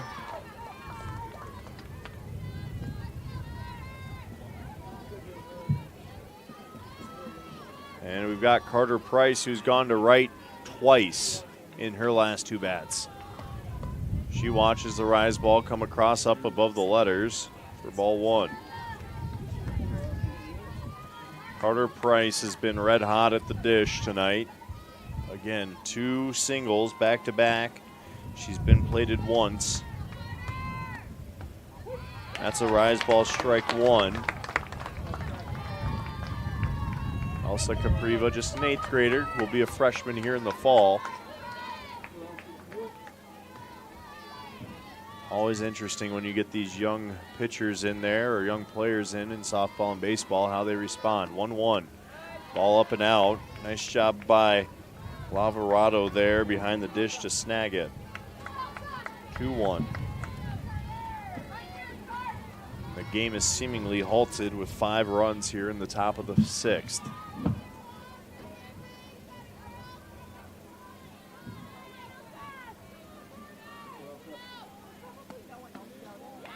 The 3-1 count now, and Carter Price stared at ball 3, and another walk here would make it an 8-4 ball game. Ball 4, and Price is aboard as well. Everyone moves up 60 feet, I believe it is. As Aubrey Bacon does come around to score as well. Back-to-back walks. That's now actually 3 straight walks. 5 straight walks for Waukee. Southeast Polk taking advantage, up 8-4 on 5 straight walks. The last out coming off the bat of Libby Hartz on a line drive to center. Prevented a run being scored, but is to little or no benefit, as a handful of walks have now plated a couple more. As Jaden Woods comes up to bat, and honestly, wouldn't shock me if we saw another bunt out of her. Get the runners moving. Why not throw a bunt in there and see what happens? You're up now 4 runs. 6 of those scored in this top of the 6th inning by Southeast Polk. It's a good circle visit there for Coach as he tries to settle down Elsa Capriva, the 8th grader. Jaden Woods now steps in. She's back-to-back bunted her way onto base. Corners are in a little bit, but not crashing the way you'd think they would. And we've got a strike on the outside corner. The 0-1, 2 outs, bases juiced again for Jaden Woods. Woods swings and fouls it back to the netting. A little surprised they didn't go with the bunt here with her speed and the speed that they've got sitting on third base right now. Why not just give it a whirl? You're up 4. Cause some confusion, but Southeast Polk going to put the bat on the ball here with Woods. Woods fouls it back for her at bat to stay alive.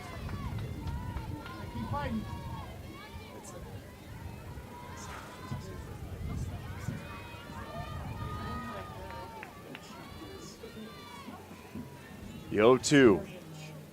Can Waukee end the damage here? Woods fouls off another.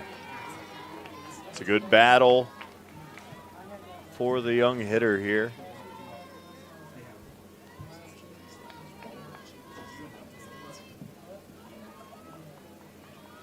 Woods, a junior. 3 aboard. 0-2 again. Woods sits back and holds off the rise ball for ball 1. Still in this at-bat.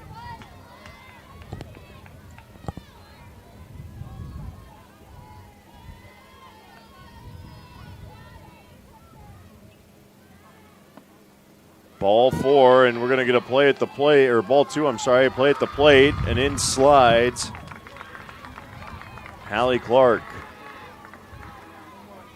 Apologize, that was only ball 2, not ball 4. Everyone moves up another base. Second and third now, so one is open for Woods.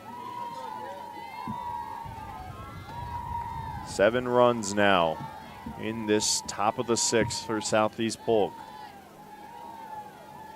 Woods holds off another one to the netting, and another one's going to slide across.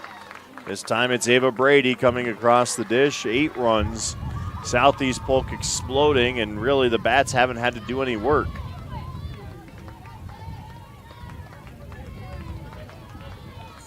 Jaden Woods. Full count. Strike 3, gets the backwards K to end the inning, but more than enough damage done. An 8 spot by Southeast Polk finds them up 10-4 heading to the home half of 6. Waukee's going to need the bats to come to life if they want to sniff in this one. We'll find out if they can do that next on CISN TV. Hi, I'm Chris from Fireplace Superstore. Outdoor furniture season is here, and we've got you covered with the best selection in Central Iowa. We're featuring Poly Furniture by Berlin Gardens. Once you've seen the fit, finish, quality, and materials of Berlin Gardens Poly Furniture, it makes everything else look like it was built in somebody's backyard. We also have Iowa's best selection of aluminum, wicker, wrought iron, cushion, and sling. Fireplace Superstore, just west of Homemakers at 109th and Douglas. Iowans are working hard, but high prices make it even harder to keep food on the table. Record numbers need help. Your neighbors, your friends, your community. Stopping hunger starts here.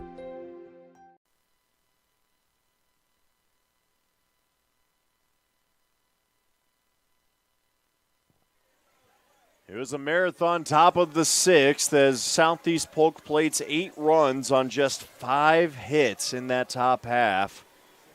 Plenty of walks to show as well. Backwards K ends that one to Jaden Woods. And now Sophie Gorsh is going to try and get Waukee back on the right side of things. She takes ball 1. Going to need to bat around down 6 now with 2 at-bats left for Waukee. And, of course, you want to try and prevent any more damage there. That's ball 2. Arms starting to fatigue maybe just a little bit. Macy Bice still in the circle.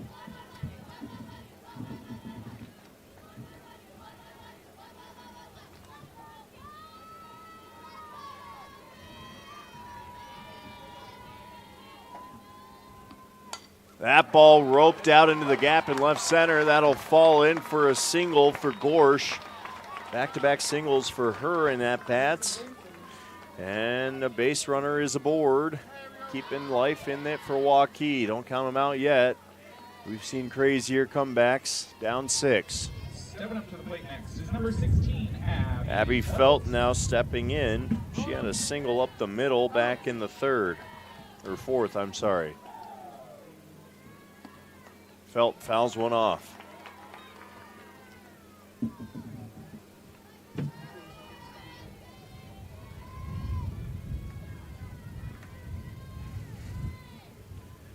Felt steps back into the box. Bice taking her signal. Delivers. That ball grounded to first. Boerud will touch first and no throw down to second. Runner does advance on the fielder's choice.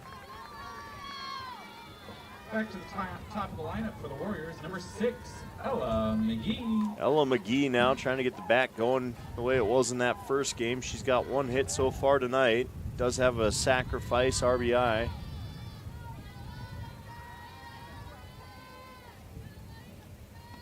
Bunt squared up by McGee. McGee going to hustle down to first. Covered nicely there by Stairs, and she's out but moves the runner over.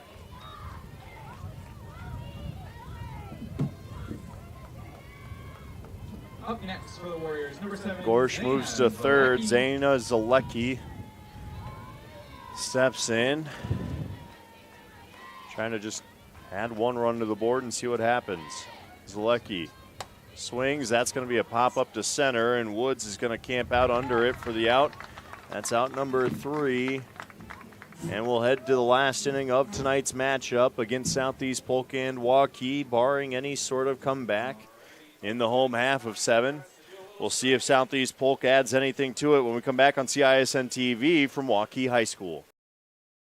Great savings on all Chevrolet and GMCs at DeYarmond Automotive Knoxville. New 2024 Silverado 1500 Double Cab starting at only $41,799. Receive up to $8,500 off a new 2024 Sierra 1500 Elevation and the 2024 Silverado 1500 Crew Cabs with up to $9,000 off MSRP. Save big now on all new Chevrolet and GMCs in Knoxville, Iowa. DeYarmondChevyGMC.com. Ever have one of those awkward moments when a business disappointed you? You got ripped off? Didn't get what you expected?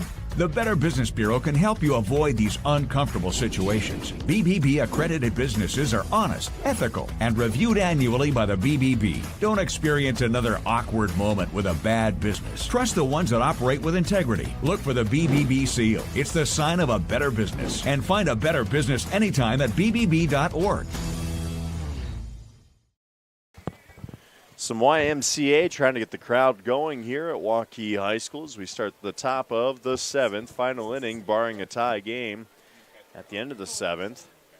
10-7. We've got a new catcher in behind home plate. Didn't quite catch a number on it, but I'm sure we'll catch up to it here in just a bit. We've got strike one. Batting for the Rams, number 6, Kaylee Lamontre. Haley Thamantri now in inning number 7 takes strike one.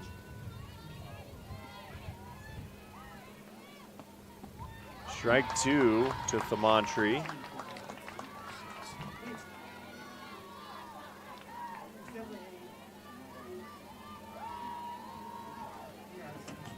Noelle Dieterman now in catching in this game for for Talia Lavarado.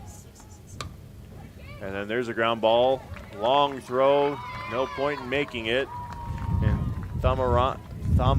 Thamantri, is aboard with an infield single.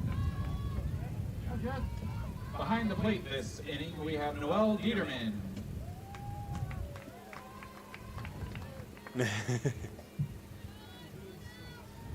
Dieterman behind home now as the runners aboard, and Thamantri no outs. And to the top we go. That ball outside, Thamantri steals. They're going to test the arm of Dieterman, and just off the mark as Thamantri goes to second.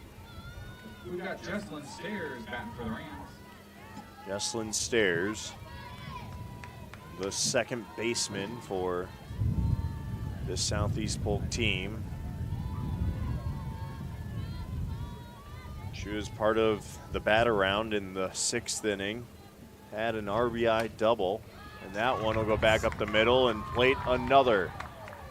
The single, she'll advance on the throw. I'm going to count it as a single there for Stairs as another run crosses home and Thamantri from second. Another RBI for Stairs.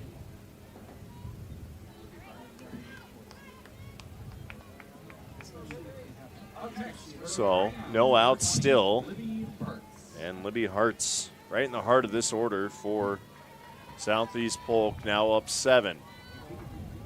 11-4 ball game. Priva delivers. Swing and a miss by Hart's for strike one. This one's gotten a little bit away from Waukee. Southeast Polk bats certainly coming alive nicely, along with a little bit of hectic pitching from Waukee there. So an 11-4 game, Hart's up to bat. The 0-1. She watches that hit the dirt for a 1-1 count. She's got Stairs at second. Just climbing the ladder every at-bat here. 2 hits on the night for Hart's. She can put a hurt on the ball, too, if she needs to. That's ball 2. 2-1.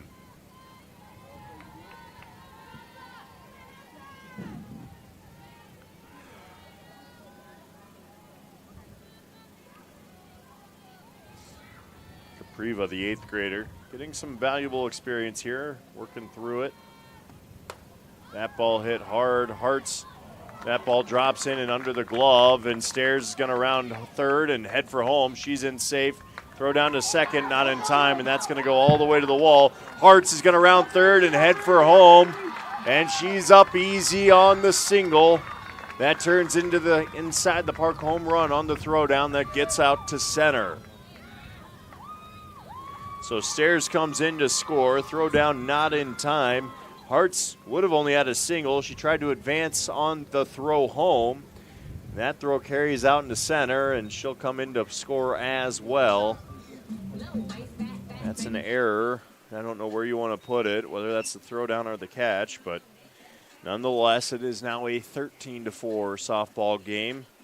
Bases empty for Kennedy Boerud and no outs.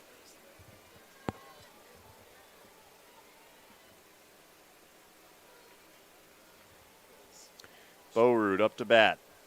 Capriva looks in. Boerud takes strike one on the inside portion of the plate. 3 runs so far with no outs in the top of the 7th. Southeast Polk showing how dangerous they can be. Boerud takes strike 2 as that one beats her over the heart of the plate. 0-2 count. Boerud looks on.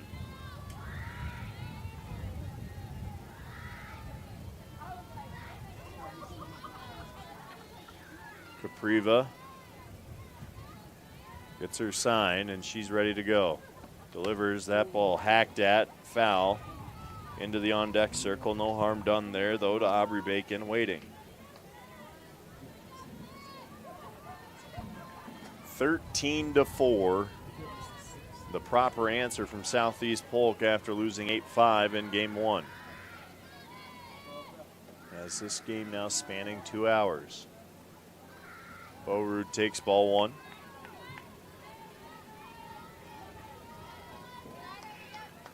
Still looking for that first out of this inning are Waukee, and again, it was looking good. Just 2 runs given up through the first 5 innings. 8 runs in the 6th, 3 in the 7th.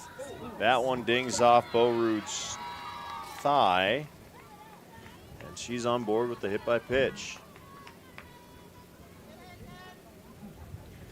Coming up next for the Rams, Aubrey Bacon. Aubrey Bacon now, third baseman. She caught in the first game. Boerud at first. Bacon up to bat. She walked in her last plate. She's walked her last 2 plate appearances. That's a ball up in the zone.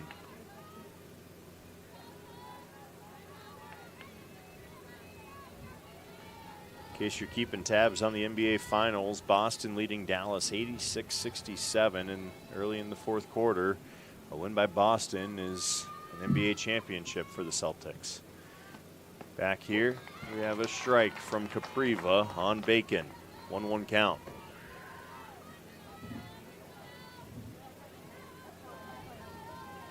One count, runner at first, no one at second.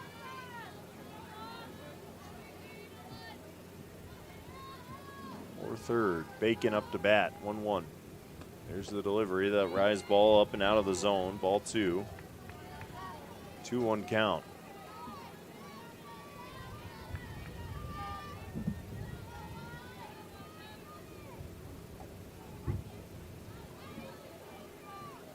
Not a lot more to be said on tonight's matchup as that one skips into the mid of Dieterman. Nice play behind there to keep it in front of her. 3-1 for Bacon. And Southeast Polk's been cooking the last 2 innings.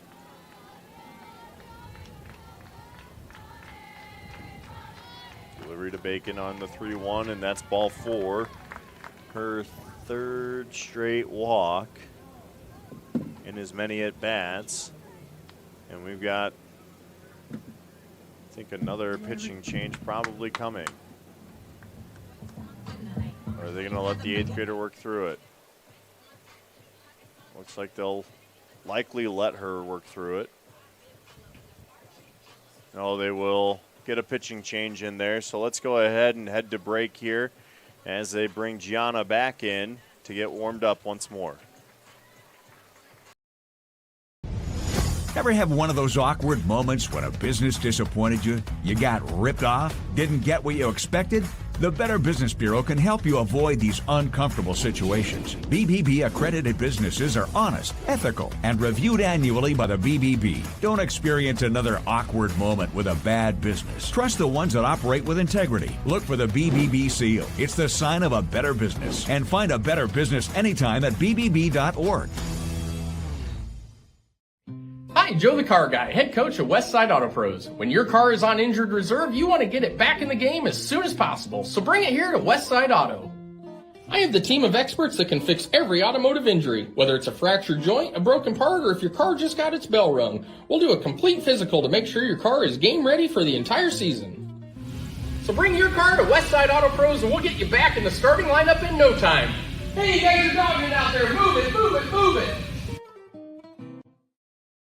So pitcher-catcher switch up here as Dieterman will head back to the dugout. Talia Lavorado going to be back behind the plate to catch her sister, Gianna Lavorado, who comes back in after exiting in the top of the sixth. She's going to try and finish this one off after a quick breather. 2 aboard, no outs. Southeast Polk. Looks like they've changed up. Hallie Clark is no longer batting here. They're going to go to Avery Stevens, the junior. Number 23, Avery Stevens, hitting for the Rams. She's played 1 game this season. Or 14 games played, 1 started, sorry. Throw down. And that is in time. That's a ball.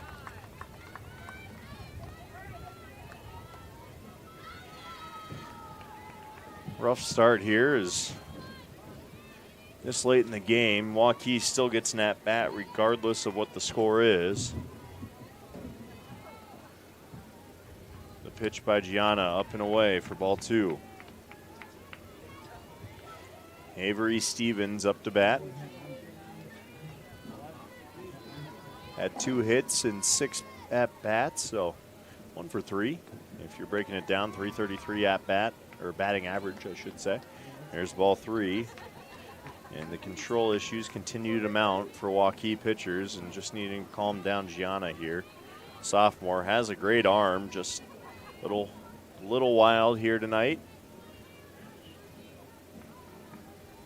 3-0, she delivers a strike, and there she goes. See a couple of those and get comfortable. Got nothing to lose by throwing them there at this point in this game.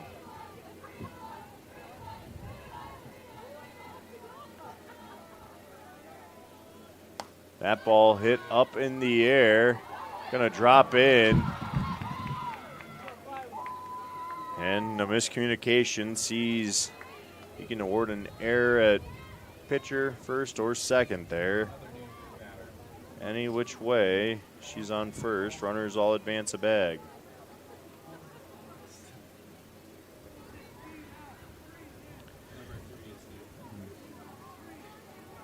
Ava Miller now up to bat. She steps in for Ava Brady. So Ava in for Ava if you're keeping book at home. Not sure if she'll be in left. At this point, not really sure it matters. Base is loaded for Miller. That ball up and out of the zone. Nice job by Lavorado to snag it and snare it. But a 1-0 count now to Ava Miller.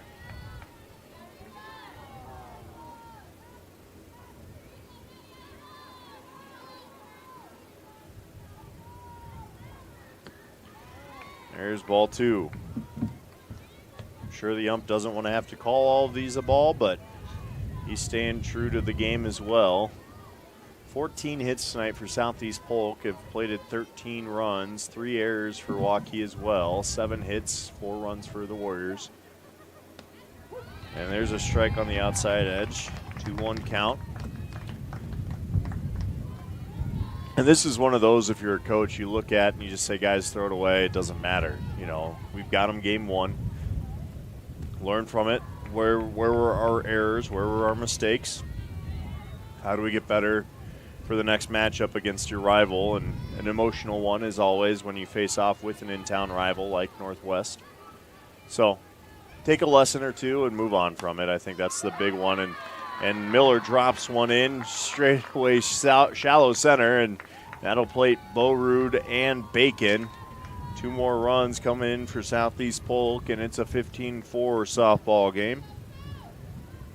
Nice hit for Ava Miller, who's now, I believe, 3 for 7.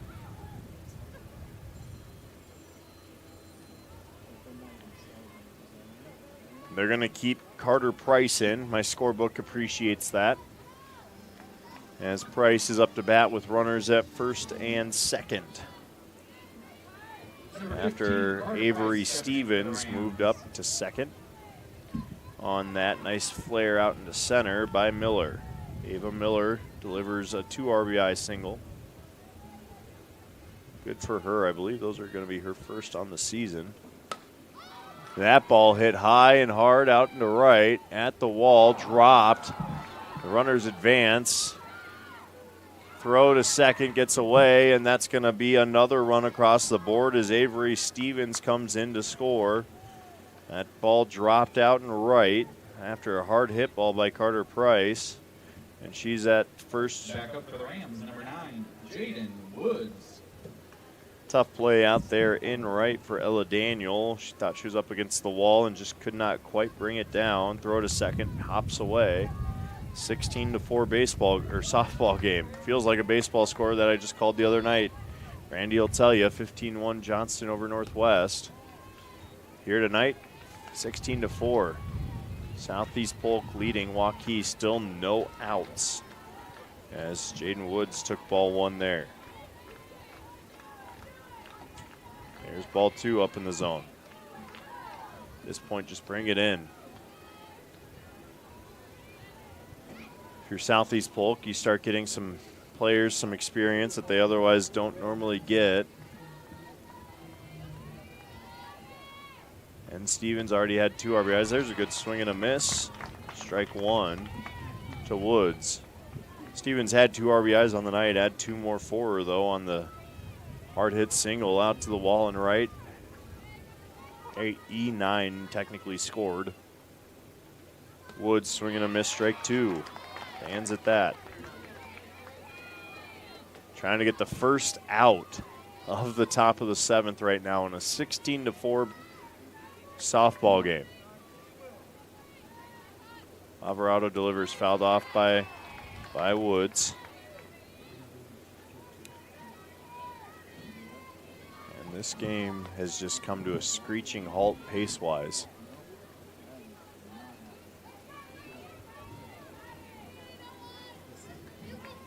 Two-two delivery on the way.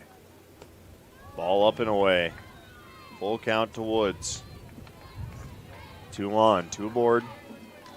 No outs, full count.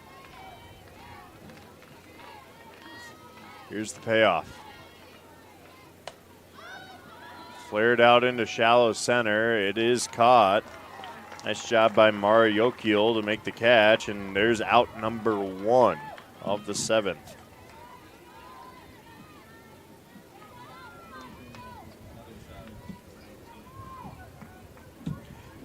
Josie Osborne now stepping up. Josie Osborne. She's batting for Kaylee Thamantri.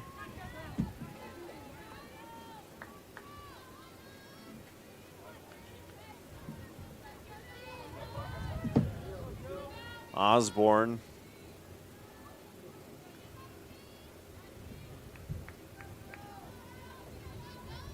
stepping in. She's just a sophomore. 6 games appearance, 4 at-bats, 2 hits, batting .500 on the year. She fouls one off for strike 1. She's got 2 on. Love to get a hit here if you're Osborne. Again, experience for a young player like that, always good. Build some confidence for the next time out.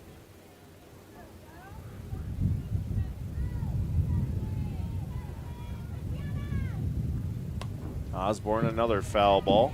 Back to the netting, and strike 2. She's on it, just got to get the barrel squared to it.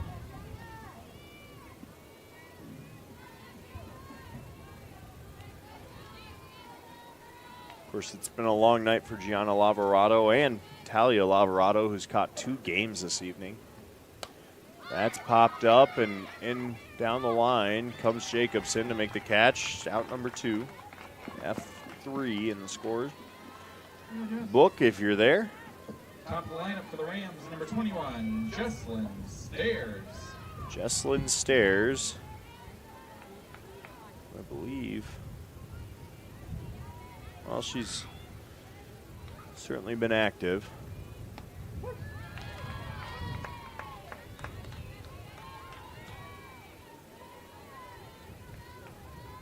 Takes strike 1.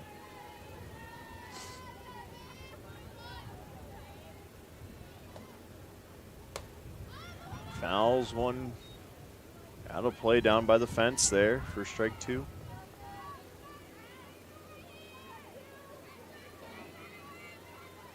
Stairs back earlier, had an RBI single, advanced on the throw for a double, I believe, and she was just the second, eventually the second of 6 runs in this inning.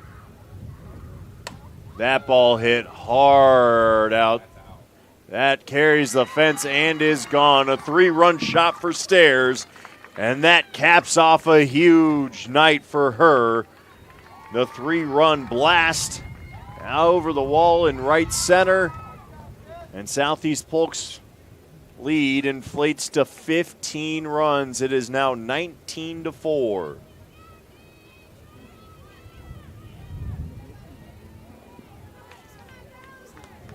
That's as clean and crisp of a home run as you'll find in the high school ranks. Number 20, Libby Hartz.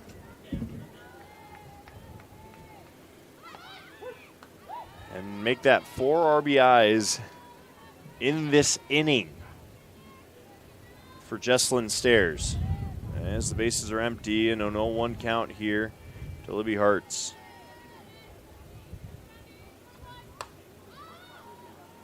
Hartz lines one out, and that will do it for Southeast Polk after they put up a 9 spot. They go 8 runs in the top of the 6th, 9 runs in the top of the 7th. The highlight, the 3-run blast from Jesslyn Stairs. It's 19-4 in the home half of the 7th. Waukee with one last at bat next. Hi, Joe the Car Guy, head coach of Westside Auto Pros. When your car is on injured reserve, you want to get it back in the game as soon as possible, so bring it here to Westside Auto. I have the team of experts that can fix every automotive injury, whether it's a fractured joint, a broken part, or if your car just got its bell rung. We'll do a complete physical to make sure your car is game ready for the entire season. So bring your car to Westside Auto Pros and we'll get you back in the starting lineup in no time. Hey, you guys are dogging it out there. Move it, move it, move it.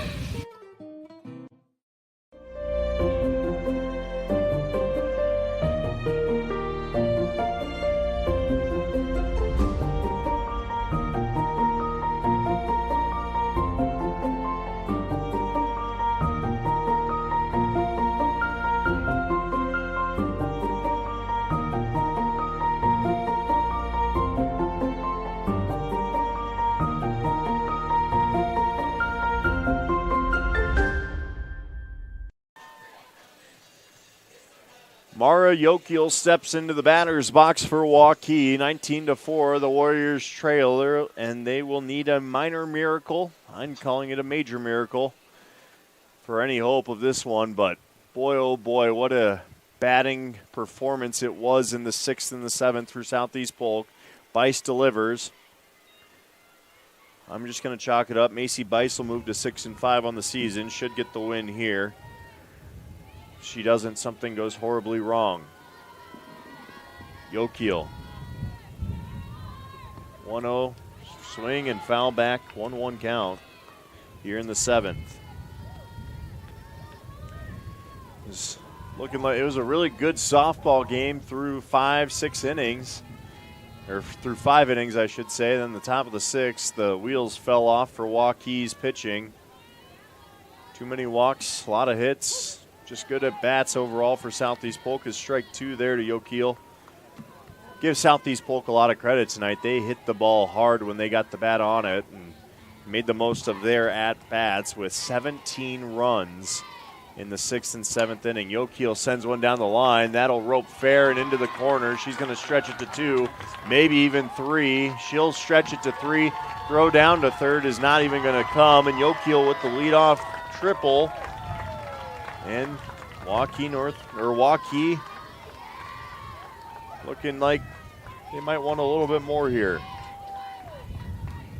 Leadoff triple for Waukee. Now we got Reagan Hall stepping in, the senior, batting for Talia Lavarado. For the Warriors, number 15, Reagan Hall. Reagan Hall up to bat. She's got Waukee on third. She pinch hits, the senior does, in this spot.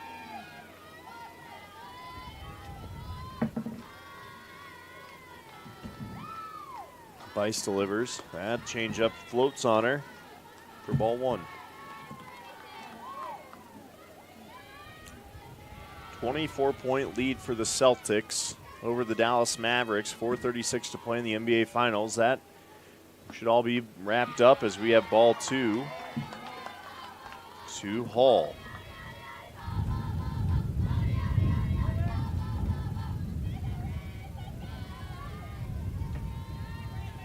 On the way. Hall thought about it. She sits back and waits. Ball three. Waukee gonna fight into the night. Down 15.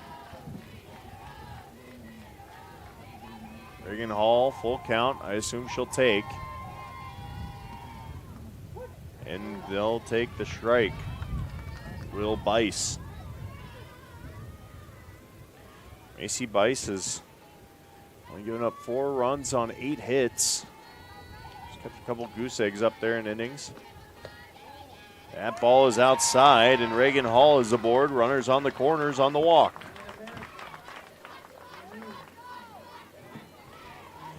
Marin Jacobson, up to bat now. Marin Jacobson up next for the Warriors. Runners on the corners for her. She's had a quiet night at the plate. She's been critical on defense, but bat needs to come alive here. That skips into the glove behind home. For ball one. No outs. Runners on the corners. Marin Jacobson.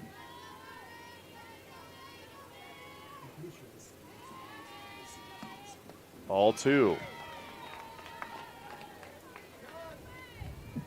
I may be a curse as I say that to my director. We've had a 15-1 baseball game and now a 19-4 softball game, and we're still not final yet. The changeup in for a strike.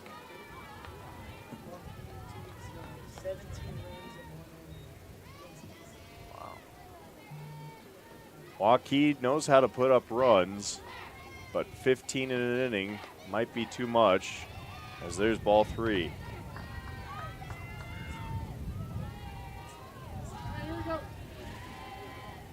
And a walk here would load the bases up for Ella Daniel. Marin Jacobson takes ball four. Run does not come home as that ball bounds off the netting, and we have the bases loaded.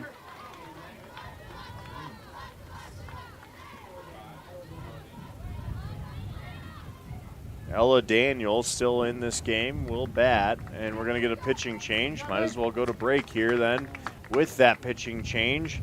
When we come back, it's going to be Carly Kielman, the 8th grader who we thought was starting, stepping in.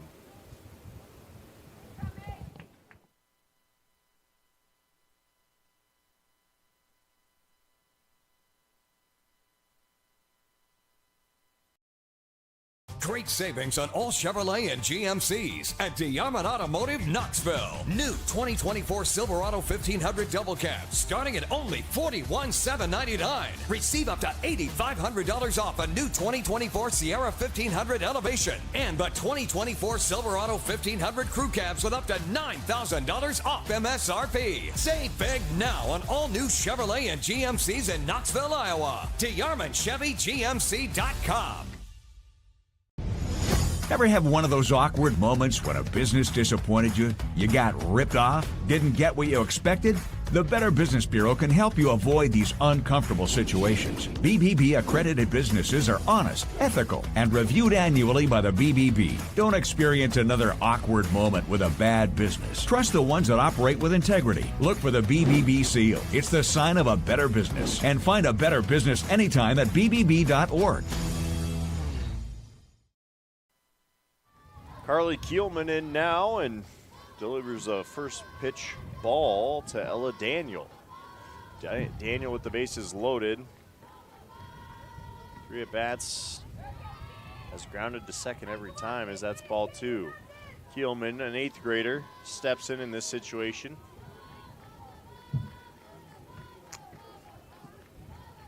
I don't want to say it, but a comeback here would be something for the ages. That's a strike on the changeup. 2-1 count, no outs. Of course, we're at the bottom of this order. Daniel, the 6th batter. You got Van Pelt on deck. Gorsh in the hole. That's a ball inside, and we've got a 3-1 count to Daniel. A walk scores a run and cuts the lead to 14. Had to do some quick math. Not used to seeing double digits up there with the 19 spot. But here we are.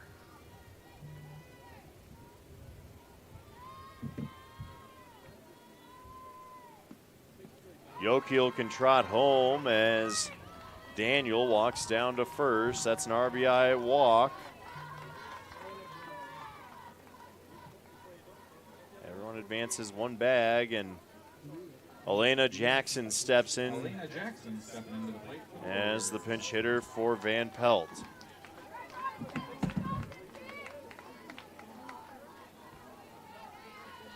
Jackson can hit the ball hard. Had a couple of home runs over the weekend. Bases loaded for her. That would be something.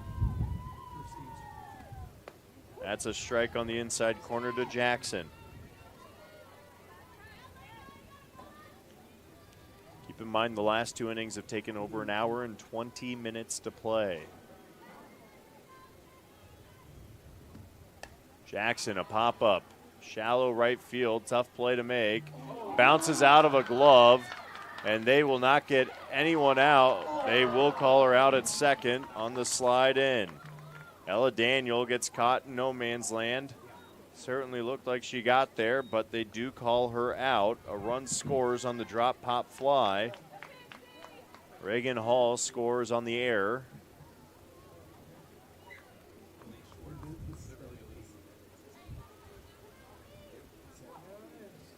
And Alyssa Jackson is in.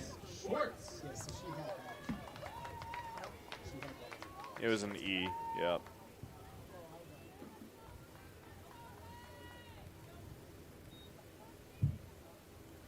Runners on the corners, 1 out. Strike 1. Apologize, I did not get a name out there for this at-bat. Elise Schwartz, who got a whole crew in here helping me out. Elise Schwartz up to bat now. Number 2 in the program for Waukee. Schwartz takes ball 1 outside.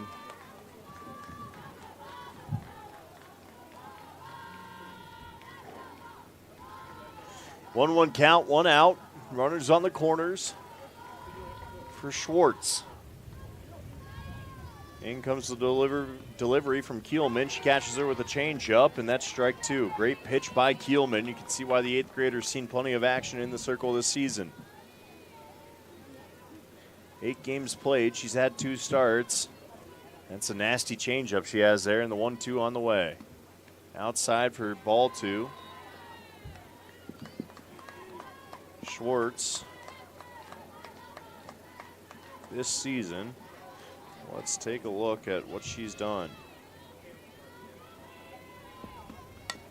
3 games played. She lays one down, and she gets tagged out at first, but she does get one on the sack. As Maren Jacobson comes in to score. 19-7 on the bunt.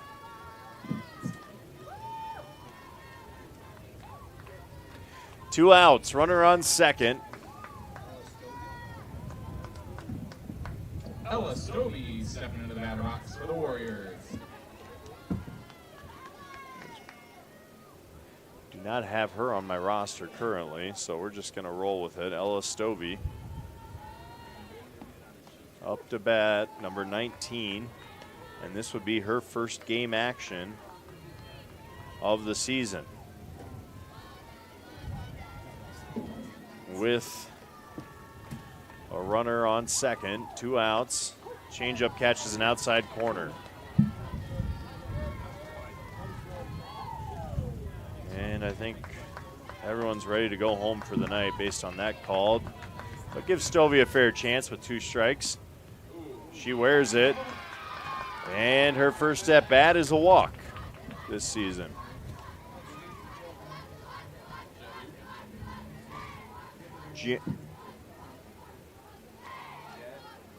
Jet Lundy. Coming up next for the Warriors, Jet Lundy now up to bat Lundy. as we're all digging through our rosters to find out who's next to bat. Lundy has seen some action this season. 3 at bats, has not had a hit yet this year. 2 outs, 2 on. Jet Lundy. Big swing from Lundy, and